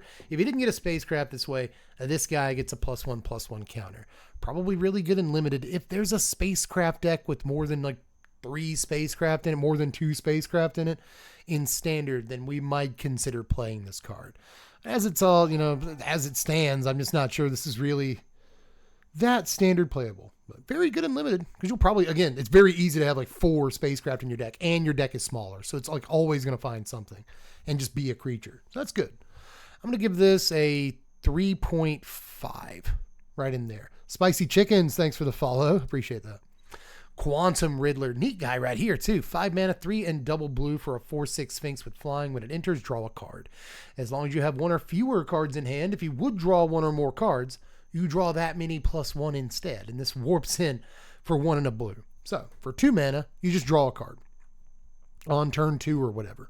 If you rip it off the top of your library, you can warp it in and draw 2, which I think is cute. But I think the purpose of this is to warp it in late or early in the game and draw your card off of it. Right. No harm, no foul. It goes into exile. And then when you play it on turn 5 or beyond, you just wait until you don't have any cards in your hand. You play it and it's a 4/6 flyer that draws 2, which is a pretty solid Magic card, obviously. So I like some things about this. I think it's especially good in limited, which is part of why it's mythic. But even outside of limited, you know, blinking this guy is pretty awesome. He's just got a decent ETB trigger. Especially if you're low on cards, he's very, very good. And he doesn't even like, it's not that he's working with his own ability. He does work with his own ability. But the way the second ability is worded, it's any card you draw. If you draw a card for turn and you don't have any cards in your hand, you draw 2, which is fantastic. So kind of phenomenal dude, a little bit. He's kind of all right, man. I'm going to give this a 5.5. Mostly because I think in Commander, he can end up drawing you a ton. He can. Radiant Strike is 4 mana, 3 and a white for an instant. Destroy an artifact or tapped creature and gain 3 life. Pretty normal removal, I think, for the most part here. I don't think the life gain decks want to play this. I think it's just too much mana for the most part. They can play better cards that remove creatures. So limited playable for sure. I'll give this a 3. Next is Rhaegos, Deft Gastronaut. One of the probably cooler like build around commanders in the set. Boros colors, red, white for a 2/2 legendary lobster citizen. Love it. Artifacts you control are foods in addition to their other types, and they have 2 taps, sack this artifact, gain 3 because they're foods. You can also pay 1, tap, sacrifice a food, or of course, in this case, any artifact you control because they're all foods, to have Rhaegos deal 3 damage to each opponent. At the beginning of each end step, if you gained life this turn, untapped Rhaegos. So really fun commander build around here, right? Because you want to include like the white ways of drawing cards, or not drawing cards, gaining life rather, because you want to gain life on your turns. You could also just pop your foods. Any artifact you control is a food, so you can gain life that way if you want to. But you really want to sack foods to have Rhaegos deal a damage to each opponent, and then gain life somehow, untap him at the end of your turn. And then on your opponent's next turn, you know, sack a food, deal damage to each opponent, gain some life somehow, untap him on your opponent's next end step, and then you do this like 4 times a turn cycle. And doing that is the dream. I think the actual purpose of the card is to do it twice per turn cycle, but I think there probably are ways to brew around this card in Commander in such a way that you have a very cheap, like very efficient commander that pays off you having artifacts in ways beyond dealing damage to your opponents. They become food, so it works in food decks. They also gain you life, so they keep you in the game, right? There's kind of a lot of ways to use this guy. And you can basically sacrifice any artifact to bolt everybody. And again, the moment you do that 3 times in a turn cycle, you become the archenemy, sure. But you're also kind of having the time of your life. You're probably playing cards you don't get to play too often. Spent too long on this dude because really I should have just said cool commander brew around. There's a lot of fun stuff about this guy, man. I'm going to give this a 6.8. I think he's a fun one. Future lobster tribal, maybe. Rayblade Trooper. Rayblade Trooper is 3 mana, 2 and a white for a 2/2 human soldier. When it enters, you put a +1/+1 counter on a guy you control. Whenever a non-token creature you control with a +1/+1 counter on it dies, you get a 1/1 human soldier. And you can warp this in for 1 and a white. Another reason I wanted warp to be instant speed, or at the very least more creatures with warp to have flash. I want to be able to flash this in and get 1/1s when they cast Day of Judgment or something. Is that too much to ask? Altogether, it's neat. I like getting tokens, but This I don't like as much as the 3 mana green guy that draws you cards whenever one of your +1/+1 countered guys dies. Don't like it as much as that, but I still do like it. I will give this a 4. Red Tiger Mechan is 4 mana, 3 and a red for a 3/3 robot cat at artifact with haste and warp 1 and a red. I almost like this. I really do. I almost like this for standard. You warp it in on turn 2, you get your 3/3 haste in, row, and then on turn 4, you just play your 3/3 haste again. Fine. It's honestly close, dude. I'm going to give this a 3.6, though. Remnant Element, it doesn't deserve that. That card's like a 3.3, but I almost want to play that card in standard. Remnant Elemental is 2 mana, 1 and a red for a 0/4 elemental with reach and landfall. Whenever a land you control enters, this guy gets +2/+0 until end of turn. The tiger is sneakily great. Yeah, I like the tiger too. I really do. But Remnant Elemental, kind of an Akoum Hellhound that costs twice as much. That makes me not like it. It seriously makes me not like it. But it's still fine. I'll give this a 3.8. Next is Requiem Monolith, 3 mana, 2 and a black for an artifact. Tap it. Until end of turn, a creature gains. Whenever this creature is dealt damage, you draw that many cards and lose that much life. That creature's controller may have this artifact deal 1 damage to it.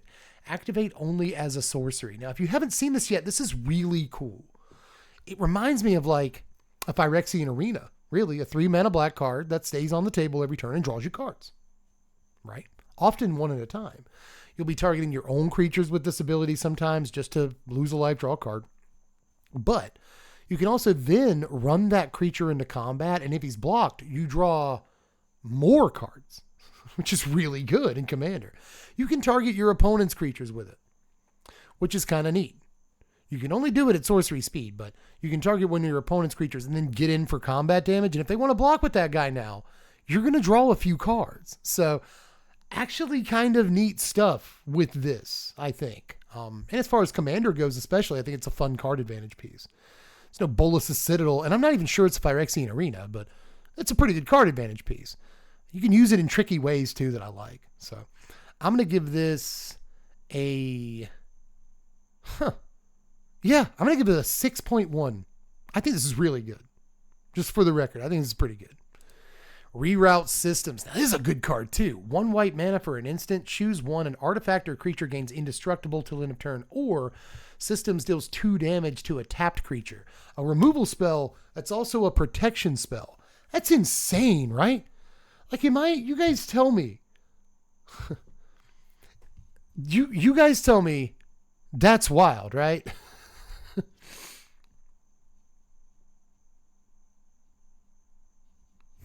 I'm re-looking at this card.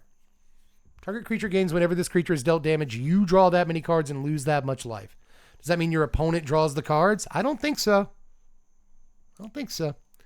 But yeah, the creature gains the ability. So I think you is still you. Somebody let me know. Some judge get in here. I don't think you would target your opponent's creatures ever, if they got to draw the cards, ever. So I don't know. But you is still you because you own the artifact. Thank you. That's my thought. But yes, systems. We're on systems right now. Systems. Again, I think this is nuts. I think it's a pretty good removal spell. That's also a pretty good protection spell. So I am going to give this like a 5.7. I'm serious. I think it's like definitely a playable standard card for sure. Maybe even a playable commander. I mean, it protects your guys. You want to protect your commanders, right? I'm playing Hope S-Time. I want to protect Hope, but I also want to be able to kill stuff sometimes. I think it's actually really, really good. It'll be especially great in Limited. I think this is beyond wonderful there, but I think this is a standard playable card for sure. Rescue Skiff is 6 mana, 5 and a white for a 5/6 spacecraft. When it enters, return a creature or enchantment card from your yard to the battlefield. Station this at 10+, and it has flying and can attack and block and stuff. So, okay. All right. I guess it's fine. I mean, I don't think you're going to be getting back too many omnisciences with this. I think there's probably better ways. When I said that during previous season, I had people in the comments that were like, don't be so sure. And I'm like, I'm not so sure, but I'm pretty sure. So I'm going to give Skiff a 4 right at. Rig for War is 2 mana, 1 and a red for an instant. A creature gets +3/+0 and gains first strike and reach until end of turn. +3/+0 and first strike. You know, it's a sure strike or whatever. That's not terrible as far as combat tricks go. And you can use it to block too because of the reach. I'm going to give this a 2.8. You know, it's a limited combat trick, you know. Roving Actuator is neat, though. 4 mana, 3 and a red for a 3/4 artifact robot with Void. When it enters, if a non-land permanent left the battlefield, blah, blah, blah, then you can exile up to 1 target instant or sorcery with mana value 2 or less from your yard, copy it, cast the copy without paying its mana cost. Now, we just saw that new Bolt. And if you're voided already, right, like, then you're guaranteed to cast it as Lightning Bolt at sorcery speed. So that's a cute little get, but this can get just any removal spell and replay it, which I think is really good. You know, if you've already played a removal spell that turn, Void is active.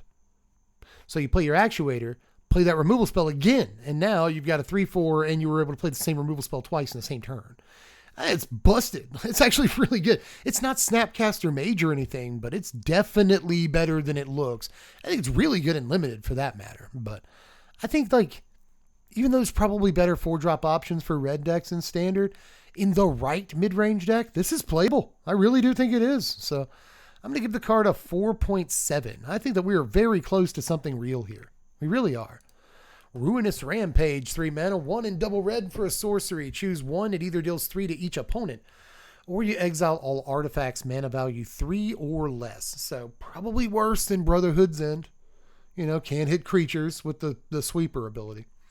But does hit players. So I imagine if you're playing the new Bolt, and you're playing Burst Lightning, and you're playing Bolt Wave, and you're playing this, and you're playing. Now we have a lot of decent burn spells in format is my point, I guess. And if you want, this doubles as like, you know, a kill spell, a kill shot against the Simulacrum synthesizer decks. Takes out all of their constructs and their synthesizers and their repurposing bays and most of their important cards next to Thousand Moon Smithy if they're even playing it. So yeah, I think it's okay as a sideboard piece for like burn decks. I don't know how far it goes beyond that. Next is Rust Harvester, a single red mana for a 1/1 artifact robot with menace. Pay 2, tap it, exile an artifact from your yard to put a +1/+1 counter on this guy, and then it deals damage equal to its power to any target. So, neat. The more I look at this, the more I don't like it. I don't like that its ability costs mana. I don't like that it requires you to not just exile a card from your yard, but exile an artifact specifically. You might have decks that can do that, and you might even have decks that can do it relatively quickly. But even if they can do it quickly, it still takes most of an early turn to use the guy's activated ability. So I really want to like this dude. And I think the ceiling's very high. If you get his power high, suddenly he gets amazing. But it's not like you're paying 1 mana for an eventual 4/4. For that 4/4, you'll have to play 9 mana, you know, 2, 4, 6, 8, 9, right? So, and have 4 artifacts in your yard. Now, if you can cast Pump Spell on this dude and then use his ability, suddenly you're probably doing something cool. But all things considered, I think the big strength of this card is that it costs 1 mana. And it's an artifact that has menace. Like, they tried to push it a little bit, but I don't like it as much as I did the first time I read it. I'll throw that out there. But I still like it a bit. I'll give it a 4.7. So I want it to be good, but I'm just not convinced, you know. Sammy's Curiosity is a green mana for a sorcery. You gain 2 and create a lander. Not bad. Not bad. You know, not great either. I think we've got better ways of spending a single green mana in standard. But pseudo ramp and gain 2. Now, if this was an instant, I'd love it. It'd be crazy if it was an instant. But as it is, I'll just kind of say you know. I'm going to give this a 3. Next is Sammy Ship's Engineer. 4 mana, 2, a red, and a white for a 2/4 legendary human artificer.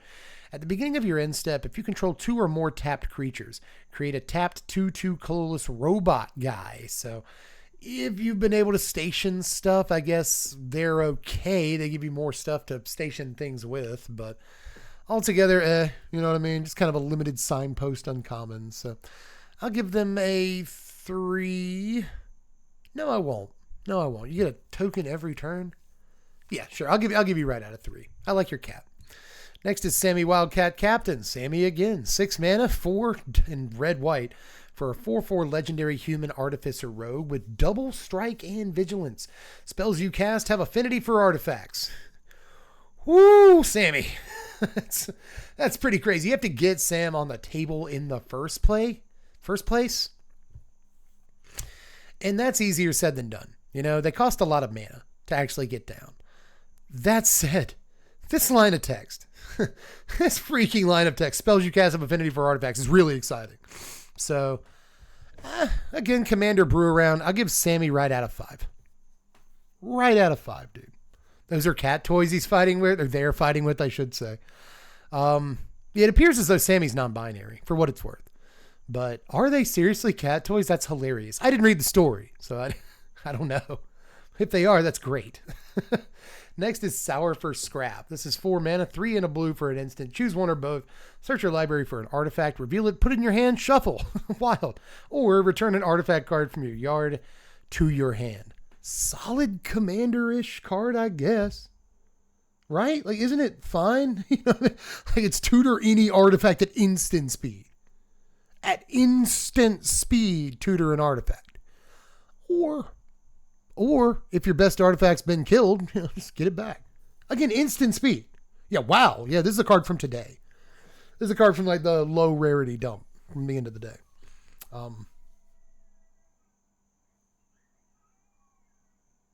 The dogs in my neighborhood are going crazy. Oh, they're fighting a fox. I don't think you can hear that. I think my phone in this room is too well insulated, but my microphone. But yeah, I'm pretty sure there are dogs fighting a fox out there. That's bad. Yeah, run, Mr. Fox. Yeah, it could be a problem. Run dogs too before you get the rabbies. But yeah, as far as Scour for Scrap, this is kind of fine. And since we're ranking a lot for Casual Commander, I'm going to give the card a 6. I think an instant speed tutor for whatever artifact you want is crazy. Like really crazy. Next is Scout for Survivors. 3 mana, 2 and a white for a sorcery. Return up to 3 target creature cards, total mana value 3 or less from your yard to the battlefield. Put a +1/+1 counter on each of them. Now, what if I told you that pre-sale prices, this is one of the most expensive uncommons in the set? Believe it or not. It's pretty good. That's why. It's halfway decent. It can return 3 1-drops from yard to play. And get pretty, they all get a little bit bigger too. So that can be sick. Return Cecil and 2 other guys. Now your Cecil's a 3/4. Like, it's cute. Yeah, combo. Oh, combo finder for artifacts, the last card. I think this is also a combo card in a way. You know, if you got 3 1-drops in your deck that care, that care about all being out at the same time, it's okay. Also okay in Raise the Past decks is like, because sometimes you see like Dewdrop Cure as copies like 5 and 6 of Raise the Past and Raise the Past. I think this is better than Cure. Gets back Starscape Cleric and a Sanctifier, or it just gets back 3 of your 1-drops because the deck plays a lot of 1s. Snarling Gorehound and 2 Sanctifiers, and you're kind of off to the races. So I think it's a decent card. I'm going to give this a 5.6, mostly because, again, I think in Commander there's real, play to this. But in Standard, I think you do stuff with it. But Scrounge for Eternity is 3 mana, 2 and a black for a sorcery as an additional cost to cast it. Sack an artifact or creature. Return target creature or spacecraft card with mana value 5 or less from your yard to the battlefield, and then create a lander token. So it has to be 5 or less. This was also as part of the lower rarity dump from today. A lot of us haven't seen it yet. This card I think is pretty good. You're not getting back like Atraxas. You're not getting back Valgavoss or anything with it.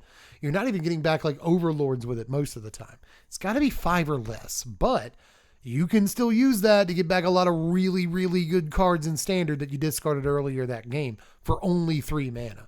Sure, it doesn't get you, you don't get 12 mana value off of it like you do some reanimation spells, but there are tons of really good 5-drops that would be way better as 3-drops. So here you go. And the cute thing about this, by the way, is that it plays okay in multiples because you have to have an artifact or creature to sack the first time you play it. But then each casting of it gives you an artifact to sack to the next copy of it that you cast, which I think is really cool. If you succeed in casting 1, maybe they kill your 5-drop, whatever. Now I've got an artifact that can sack to the next casting of it. Let's go. You can easily sack an artifact or creature for value in this format and get back a huge guy. One thing I'm thinking with this is that there's the Aristocrats deck that's Raised the Past, and then there's an Aristocrats deck that wants to sack stuff, but also has like 5-drop creatures it wants to play. So if it can find a way to get those creatures in the graveyard, well, now it can effectively play them on turn 3, which I think could be a boon at the very least, So I'm going to give this a 5.5. I think it's got places to go, and maybe not just in Standard. Seriously. Yeah, there are demons that are 4 and 5 cost. Seam Rip. Oh, yeah. Seam Rip is good. This might have been like the best card from today. This was from the common dump. A single white mana for an enchantment. When it enters, exile target non-land permanent an opponent controls with mana value 2 or less until this enchantment leaves the battlefield. So this, I think, fights with Hard Light Containment for like maybe the best removal spell in the set. I think this is playable all the way back to Legacy, like especially back in Legacy and Vintage. I think this is very, very playable. Most things that people actually play are, 1-2 mana in those formats, but especially in the earlier game, even all the way up to Standard, this will find a target. Like, people are trying to get on board on turn 1, and even if they don't have a 1-drop, they have a 2-drop something. Might not be a creature, but they have a 2-drop something powerful in their deck. This says non-land permanent, guys. This says non-land permanent on it. This is crazy. This is insane. Seriously, I think this is easily one of the best removal spells, not just in the set, but as far as cards like this, just like this is one of the best ones ever printed, period. So I have to give this card like an 8. Seriously. Glass Casket, this is better than by enormous margin. And I don't think that Glass Casket says non-land permanent, but even if it did, it costs twice as much. 1 mana is half what 2 mana costs. And I know it seems negligible. I hate saying that word. I'm bad at it. but it's not. The difference between 1 and 2 mana is actually enormous. Enormous. It can be an entire turn. And this is a great card. Oh. Is this person related to Rebecca? It looks just like Rebecca's art. Is there something I don't know? There might be something I don't know. But this is a Gwei, or the name is actually pronounced Gay. But this is Sam Gay here.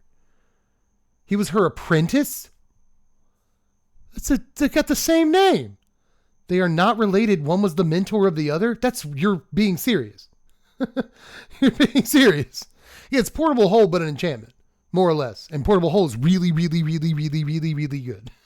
Really good. That's crazy they're not related. That's insane. Is that for serious? Wow. Yeah, Magic's great sometimes, isn't it? It looks like Rebecca Gay art too. You can tell that he mentored under her. Or she. Sam's also a lady's name sometime. But yeah, this is a really good card. I'm going to give it an 8. Next is Secluded Starforge, a land that taps for a colorless. You can pay 2, tap it, and tap X untapped artifacts you control, and target creature gets +X+0 till end of turn at sorcery speed. You can pay 5, tap it, and make a 2/2 colorless robot artifact creature token at any speed you want. Neat card for artifact decks in Commander, but I think it's a little expensive, especially compared to some other colorless lands that you could run just in Standard, let alone Commander. So I'm going to give this a 5.3, but I'm kind of wary of it. I don't know if it's as good as I want it to be. Seed Ship Agrarian is 4 mana. 3 and a green for a 3/3 insect scientist. Whenever it becomes tapped, you get a lander token. Landfall, whenever a land you control enters, put a +1/+1 counter on this guy. Not a bad landfall trigger in Limited. You can tap him down for stationing and get landers. You can do that every single turn. Station a guy and get a lander token. That's cute. It's not bad at all in Limited. I'm going to give this I'm going to give this a 3.2. Siege Ship Brewtender, a card I like too much. A black and a green for a 2/3 insect citizen. When it enters, mill 3 cards. Pay 5 mana and sack it. Return a creature or spacecraft from your yard to the battlefield as a sorcery. So, a Valgavost Faithful that costs more in every way. Costs twice as much to play. Costs 1 more to activate. So I think Faithful is probably the better card. But Faithful doesn't mill 3 cards. This mills 3 cards and has a respectable power toughness for the casting cost. So, attacks and blocks can actually rumble a little bit, and Valgavost Faithful can't do that. I think Faithful is still the better card for Standard playability, but there's a lot I like about this. There really is. So I'll give this a 4.75. Seed Ship Impact is really good. 2 mana, 1 and a green for an instant. Destroy target artifact or enchantment. If its mana value was 2 or less, you get a lander token. I think this is kind of absurd. Slightly absurd. I really do. You can blow up lots of stuff. That'll end up getting you that lander token. This is neat because if you blow up something that is at the same mana value of this spell or lower, then it gives you some extra gravy for that.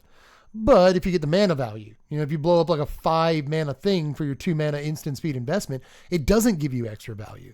That's good. I like that design. If you're at parity as far as the mana value, you get crazy value. But obviously, if your opponent has like a 5-drop enchantment that's killing you, you just play this anyway and you don't care about the lander. A removal spell that also ramps is good. I feel pretty confident saying that's pretty good. So I'm going to give this a 6. And I think it might deserve more than that. Seriously.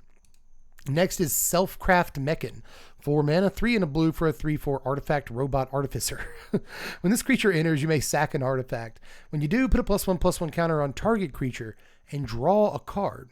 So a 4 mana 4/5, come down on a lander token and draw. Pretty good and Limited for a common especially, but not great anywhere else. 2.4. Shattered Wings. It's 3 mana, 2 and a green for a source. Destroy target artifact, enchantment, or creature with flying, and then surveil 1. Okay, brother. Cards like this are fine. We just got an instant speed one in the Final Fantasy set I think is much better. But I think this is main deckable at pre-release, at the very least. Because, everyone's playing spaceships at pre-release, and every other card in the set is an artifact. So this will find a target, play it main deck at pre-release. It's a removal spell. But that aside, though, you know, give it like a 3.7. Singularity Rupture, another sweeper. Another one. 6 mana, 3 blue, double black for a sorcery. Destroy all creatures, then any number of target players each mill half their library, rounded down. So that's a good mill spell and a good kill spell at the same time. Problem is it costs a lot of mana. 6 mana is not unreasonable, but it is a lot of mana in standard. You know, and I've lamented that we're getting a new Sunfall coming up. There are a lot of people in my comments that are like, dude, 5 mana is too much for a sweeper. 5 mana is too much for a sweeper anyway. I obviously haven't played Arena in months. No one plays Sunfall. I don't play Arena anymore. That much is obvious because I don't think anyone plays Sunfall. And you'd have to never play Arena in order to think no one plays Sunfall. It's a crazy, crazy opinion, but people have it. That said, it is true that people are playing fewer Sunfalls because 5 mana for a sweeper is a lot, right? This, on the other hand, costs a whole extra mana and is kind of tougher to cast on the color-wise too. So I'm not sure that it's destined for much standard play. But there's obviously a blue-black mill deck. We got Jadur in this format. We got a couple other sick like mill things in this format. So this could show up. I wouldn't put it past it. I really wouldn't. And in Commander, it just obviously like instantly also makes you the archenemy. You know what I mean? Like, hey, everybody lose everything and also mill half your stinking library. See a bunch of animals. Everyone's going to hate you so much for that. So really good Commander piece, I think. If you don't mind everyone hating you. I think a lot of Commander players don't. This I'm going to give, again, mostly for its Commander playability, but I do think Standard's there. I do think it's possibly there. I'm going to give this a 7.5. It's a sweeper. I give sweepers high scores. Just how it is. But anyway, next we'll look at Sinister Cryologist. This is study the science of crying. This is 3 mana. Well, no, it's like freezing stuff, right? Am I being dumb? 2 and a blue for a 2/3 jellyfish wizard. When it enters, a creature an opponent controls gets -3, -0 till end of turn. You can warp it for a blue mana. So warp it in. A single blue mana for this. It's pretty bad. The whole thing's kind of bad. I'm going to give this a 2.1. Sky Stinger is 3 mana, 2 and a green for a 3/3 insect warrior with reach. Whenever it blocks a creature with flying, it gets +5/+0 till end of turn. Man, have you guys noticed the amount of reach in this set? It's because of all the spacecraft and all the other creatures with flying, sure, but also because of the spacecraft. So this is meant to block and kill spaceships, and that's cute, but limited only. We'll give it a 2.6. Slag Drill Scrapper is 1 red mana for a 1/2 artifact robot scout. Pay 2 mana, tap it, sacrifice another artifact or land, and you get to draw a card. So pretty good spread of stuff to sacrifice here, especially late game. You might as well sack a land to re-roll your draw step, you know. It's cute, but not great. I will give this a 3, right at. Too much mana for the activated ability. Sledge Class Seed Ship. What a trap. Sledge Trap Seed Ship. 3 mana, 2 and a green for a 4/4 spacecraft with station. At 7+, it has flying, and whenever it attacks, you can put a creature card from your hand onto the battlefield. I think we have 3 better ways of doing this in Standard already, and none of them see play. Summoner's Grimoire, Kona, Smuggler's Surprise, which is the one that actually does see some play, because it's the best one of those, turns out. This is not good. I'm pretty confident in saying this isn't great. Even if you can get it on turn 4, stop it. This I will give. This one might be intricate. I hate to waste a bunch of time, but this one might be intricate actually, because like, oh, Kona's not good. Well, yeah, it has 3 toughness. It dies to everything, you know, before it can even stay tapped down for a turn. It's gonna die. All right. Summoner's Grimoire costs too much mana. Is bad. It's just an actual bad card. You know, Smuggler's Surprise. It's played, but it's cost a lot of mana too. You know. This only costs 3, and then as early as turn 4, you can attack with it, throw something down. It's kind of hard to kill because it's a 5 toughness guy. You know, it doesn't die to all the removal. Maybe I'm wrong, but I don't think so. I think this is a big fat trap too, and I'm going to give it a 4. Next is Sothera the Super Void, 4 mana, 2 and double black for a legendary enchantment. Whenever a creature you control dies, each opponent chooses a creature they control and exiles it. At the beginning of your end step, if a player controls no creatures, sacrifice Sothera, then put a creature card exiled with it onto the battlefield under your control with 2 additional +1/+1 counters on it, like the flavor. They all go into a black hole. Only one of the guys survives ultimately, and that guy is stronger because of it. Very cute. But Either way, in standard, I actually think this is just bad. Fairly bad. I wouldn't say Grave Pact is a very good card in standard. And this is kind of like an upgraded Grave Pact in a lot of ways, which means it's great in Commander. It's just Grave Pact with extra steps that exiles their stuff, and eventually you even get one of them back. It's Grave Pact, but better in a lot of ways, which makes it a banger Commander card. In standard, I'm not sure how you're setting it up. It's way too much mana. It probably doesn't do that much the turn it enters play, although it can. It can. I think it's easy enough for a player to control no creatures, which could be good, or it actually could be bad, depending on if you want to keep the card on the table. And finally, you might be playing against players that don't have creatures, or that don't have, actual grabbable creatures, maybe just mono white tokens, and they don't have a lot of creatures for you to reanimate in the first place, right? Or for you to exile when when your guys die. So you get discard and removal deck or something like that. I don't even know about that. My 4-drop in a discard plus removal deck is that spacecraft that we saw like an hour ago that deals 3 damage to them when they discard a card.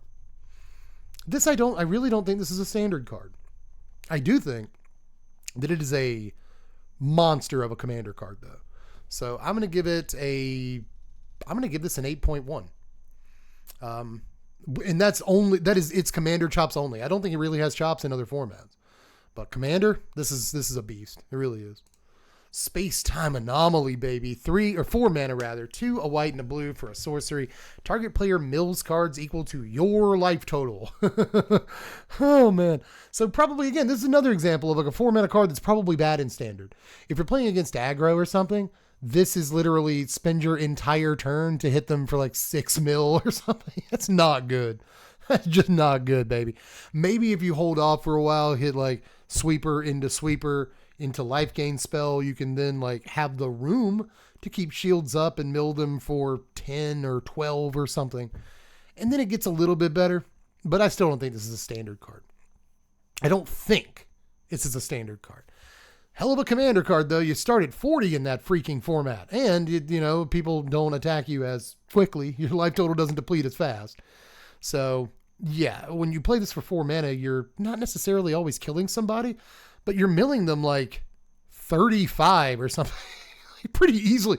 And if you're Hope S time, me and Jason were playing those 1v1 commander games the other night, and I think the highest life total either one of us got to with Hope S time was 78. That means you could mill someone, you could logistically mill someone for 78. That's crazy. By the way, Jason, after you left and I went to go sort through cards, in my gold cards I was sorting through, I found a white card. It's like 5 mana. It's an enchantment. And it says like, if you would gain life, gain double that much life instead. That went straight into the deck. It wasn't even in the deck when we were playing. We still got like 80 life or whatever. So yeah, I think Hope S time just uses this to kill someone immediately. Immediately. And then they can maybe play cards that help get this out of their yard so they can play it again, Just insane card in that deck, dude. Very, very narrow, probably not good in competitive. So I'm just going to give this a 5 and stop there. But I think it's really good in literally exactly one commander deck and not a whole lot of other ones. Specimen Freighter up next. 6 mana, 5 and a blue for a 4/7 spacecraft. When it enters, return up to 2 target non-spacecraft creatures to their owner's hands. Also has flying, stations for 9. Well, has flying after it's stationed for 9.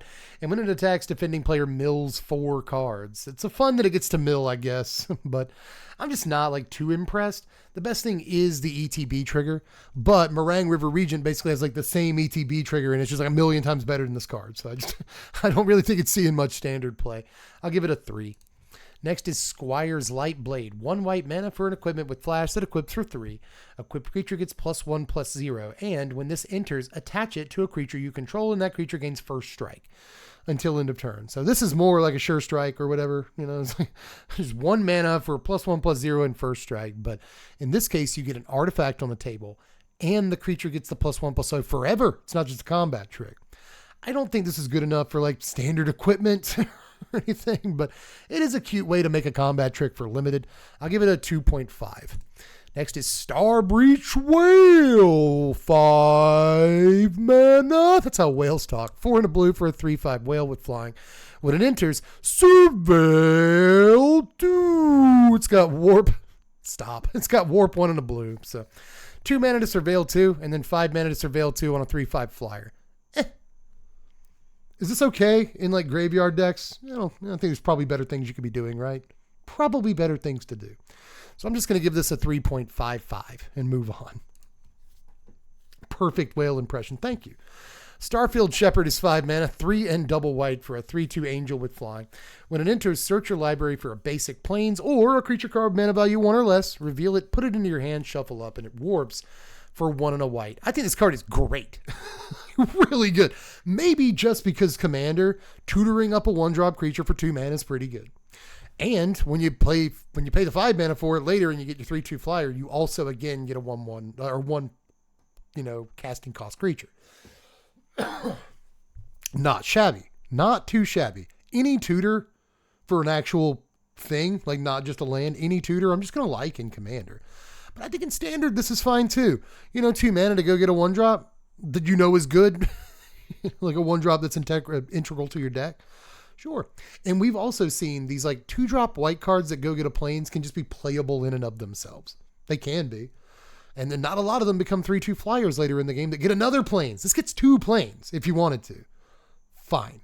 I think that it's possible too with some of the stuff in white right now. Like, Eternal Wanderer if it's still in Standard. But there's like, Overlord of the Mistmoors and stuff. We have these expensive white cards that you might actually want to go get double plains, over the course of a game to be able to actually land them. So I think this card is actually pretty boffo end of the day. I think it's a good card. And I'm going to give it a 6.5. So serious.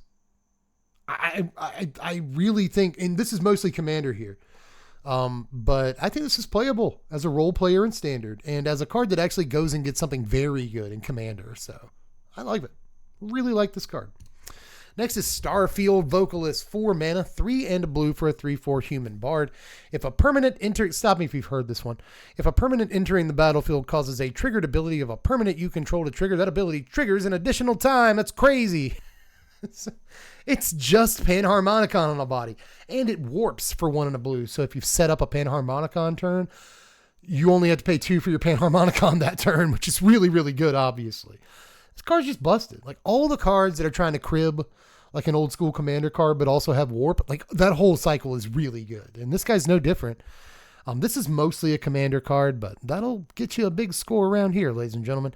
That is that's a 7.5 at least. That is at least a 7.5. Love him. Love you, buddy. Starfighter Pilot is 2 mana, 1 and a white for a 2/2 human pilot. Whenever it becomes tapped, Surveil 1. It's going to tap a lot in limited because it's, like doing spaceship, stationing spacecraft. So that's neat. All I can think of is stay on target. Every time I see this card, it's like the 3rd time I've seen it today. And all I can think is Star Wars, Star Wars, Star Wars. Anyway, Starport Security is up next. A white mana for a 1/1 robot soldier that's an artifact. Pay 4 mana, 3 and a white, tap it, tap another creature, but this costs 2 less to activate if you've got a guy with a +1/+1 counter. So just your standard limited tapper guy in white, we'll give him a 2.9. Starwinder is pretty good, man. 7 mana, 5 and double blue for a 7/7 Leviathan. Whenever a creature you control deals combat damage to a player, you may draw that many cards, buddy. It also has warp for 2 and double blue, which is fine as well. Probably costs too much for Standard. At least the 7 mana half. You can probably set up a decent 4 mana turn in Standard, but just play Enduring Curiosity in Standard. Unless you're specifically playing this in the same deck as Summon Leviathan, which is probably the best thing you can do with it. I just wouldn't play it in Standard. In Commander, however, this is probably worth, 7 mana. I really think it is. Draw that many. You talk about that many? Draw that many cards? That many. Wow.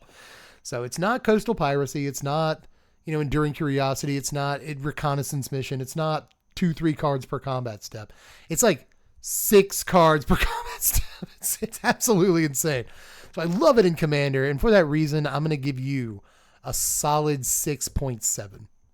I think it's pretty fun. Next is Station Monitor. I like this guy too. A blue and a white for a 2/2 Lizard Artificer. Whenever you cast your second spell in a turn, create a 1/1 drone with flying that can only block flyers. Certainly not Corey Steel Cutter, but like still a pretty good dude, you know, like making a flyer is especially sick. So I like him. I'm going to give this guy a 5.9. And he might deserve a higher score than that. He really might. Remember, in Commander, you can do this per turn cycle, so 4 times a turn cycle. In Standard, you know, double opt or something. On turn 3, cast this guy into opt and get a 1/1, that's fine. But on your opponent's turn, you can cast multiple spells and get the 1/1 too if you can. You know, like on your turn, you have mana, you can stock up into opt. That's a guy. And on your turn, like, or on your opponent's turn, like opt or something, like double opt or something. A bad example, but still. You can do it, and it's pretty sick. I like him. Steel Swarm Operator is 2 mana, 1 in the blue for a 1/1 artifact robot soldier with flying. You can pay, or you can tap it and add a blue. You can only spend that mana on artifacts. You tap him, add double blue, but you can only spend that on activated abilities of artifacts. Boy, I want this to be good. Boy, I want that boy to be good. I really do. She looks awesome too. He's like scythe blade hands, these giant wings. Like, she looks awesome. But all things considered, I don't think this is the next Enigma Jewel, which wasn't even a great card to begin with. I just don't. I do like it though. I'm going to give this I'll give it a 3.5. Sure. Sunset Saboteur. Now this is a sleepery card right here. Not many people talking about him, but I think he's good. 2 mana, 1 in a black for a 4/1 human rogue with menace. Ward, discard a card. When this creature attacks, put a +1/+1 counter on target creature an opponent controls. Now, what if our opponent doesn't control any creatures? Let's say we're playing against control here. Okay. If we're playing against control, well, this has menace, first of all, so they can't block it. Even if they get like 1 token, they're not going to block it. If they want to kill it, they have to discard a card. And when it attacks, they don't have a creature to put a counter on, like 9 times out of 10. So it's really good against control. But I think it's good against a lot of decks in like the black, you know, aggro deck. I think Ward discard a card is great. I think having the keyword ability is great. I think a 2 mana 4 power guy with that keyword ability that makes him evasive. There's a lot of good stuff about this. And you might not care about your opponent's creatures getting a +1/+1 counter. I'm getting in for 4, baby. You want to stop it? Discard a card. You know what I mean? Like, I think this guy is actually kind of sick. Don't know if he's better than some of the other 2-drops we have access to, but Cecil, you know, a 1 mana 2/3 into a 2 mana 4/1 seems like a play line I wouldn't mind taking sometimes. So I like him. I'm going to give him a 5. Right at. Yeah, this card's bonkers? Maybe. Sunstar Chaplain is 2 mana, 1 and a white for a 3/2 human cleric.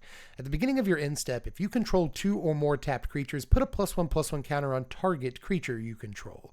Pay 2 mana, remove a +1/+1 counter from a creature you control to tap an artifact or creature. So a guy that's like a tapper with extra steps. He's decent in +1/+1 counter decks. He's fairly reliable so long as you're doing some attacking or crewing or stationing, whatever, inputting counters on stuff. In that way, it's reminiscent of a Luminarch Aspirant. 2 mana for a guy that puts counter on a creature every turn. But it's not every turn. And it's not during your attack step, it's during your end step. That's worse. It doesn't do anything most turns the turn it comes into play, especially on curve. So again, it's nowhere near an Aspirant. But I do think it's kind of neat. Later on in the game, you can spend the mana and tap down some stuff to get in for alpha with your guys. All that's neat. Card might be better than I think it is because I kind of don't think it's that good. But every time I talk about it, I realize like, okay, it does this and it does this and it does this. It does a bunch of stuff and it's relatively efficient. So I can't hate it too much. I'll give it a 4.7. Next is Sunstar Expansionist. Does this guy look like Drake to anybody else? Am I just being weird? Like Drake has had this hairline before. He's had this beard before. This is his complexion. He's got the same like kind of smug little smile as Drake does. You know, you see, he just look like Drake to me. 2 mana, 1 and a white for a 2/3 human knight. When it enters, if an opponent controls more lands than you, create a lander token. Also has landfall. Whenever a land you control enters, this guy gets +1/+0 till end of turn. So the Chocobo landfall ability, he can pretty easily be a 2 mana 3/3. And he can pretty easily create a lander token, especially if you're on the draw. Pretty solid man. Pretty solid man here. I'm going to give this... That's tough. I'm going to give this right at a 5 because I think it's very easy to get to lander, and, you know, the rate is fine. The rate is fine. He's always a 2-mana 2/3. He's often a 2-mana 3/3. It's not a Knight of the White Orchid. You know, Knight of the White Orchid, I get like a 7 to. This, though, as far as like what we're going to get in standard, you know, it's pretty good. Sunstar Lightsmith is 4 mana, 3 and a white for a 3/3 human artificer. Whenever you cast your second spell each turn, put a +1/+1 counter on this guy and draw a card. Draw a card, everybody. That's pretty neat, but 4 mana, nah, we're probably not going to be doing that in any format. So I'll give this a 3.4. Next is Survey Mechan. We are almost out of these S's, man. 4 mana for a 1/3 robot artifact creature with flying and hexproof. If you pay 10 and sacrifice him, he deals 3 damage to any target. A target player draws 3 cards and gains 3 life. This ability costs X less to cast, X being the number of differently named lands you control. So if you have 5 differently named lands, it costs all 5 of them to do the ability. And you get to bolt, gain 3. Okay, so what you're doing is you're casting Healing Salve and Ancestral Recall and Lightning Bolt. That's what you're doing. You're casting most of the 1 mana cycle of spells from early Magic. Very cute. I really want to like this guy. Like a lot. So much. But I don't actually think he's playable almost anywhere. I think the ability's really freaking cool. And I think like maybe Soul Cauldron or something. Maybe. But even in Soul Cauldron, you know, you have 5 lands of different names. Like, it's at least turn 5. And it's already kind of late in the game. And it'll still cost you all of the mana you have to use the guy's ability. So again, I think he's just not great for standard, I think. But I do like him. I do like the design on this guy. And there's something to be said for that. But I'm just going to give this a 3.4. And hope that it's better than that. Champagne Cyclist, thanks for your resub. Oh, 12 months. 12 months of birthday for Champagne Cyclist. Good to have you, dude. Thank you. Cercurian Dirgecraft is 5 mana, 4 and a black for a 4/3 spacecraft. When it enters, each opponent sacks a non-token creature. At 7+, it has flying. So 5 mana to make them sack a creature, and then you might get a flyer later. At least it's non-token creature, at least, but still not a huge fan. We'll give this a 2.4. Caesurian Voidborn is 3 mana, 2 and a black for a 2/2 vampire soldier. Whenever this creature or another creature or artifact you control dies, target opponent loses 1 life, you gain 1 life, and you can warp this in for a black mana. This is brand new as of this morning. And this is kind of the last in the cycle of like awesome commander effects everybody really likes and plays in their decks all the time. You can warp it for 1 mana. I think it's the last, if I'm not mistaken. Well, no, there's Weftcraft or something, the red one. But this is the last chronologically as far as the cards we saw in that cycle. And you know I like it. You know I like this boy right here. He's a blood artist, kind of. You know, he only cares about creatures and artifacts you control. But still, very close to a blood artist. Love the fact that it includes artifacts that die because you can bank a bunch of treasures or something and sack all those treasures and deal a drain for each one. Nasty. Super nasty. Works really well if you just want to warp him into play and then like cast a sweeper. It all depends. Cast a sweeper, so it could work. Mighty FGC, thanks for your follow. I love cards like this. You guys know that about me if you know me at all. I like Zulaport Cutthroats and Blood Arts and Sephiroth and Elisil Cores, obviously. She was my fiance. This is like one of my favorite lines of text in Magic. And being able to warp it in, like absolutely. And it counts itself like a Vengeful Blood Witch. You know, it's not just whenever another thing dies. It counts itself too. So if you warp it in and it somehow dies, you still get the drain off of it. Fantastic. Fantastic boy, dude. So good. So I like this. I'm going to give Voidborn a 6. Right? I don't think this is like massively impactfully powerful. I do think there's going to be a lot of turns in Commander and even Standard where you can set this up, thanks to the warp, really, really well. So I like it. Can't help but like it. Next is Susur Sukundi Void Altar. So this is a planet that enters tap, taps for black. At 12+ station, you pay 1 on a black tap, it pay 2 life, and sacrifice a creature to draw cards equal to the sacked creature's power.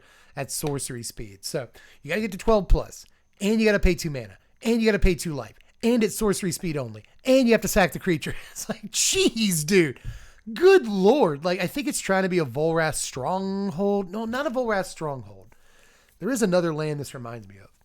But sack a creature at the end of the day. Sack a creature, draw cards equal to that creature's power is extremely good. It's so good. Despite the fact that you have to jump through so many hoops to get there. You have to station it so hard. You have to pay freaking life. Come down on board present. I kind of still don't care. I think in commander decks, this is a pretty good, land for just any black deck, but especially a sack deck. They want to sack dudes anyway. This gives us ways to sack creatures and draw 4 cards. Even if we're only sacking a 1/1, sack a creature, draw a card, we want to do that on our lands. So we have 2 sets in a row now. Got an incredible Aristocrats lands. Not only this, but we got a Midgar.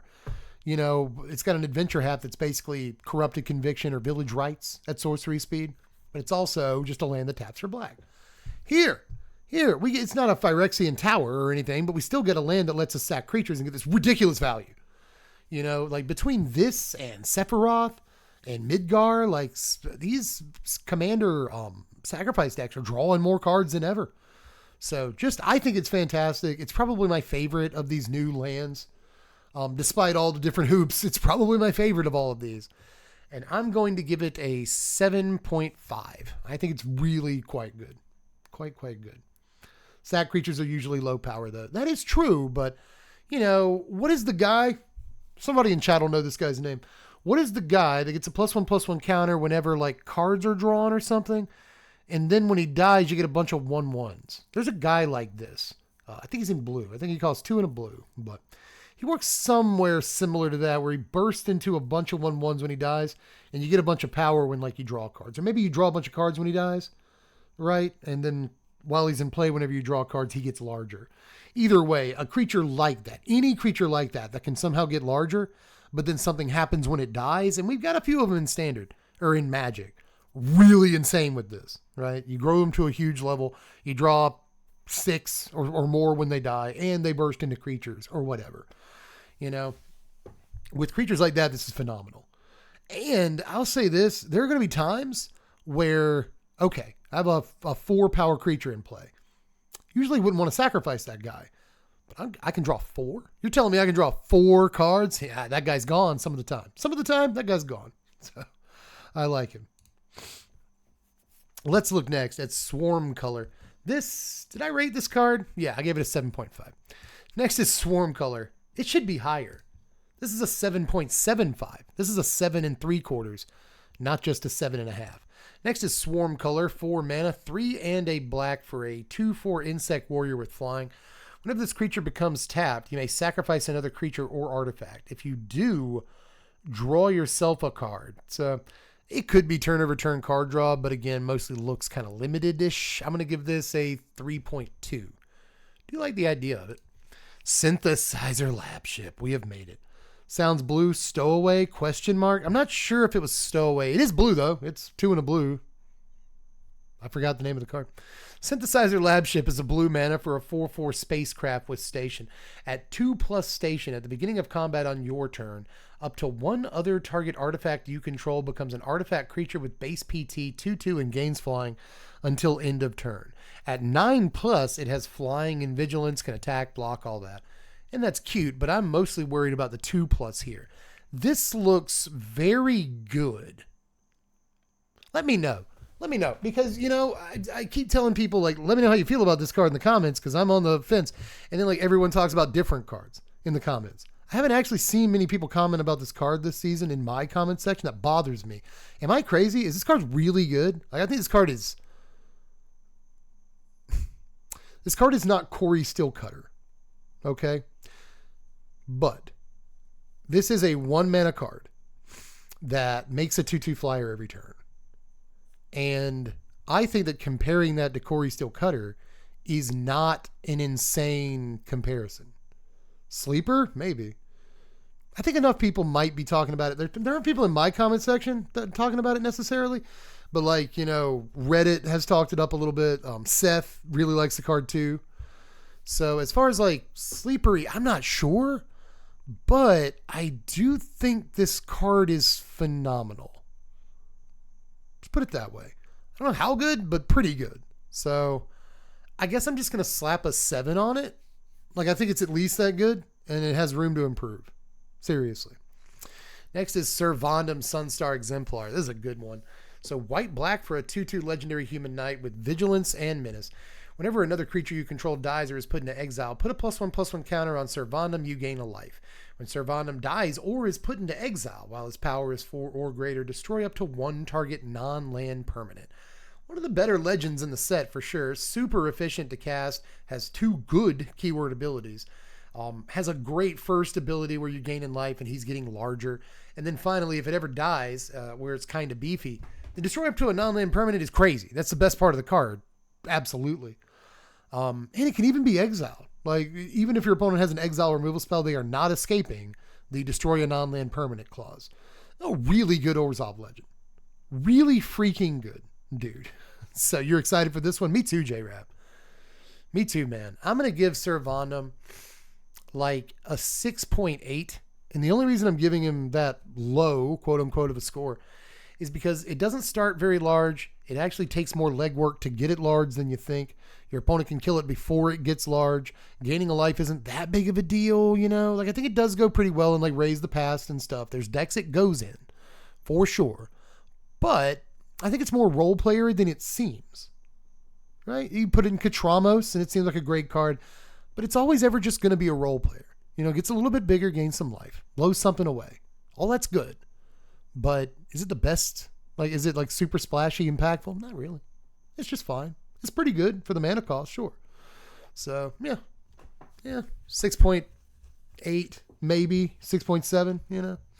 But next is Servandum the Lucent. This is 5 mana, 2 white, double black for a 4/4 legendary human knight with death touch and lifelink.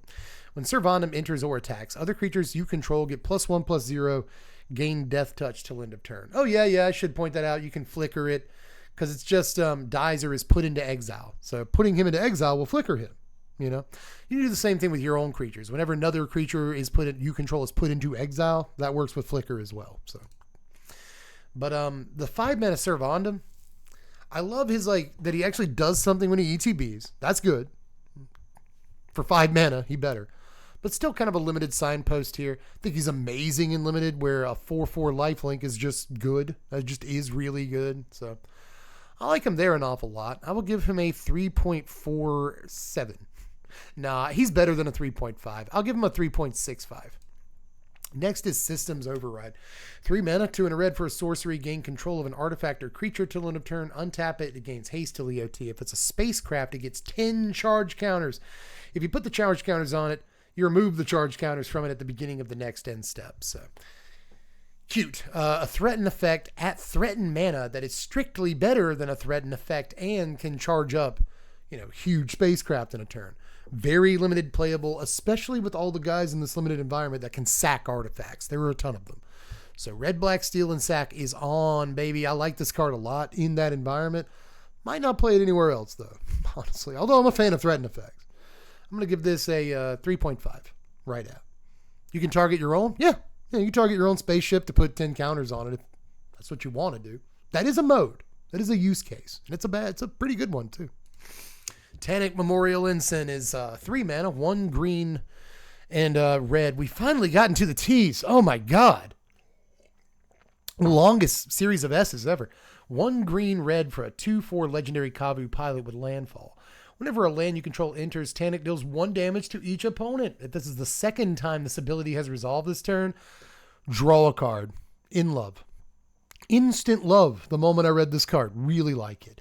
Is it good in standard? Well, it costs as much as an Iridescent Vinelasher costs to Offspring. Just to play 1 copy of the card, but it can draw you card. You play it on turn 4 into Fabled Passage, pop the Fabled Passage, draw the card, deal the damage. You're feeling good. Obviously, Jund Landfall with this Sabatender, Iridescent Vinelasher, really fun deck to play. We're going to play it. Altogether, though, it kind of seems more like a stream deck than anything, but I like, as far as commander goes, I like that this is an Iridescent Vine Lasher, a Sibatinder, there's a 4-mana one, a Spitfire Lagak, that's his name, that can sit in your command zone. Really cool. Yeah, I'm making a Tannic commander deck. Yeah, again, this in your command zone is gross. I think it's actually really fun. So I like it there. And just because it's a fun commander build around, and I just like this effect, period, I'll give it a 5.8. I'll do that for it. Next is Tannic's Steadfast Second. The other version of Tannic is Mythic and a probably much better commander, all things considered. This is 4 mana, 2 and 2 red for a 3/5 legendary Kavu pilot. Other creatures you control have haste. Artifact cards and red creature cards in your hand have warp 2 and a red. Hey, that black removal spell from earlier can kill this. That 2 mana black instant speed removal spell that gives the thing -3/-0, and if its power is 0, it kills the guy. Just looking for stuff that thing can kill. It can kill this. This could be good in standard, though. Not gonna lie, there is a chance this is halfway decent in standard. If you can resolve it, keep it on the table for a turn, you might start cooking. Like, you might actually start cooking with it. There's a lot of stuff you can throw on the table for 3 mana. And now it has haste, and you get the ETB trigger, you get to go crazy with it. There's a lot of stuff you can do that with. Commander, the possibilities become endless and much more fun. I think this is a wild commander to play. Even though it kind of restricts you to just mono red, I think there's plenty of stuff in mono red. There's plenty of stuff in mono red, dude. That could be just absolutely just game winning, really, with this. So love it as a commander. I think it's a really fun build around, and it probably doesn't quite hold up in standard, but it's basically sneak attack if your opponent can't do anything about it, and that's pretty good. So I'm going to give Tannic a 6.66. Sure. Why not? Next is Tapestry Warden. My nose is running. 4 mana, 3 and a green for a 3/4 artifact robot soldier with vigilance. Each creature you control with toughness greater than its power assigns combat damage equal to its toughness rather than its power. Each creature you control with toughness, blah, blah, blah, stations permanents using its toughness as well. So everybody likes this. It turns out everybody likes these toughness is power kind of creatures, but is front, whatever. And I'm no different. Gonna be in a bunch of, commander deck 99s and stuff. Might even show up in standard in like the feckin' green shell deck. It could work, but ultimately these are always kind of memey at the end of the day. So I'm just gonna give it a 4.5 and say sorry and then move on. Next is Temporal Intervention. 3 mana, 2 and a black for a sorcery with void. Costs 2 less to cast if you voided this turn. And then you Thoughtseize. Target opponent reveals their hand. You choose a non-land from it. The player discards the card. If you can get this to void, oh my god. Like on turn 2, you can get it to void? Wild. And you just go like Greedy Freebooter on turn 1 into Corrupted Conviction on turn 2, draw 2 cards, play this, get the best card out of your opponent's hand. It's very easy. Very easy. I actually really like this a good bit. Not sure it'll see all the play in the world, but I do like it. So I'm going to give this a 5.5. I think you have to enable it, right? But when you do, it's crazy. Thoughtseize gets like a 9, right?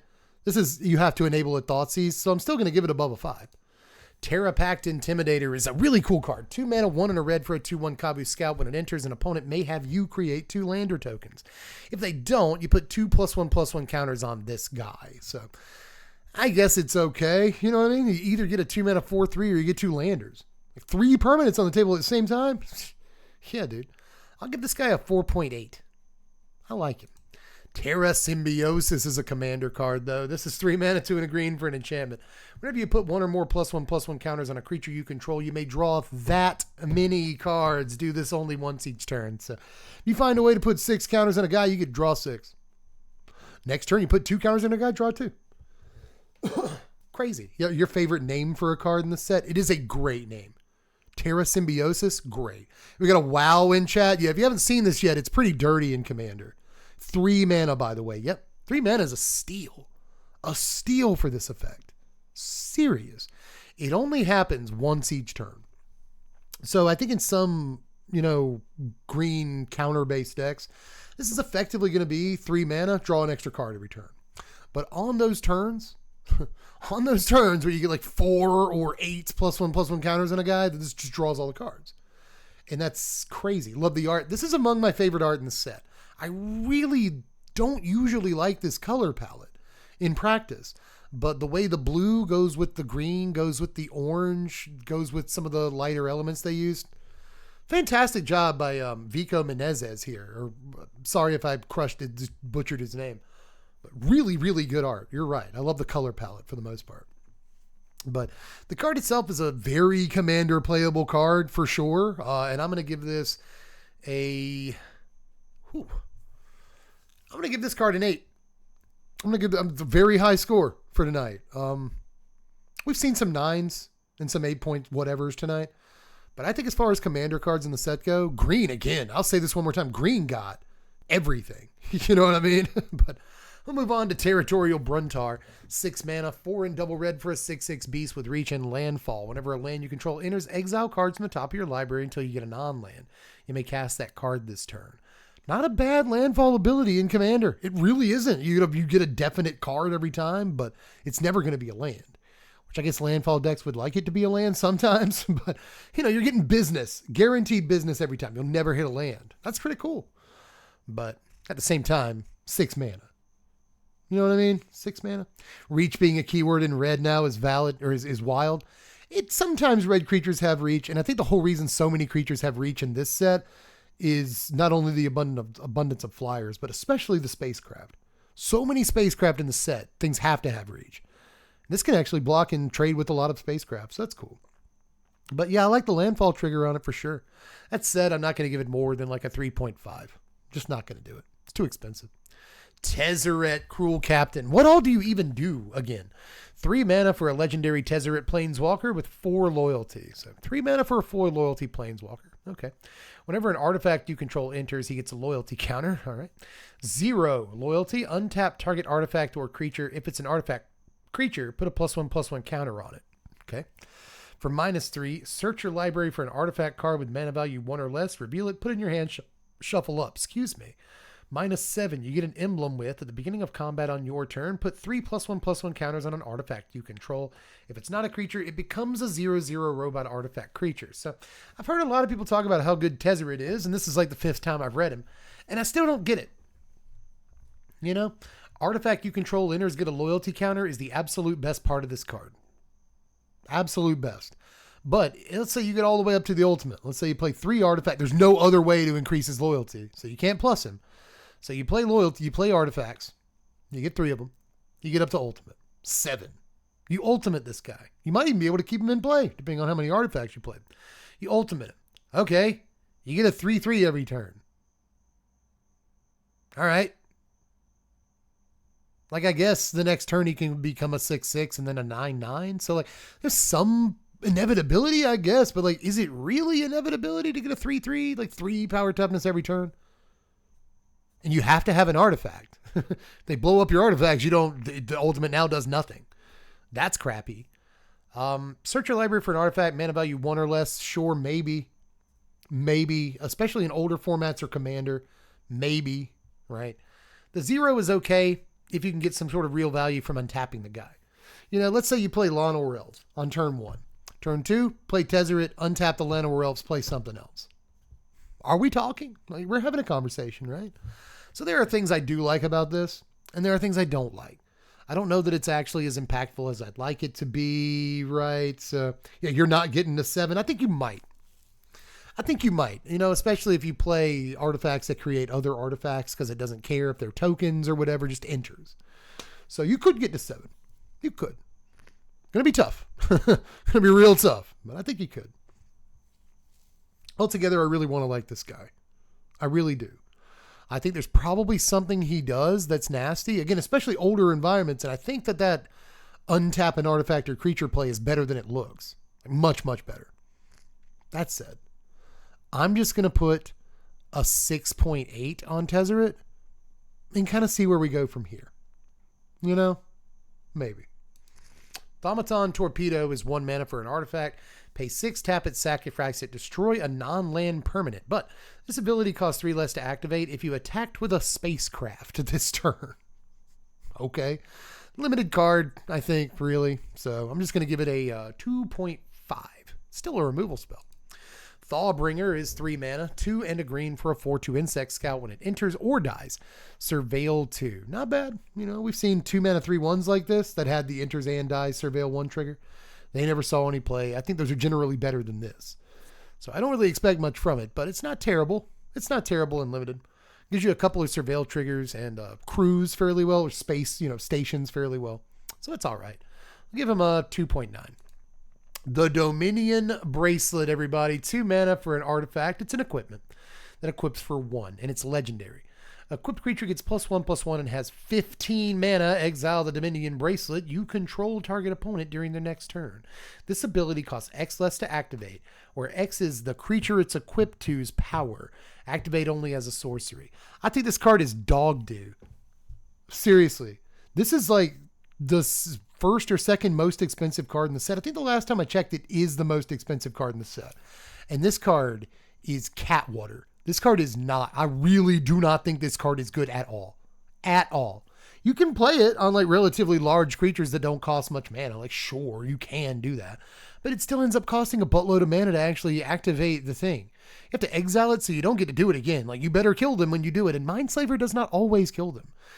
I don't really care for this card that much. Bracelet's definitely trash. I got one person agreeing with me. So far, this appears to be the chase rare in the set.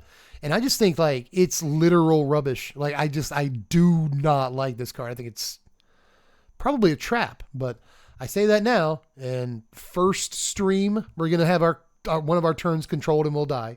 Second stream we'll have one of our turns controlled and we die. For all I know, this card is actually really good. But I don't think so. I really don't think so. So I'm going to give this card like a 4.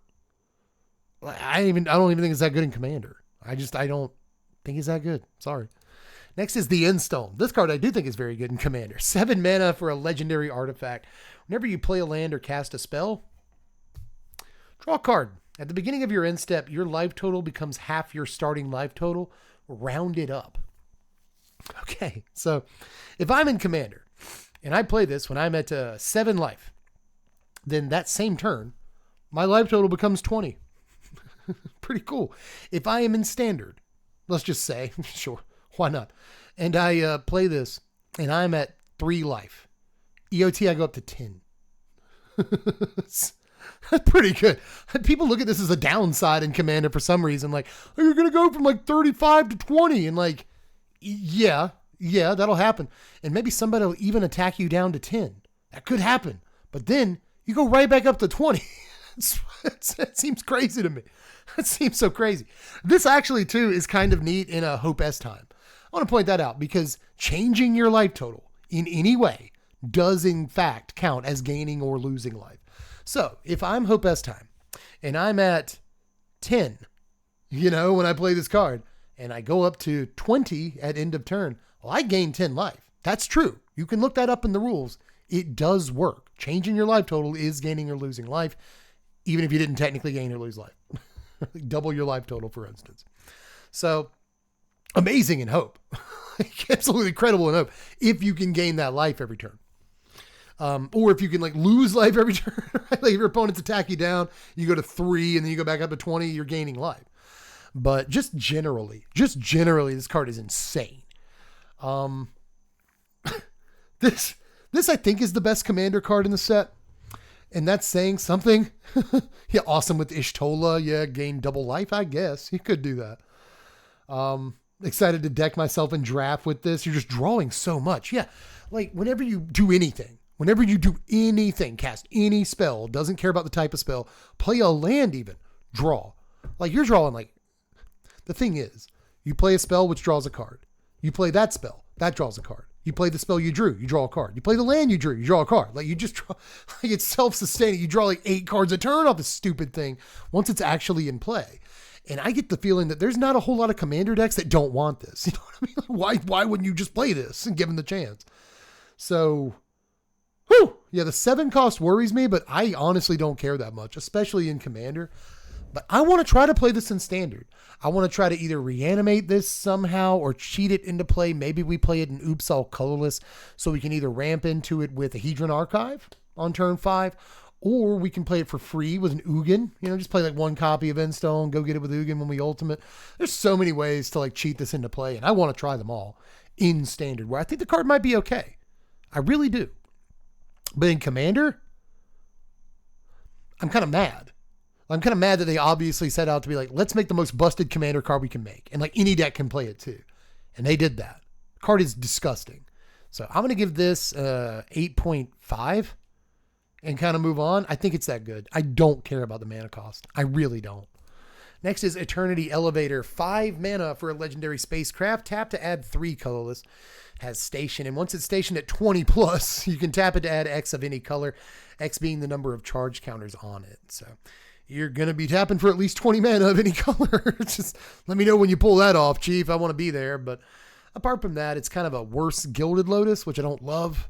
But it's also, you know, you can't hate a Gilded Lotus, can you? So I'm going to give this like a 4.5. Next is the Seriema. This is crazy in Commander 2. 3 mana, 1 and double white for a 5/5 legendary spacecraft. When it enters, search your library for a legendary creature, reveal it, put it into your hand, then shuffle. Has station. It flies at 7 plus. It can attack and block at 7 plus. And also other tapped legendary creatures you control have indestructible. So for 3 mana. 3 mana, go tutor whatever legend you want. Already top of the line Commander card. It could literally just be that and it would be kind of fine. People would play that. But also all your legendary guys can have indestructible. Come on. Come on. Come on. Come on. Come on. Come on. Come on. It's just crazy. In Commander, mostly I have to rate this card for Commander. I don't think it goes anywhere else. Probably maybe a standard deck here and there, but I think this is definitely a Commander card. So I'm just going to give this an 8.1. I just think it's really, really good there. Like really, really, really good there. Here's another one. Thrumming Hive Pool. I'm going to make a case for this in standard. 6 mana for an artifact with affinity for slivers. Slivers you control have double strike and haste. At the beginning of your upkeep, create 2 1/1 colorless sliver creature tokens. So this is another one I'm mad about. Because just like in Stone, where they were like, let's make a card that every Commander player wants to play. Like, no matter what, we got to sell this set. It's in between Final Fantasy and the Spider-Man set. Nobody cares. Everyone's buying those, saving their money for Spider-Man. Just spend all their money on Final Fantasy. Nobody's buying the set. We got to put Shocklands in there. We got to put the Endstone in there.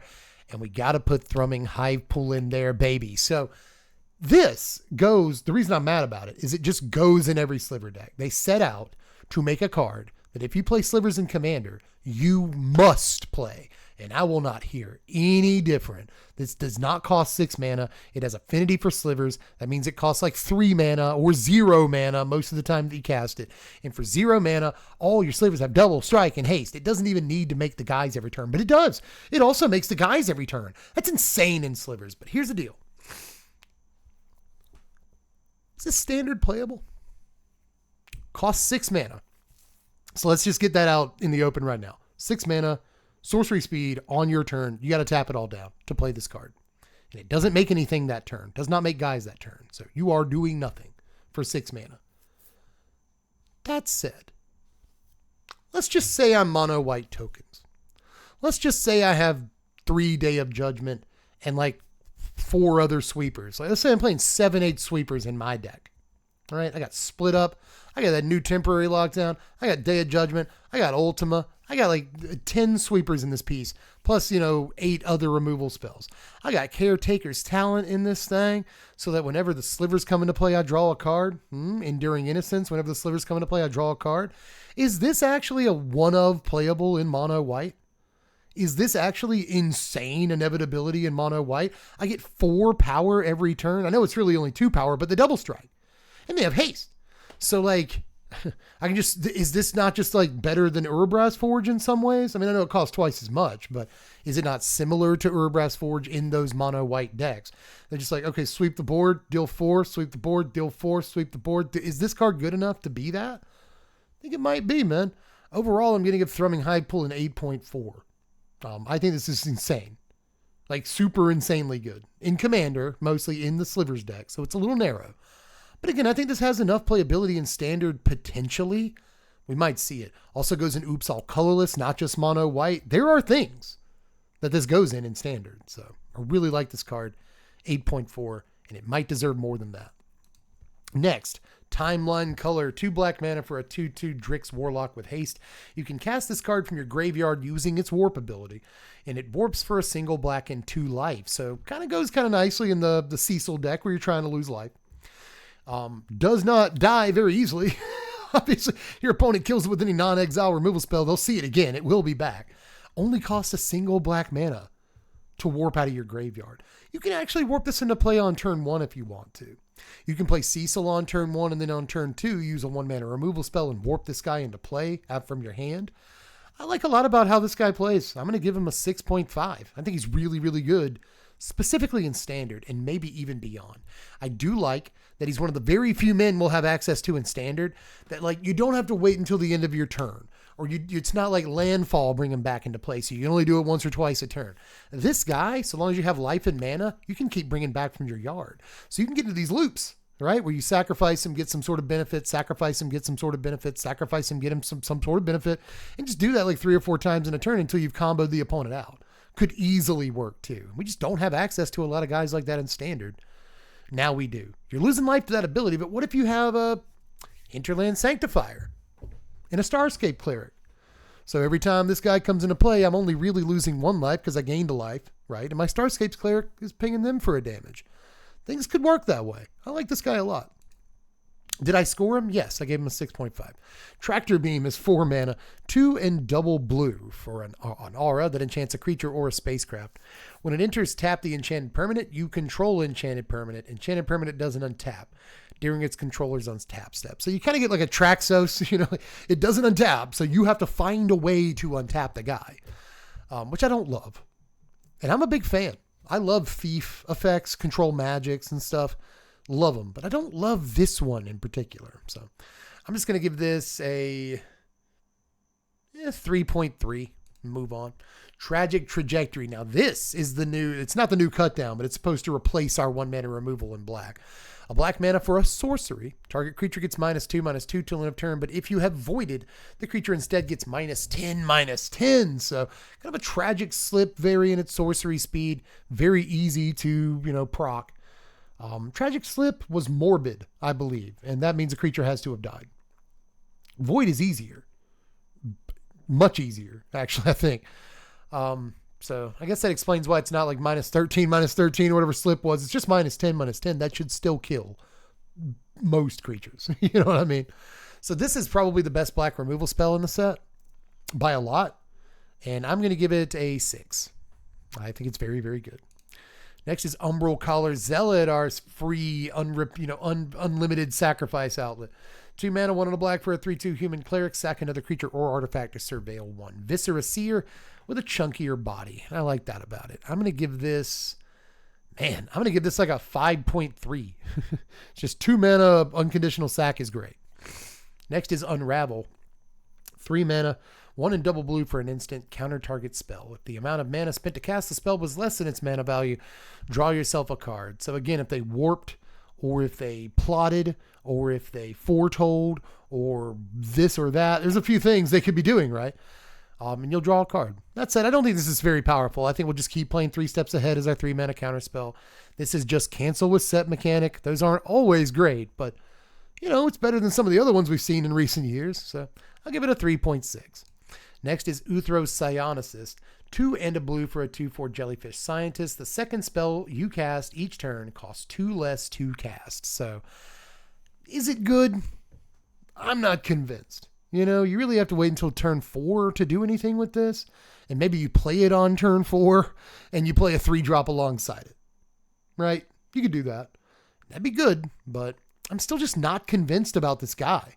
And I want to be, but I'm just not. So I'll give him right at a 4.9. Just under a 5. Next is Uthros Scanship. 4 mana, 3 and a blue for a 4/4 helmet-shaped spacecraft. When it enters, draw 2 cards and then discard a card. It has station. At 8+, it flies and can attack and block. Just not great.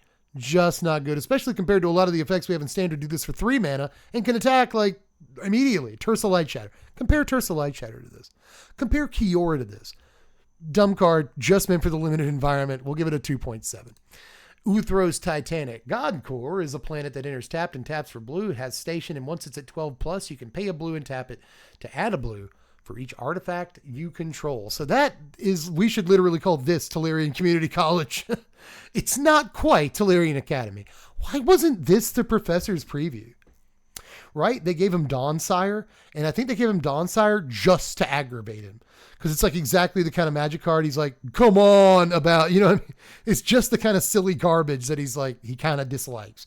100 damage to a thing. Come on, Gavin, and all that. This should have been Professor's card. They could have called it, well, it's not Tolarian Academy, it's Tolarian Community College. And it's fucking just cribbed, not as good Tolarian Academy here that I want to like. Really want to like this card. Don't. I don't. Uthros is insanely good and we'll see play. You got a station at 12 in your blue deck. In your blue deck with like hardly any creatures, especially big creatures. You got to station the thing. I don't think so. I actually think this is a bust. I think it's a pretty big bust. You have to tap down 12 power worth of men and women and non-binaries to get this to be a Tolarian Academy. And then it's not even Tolarian Academy. You have to pay mana to use it. You know, like, come on, dude. Trust me, say, oh, yeah, Commander. Yeah, it'll see playing Commander. I agree, Commander. Yeah. When it comes to standard, yeah, I see people saying Synthesizer in chat. That's probably the deck that it fits the best into because those big construct tokens can tap down for a lot. Like the construct tokens can get to 10 power like really easily. So if it's in anything, it will be Synthesizer. But this is much more of a commander card. I think this probably will see play in most commander decks that care about artifacts to an extent. You know, again, all your Urza decks and stuff. It's probably see some play in. It's kind of a why not at that point. In standard, I don't think this is playable. I really don't. Yeah, the deck might not need this. Synthesizer, it might just not need this. Yeah, the 12 should have gone face. Right. Like, you're gonna tap down a 12 power guy to station this. You could have just attacked with the 12 power guy. You know what I mean? Like, I don't know this is standard playable, but in Commander, yeah. Yeah, absolutely in Commander. I'm going to give the card a 7.4, and that's a really high score for me having pooped on it, but I'm just saying the only format it sees play in, I think, is Commander, but we'll wait and see on that one. Vault Guard Trooper, as we round the corner, baby, we're about done here. Vault Guard Trooper is 4 and a red for a 5/5 Kavu Soldier. At the beginning of your end step, if you control 2 or more tapped creatures, you may discard your hand. If you do, draw 2 cards. So this, to me, in Limited, is my favorite of all of these if you have 2 or more tapped creatures during end step. It seems like every color basically got one of these. This one's great. Draw 2 cards a turn. Sure, you have to discard your hand, but if you're doing it right, you don't have any cards in your hand. So draw 2 cards extra a turn is crazy. This will win games of Limited, and it's a 5/5 too. Seriously. So again, not standard, but very limited playable, I think. I'm going to give this a 3.25. 3.25. Virulent Silencer. A lot of people into this little guy. 3 mana for a 2/3 robot assassin. Whenever a non-token artifact creature you control deals combat damage to a player, that player gets 2 poison counters. A Finn the Fangbearer that isn't legendary, by the way. And I believe stacks. If you have 2 of these out, I'm pretty sure an artifact creature will give a player 4 poison counters when it hits. And it's gross. It's really nasty. I want to play this dude in Commander in like basically every Artifact Creatures Matter deck that's ever been extant, you know? I might need to go in. He's at least worth trying, right? Trophy Mage can go and get him. There's ways to go get him. So kind of a fan, but a little bit of a meme too, but still good. I think he's still pretty good. I'm going to give this card a 5.5. I think he deserves it. Next is Virus Beetle, a little reprint of Virus Beetle. 2 mana, 1 and a black for a 1/1 artifact insect. When he enters, everyone discards a card. Each opponent discards a card. Virus Beetle, I guess I'll give a 3.52. It's a burglar rat, but it's an artifact. That's good, right? Void Forge Titan is 5 mana, 4 and a black for a 5/4 artifact robot warrior with Void at the beginning of your end step. If Voided happened this turn, you draw a card, you lose a life. Again, in Limited, I see a fair number of ways of drawing cards. In like every color, there's ways of getting card advantage. And this is just another black one. We've already seen plenty of red, white, green, blue ones, you know what I mean? So it looks like this is a pretty brisk format for how slow it will be. I think it's a slowish format with all these spacecraft, and we're stationing, we're kind of being lazy, you know what I mean? We're just kind of chilling a little bit. But this, cards like it will allow us to see more cards and feel like the games have a little bit more action. I like that. So I like it there. I'll give it a 3. Vote out the Among Us card here. 4 mana, 3 and a black for a sorcery with Convoke. Destroy target creature. So this being sorcery hurts. I think hurts a lot. Because, you have to like tap down your guys during your turn to convoke this. That said, it's still like kind of a free removal spell. If this, I feel like they could have made this instant speed and it just would have been really powerful, but not too powerful. Among Us Secret Lair card. Yeah, that's why you may have seen this before. Right. Yeah, should have been exile or instant. I'd have taken either one.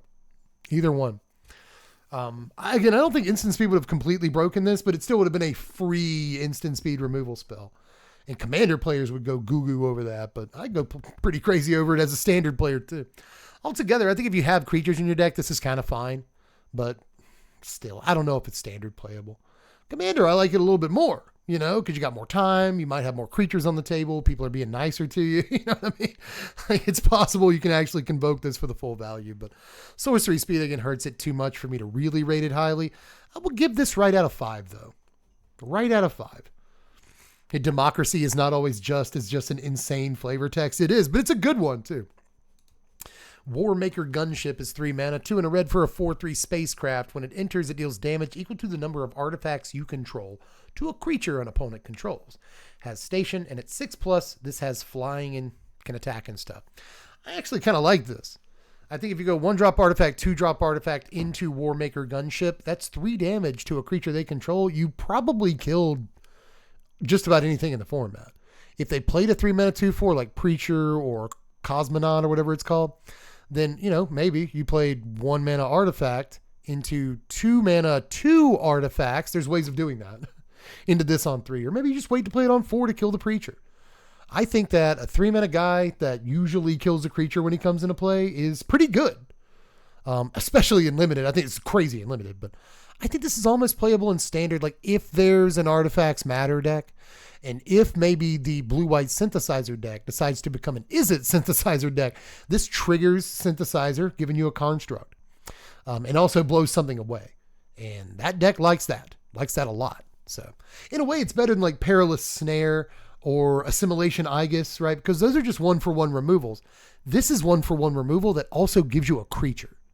And I think that's pretty good in Synth. I think it's actually pretty good in Synthesizer. And you might actually tap down a Construct or 2 if they're small enough, because Constructs don't fly, and this does. So again, I think there's actually like some standard playability on this.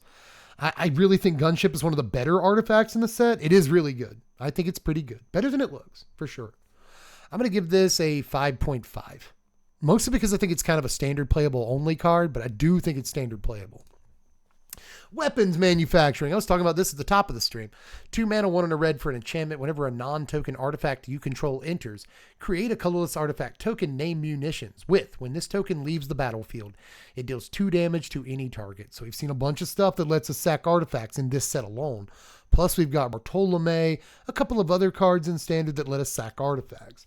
That's pretty sick. So all we have to do is play artifacts. We get Munitions. That might be good. It might be good to just have extra artifacts on the table, right? Even if we're not sacking them. But the moment we can sack them, then suddenly we're dealing, 2, 4, 6, 8 damage. We can hit creatures with this. It feels like in some ways possibly a better version of a card like Food Fight, and I really like Food Fight.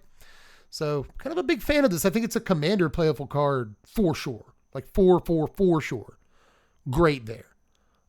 Standard, I'm not too sure, but it might be powerful enough in Commander that it deserves a decent score. So I'm going to give this card a 6.3. We'll kind of see where it goes, because it could actually improve from there. Wedgelight Rammer up's next. One of my favorite card names in the set, Wedgelight Rammer. Just very satisfying. 4 mana, 3 and a white for a 3/4 spacecraft. When it enters, create a 2/2 colorless robot artifact creature token. And if you station this, 9+, it has flying and first strike. Not a very good guy, to be honest. He's just fine. I'll give this a 2.3. Next is Weftblade Enhancer. 6 mana, 5 and a white for a 3/4 Drix Artificer. When he enters, put a +1/+1 counter on each of up to 2 target creatures, and you can warp this for 2 and a white. Again, very normal guy. 3 mana for a couple of +1/+1 counters is fine, but it's not necessarily standard playable for sure. I'm going to give this a 2.5. Wef Stalker Ardent. Here's the last guy in the cycle. 3 mana, 2 and a red for a 2/3 Drix Artificer that I'm also kind of excited about. Whenever another creature or artifact you control enters, this creature deals 1 damage to each opponent, and you can warp this for a single red mana. Note that it's not just creatures like an Impact Tremors. Again, this one is also artifacts. So if I'm going to cast Brass's Bounty or something, and get like 9 artifacts, then this is really, really good with that. If I want to cast, God, what is it? The thing that makes my lands tap to create a treasure token, that thing that is really, really good with that, just warped into play for 1 mana. Fantastic. If I have, say, an Elspeth Stormslayer, right? And I want to get my 2 tokens off of that.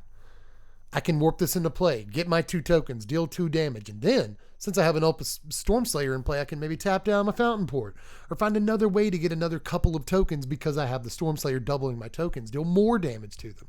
And that's just on a normal turn. If I've set up with War Leader's Call and an Elspeth Stormslayer or something like that, then suddenly you're dealing a buttload of damage, just by setting it up for 1 mana. And I think you can do a lot more of that in Commander. I think it's probably better in Commander. But I think that just for 1 mana, the warp cost is at least somewhat playable in Standard, And it's yet another Impact Tremors. We have Impact Tremors, War Leader's Call, this, Woody Roastmaster. We have like 8 cards now that do this. So your entire deck can be this effect at this point. I think that you could probably have some fun with that. So really like this a lot. I'm going to give Wef Stalker Ardent a 6.8, mostly because of Commander playability. Mostly. Weft Walking, we are so close, guys. Oh, Skunk, you're gone. It's pretty late now. Weft Walking is 6 mana, 4 and 2 blue for an enchantment. When it enters, if you cast it, shuffle your hand and yard into your library. Draw 7 cards. The first spell each player casts during each of their turns may be cast without paying its mana cost. Nasty. If you can somehow force this into play without casting a spell, I don't even know if that's possible, then you can get a free spell the turn you play it. The downside is that all of your opponents get a free spell before you do, most of the time. Sucks. But you get Time Twister. I think this is mostly a trap, to be honest. I'm not sure how good this is. But it is, at least, the Time Twister bit is powerful. And at least when it comes around back to your turn, you get a free spell, but I just don't know that it's quite where it needs to be. That said, I think the effect is powerful in a vacuum. I'll give this a 5.2. Worm Wall Sweeper is 2 mana for a 2/2 spacecraft. When it enters, surveil 2, stations at 4+, and it can fly. So 4+ is still a lot. It's really low compared to everything else that we've seen, but it's still a lot just to get a 2/2 flyer. You know what I mean? Like, who cares? I guess I'll take the surveil some of the time. I'll give this a 2.8. Zoo Ifit Osteo Harmonist is 3 mana, 1 and 2 black for a 2/3 legendary human wizard. Tap it to return a creature card from your yard to the battlefield. It's a skeleton in addition to its types and has no abilities. Activate only as a sorcery. The no abilities is really bad. It's just so bad. Not to mention this does die to a lot of removal. Not just dies to removal, dies to a lot of removal. And you have to wait a whole turn to use its ability. Card is kind of booty, not going to lie. I'm going to give it a 3.4. Next is Zealous Display. There's still a card after this. 2 and a white for an instant. Creatures you control get +2/+0 till end of turn. If it's not your turn, untap those creatures. So a Burn Bright variant that also kind of works on blocks. It's kind of cute. Keeps you from getting blown out by crackbacks without your opponent knowing that. So that's kind of cute too. That said, just a 2.9 for this. 0 Point Ballad is X and a black for a sorcery. Destroy all creatures with toughness X or less. You lose X life. If X is 6 or more, return a creature card put into a graveyard this way to the battlefield under your control. I don't want to lose 6 life, but I do want to bring a creature back. I do. I think a scalable sweeper is very good. Actually, not the best thing I've ever seen. And I don't like the life loss for the most part. But I think a scalable sweeper is deceptively powerful. I'm going to give this a 6.9. It's pretty nice. Zookeeper Mechan is the final card we have. 2 mana, 1 and a red for a robot artifact creature. It's a 1/3. You tap it for a red mana. You can also pay 6 and a red. Target creature you control gets +4/+0 until end of turn. For some reason, this is only sorcery speed activatable. It's 7 mana, Wizards. Was there really a person? Was there really like a type editor? Or like, did Rosewater see the version of this card before this version and was like, okay, so I like this card, bet. This is how Rosewater kind of talks. Bet. I think it should be sorcery speed. I think it should be, why, I know it costs 7 mana, but it should be sorcery speed. No, Mark, it shouldn't. Mark, it should not. Why? If it's 7 mana, I should be able to do whatever the hell I want. But anyway, I'm getting ornery now towards the end. But at least it has that activated ability. Cool thing about this is that it's a red artifact creature that taps for red. The second red creature that we've seen at 2 mana that taps for red in the last 3 sets. Tarkir Dragonstorm had one of these too. Only that creature was a 3/1. So it could get killed pretty easily. This is a 1/3. Pretty solid mana dork for red decks. Pretty okay. You know what I mean? I think it's fine. I think you got his voice pretty close. Yeah, I've heard Mark Rosewater talk. I'm not trying to make fun of him. That's just how he's... I like Mark mostly, for the most part. I don't hate him as much as other people seem to. He's just a guy trying to get a nut, you know what I mean? He tries like so hard. But again, I'm not making fun of him. That's just how he sounds. But anyway, a second mono red mana dork. 2 out of the last 3 sets. Let's go, baby. I'm going to give this a 5. Just because it doesn't break the color pie. As a matter of fact, I think we're going to see a lot more red creatures that tap for mana in the future. I think we will. But I'm going to give it a 5 because we haven't seen too many red creatures like this yet. I like that it's an artifact as well as a creature. And they just slapped another ability on his short, So yeah, altogether not bad. Right out of 5. And that is it. Just under 5 hours for this recording. Wow. Okay, so Twitch people, stick around. YouTube people, like the video if you liked it. Share it around to other people if you can. You make sure you sub, do all the things. We got a Patreon link in the description. Come to Twitch, check this out, and spread love and be kind. Under 5 hours. Let's go.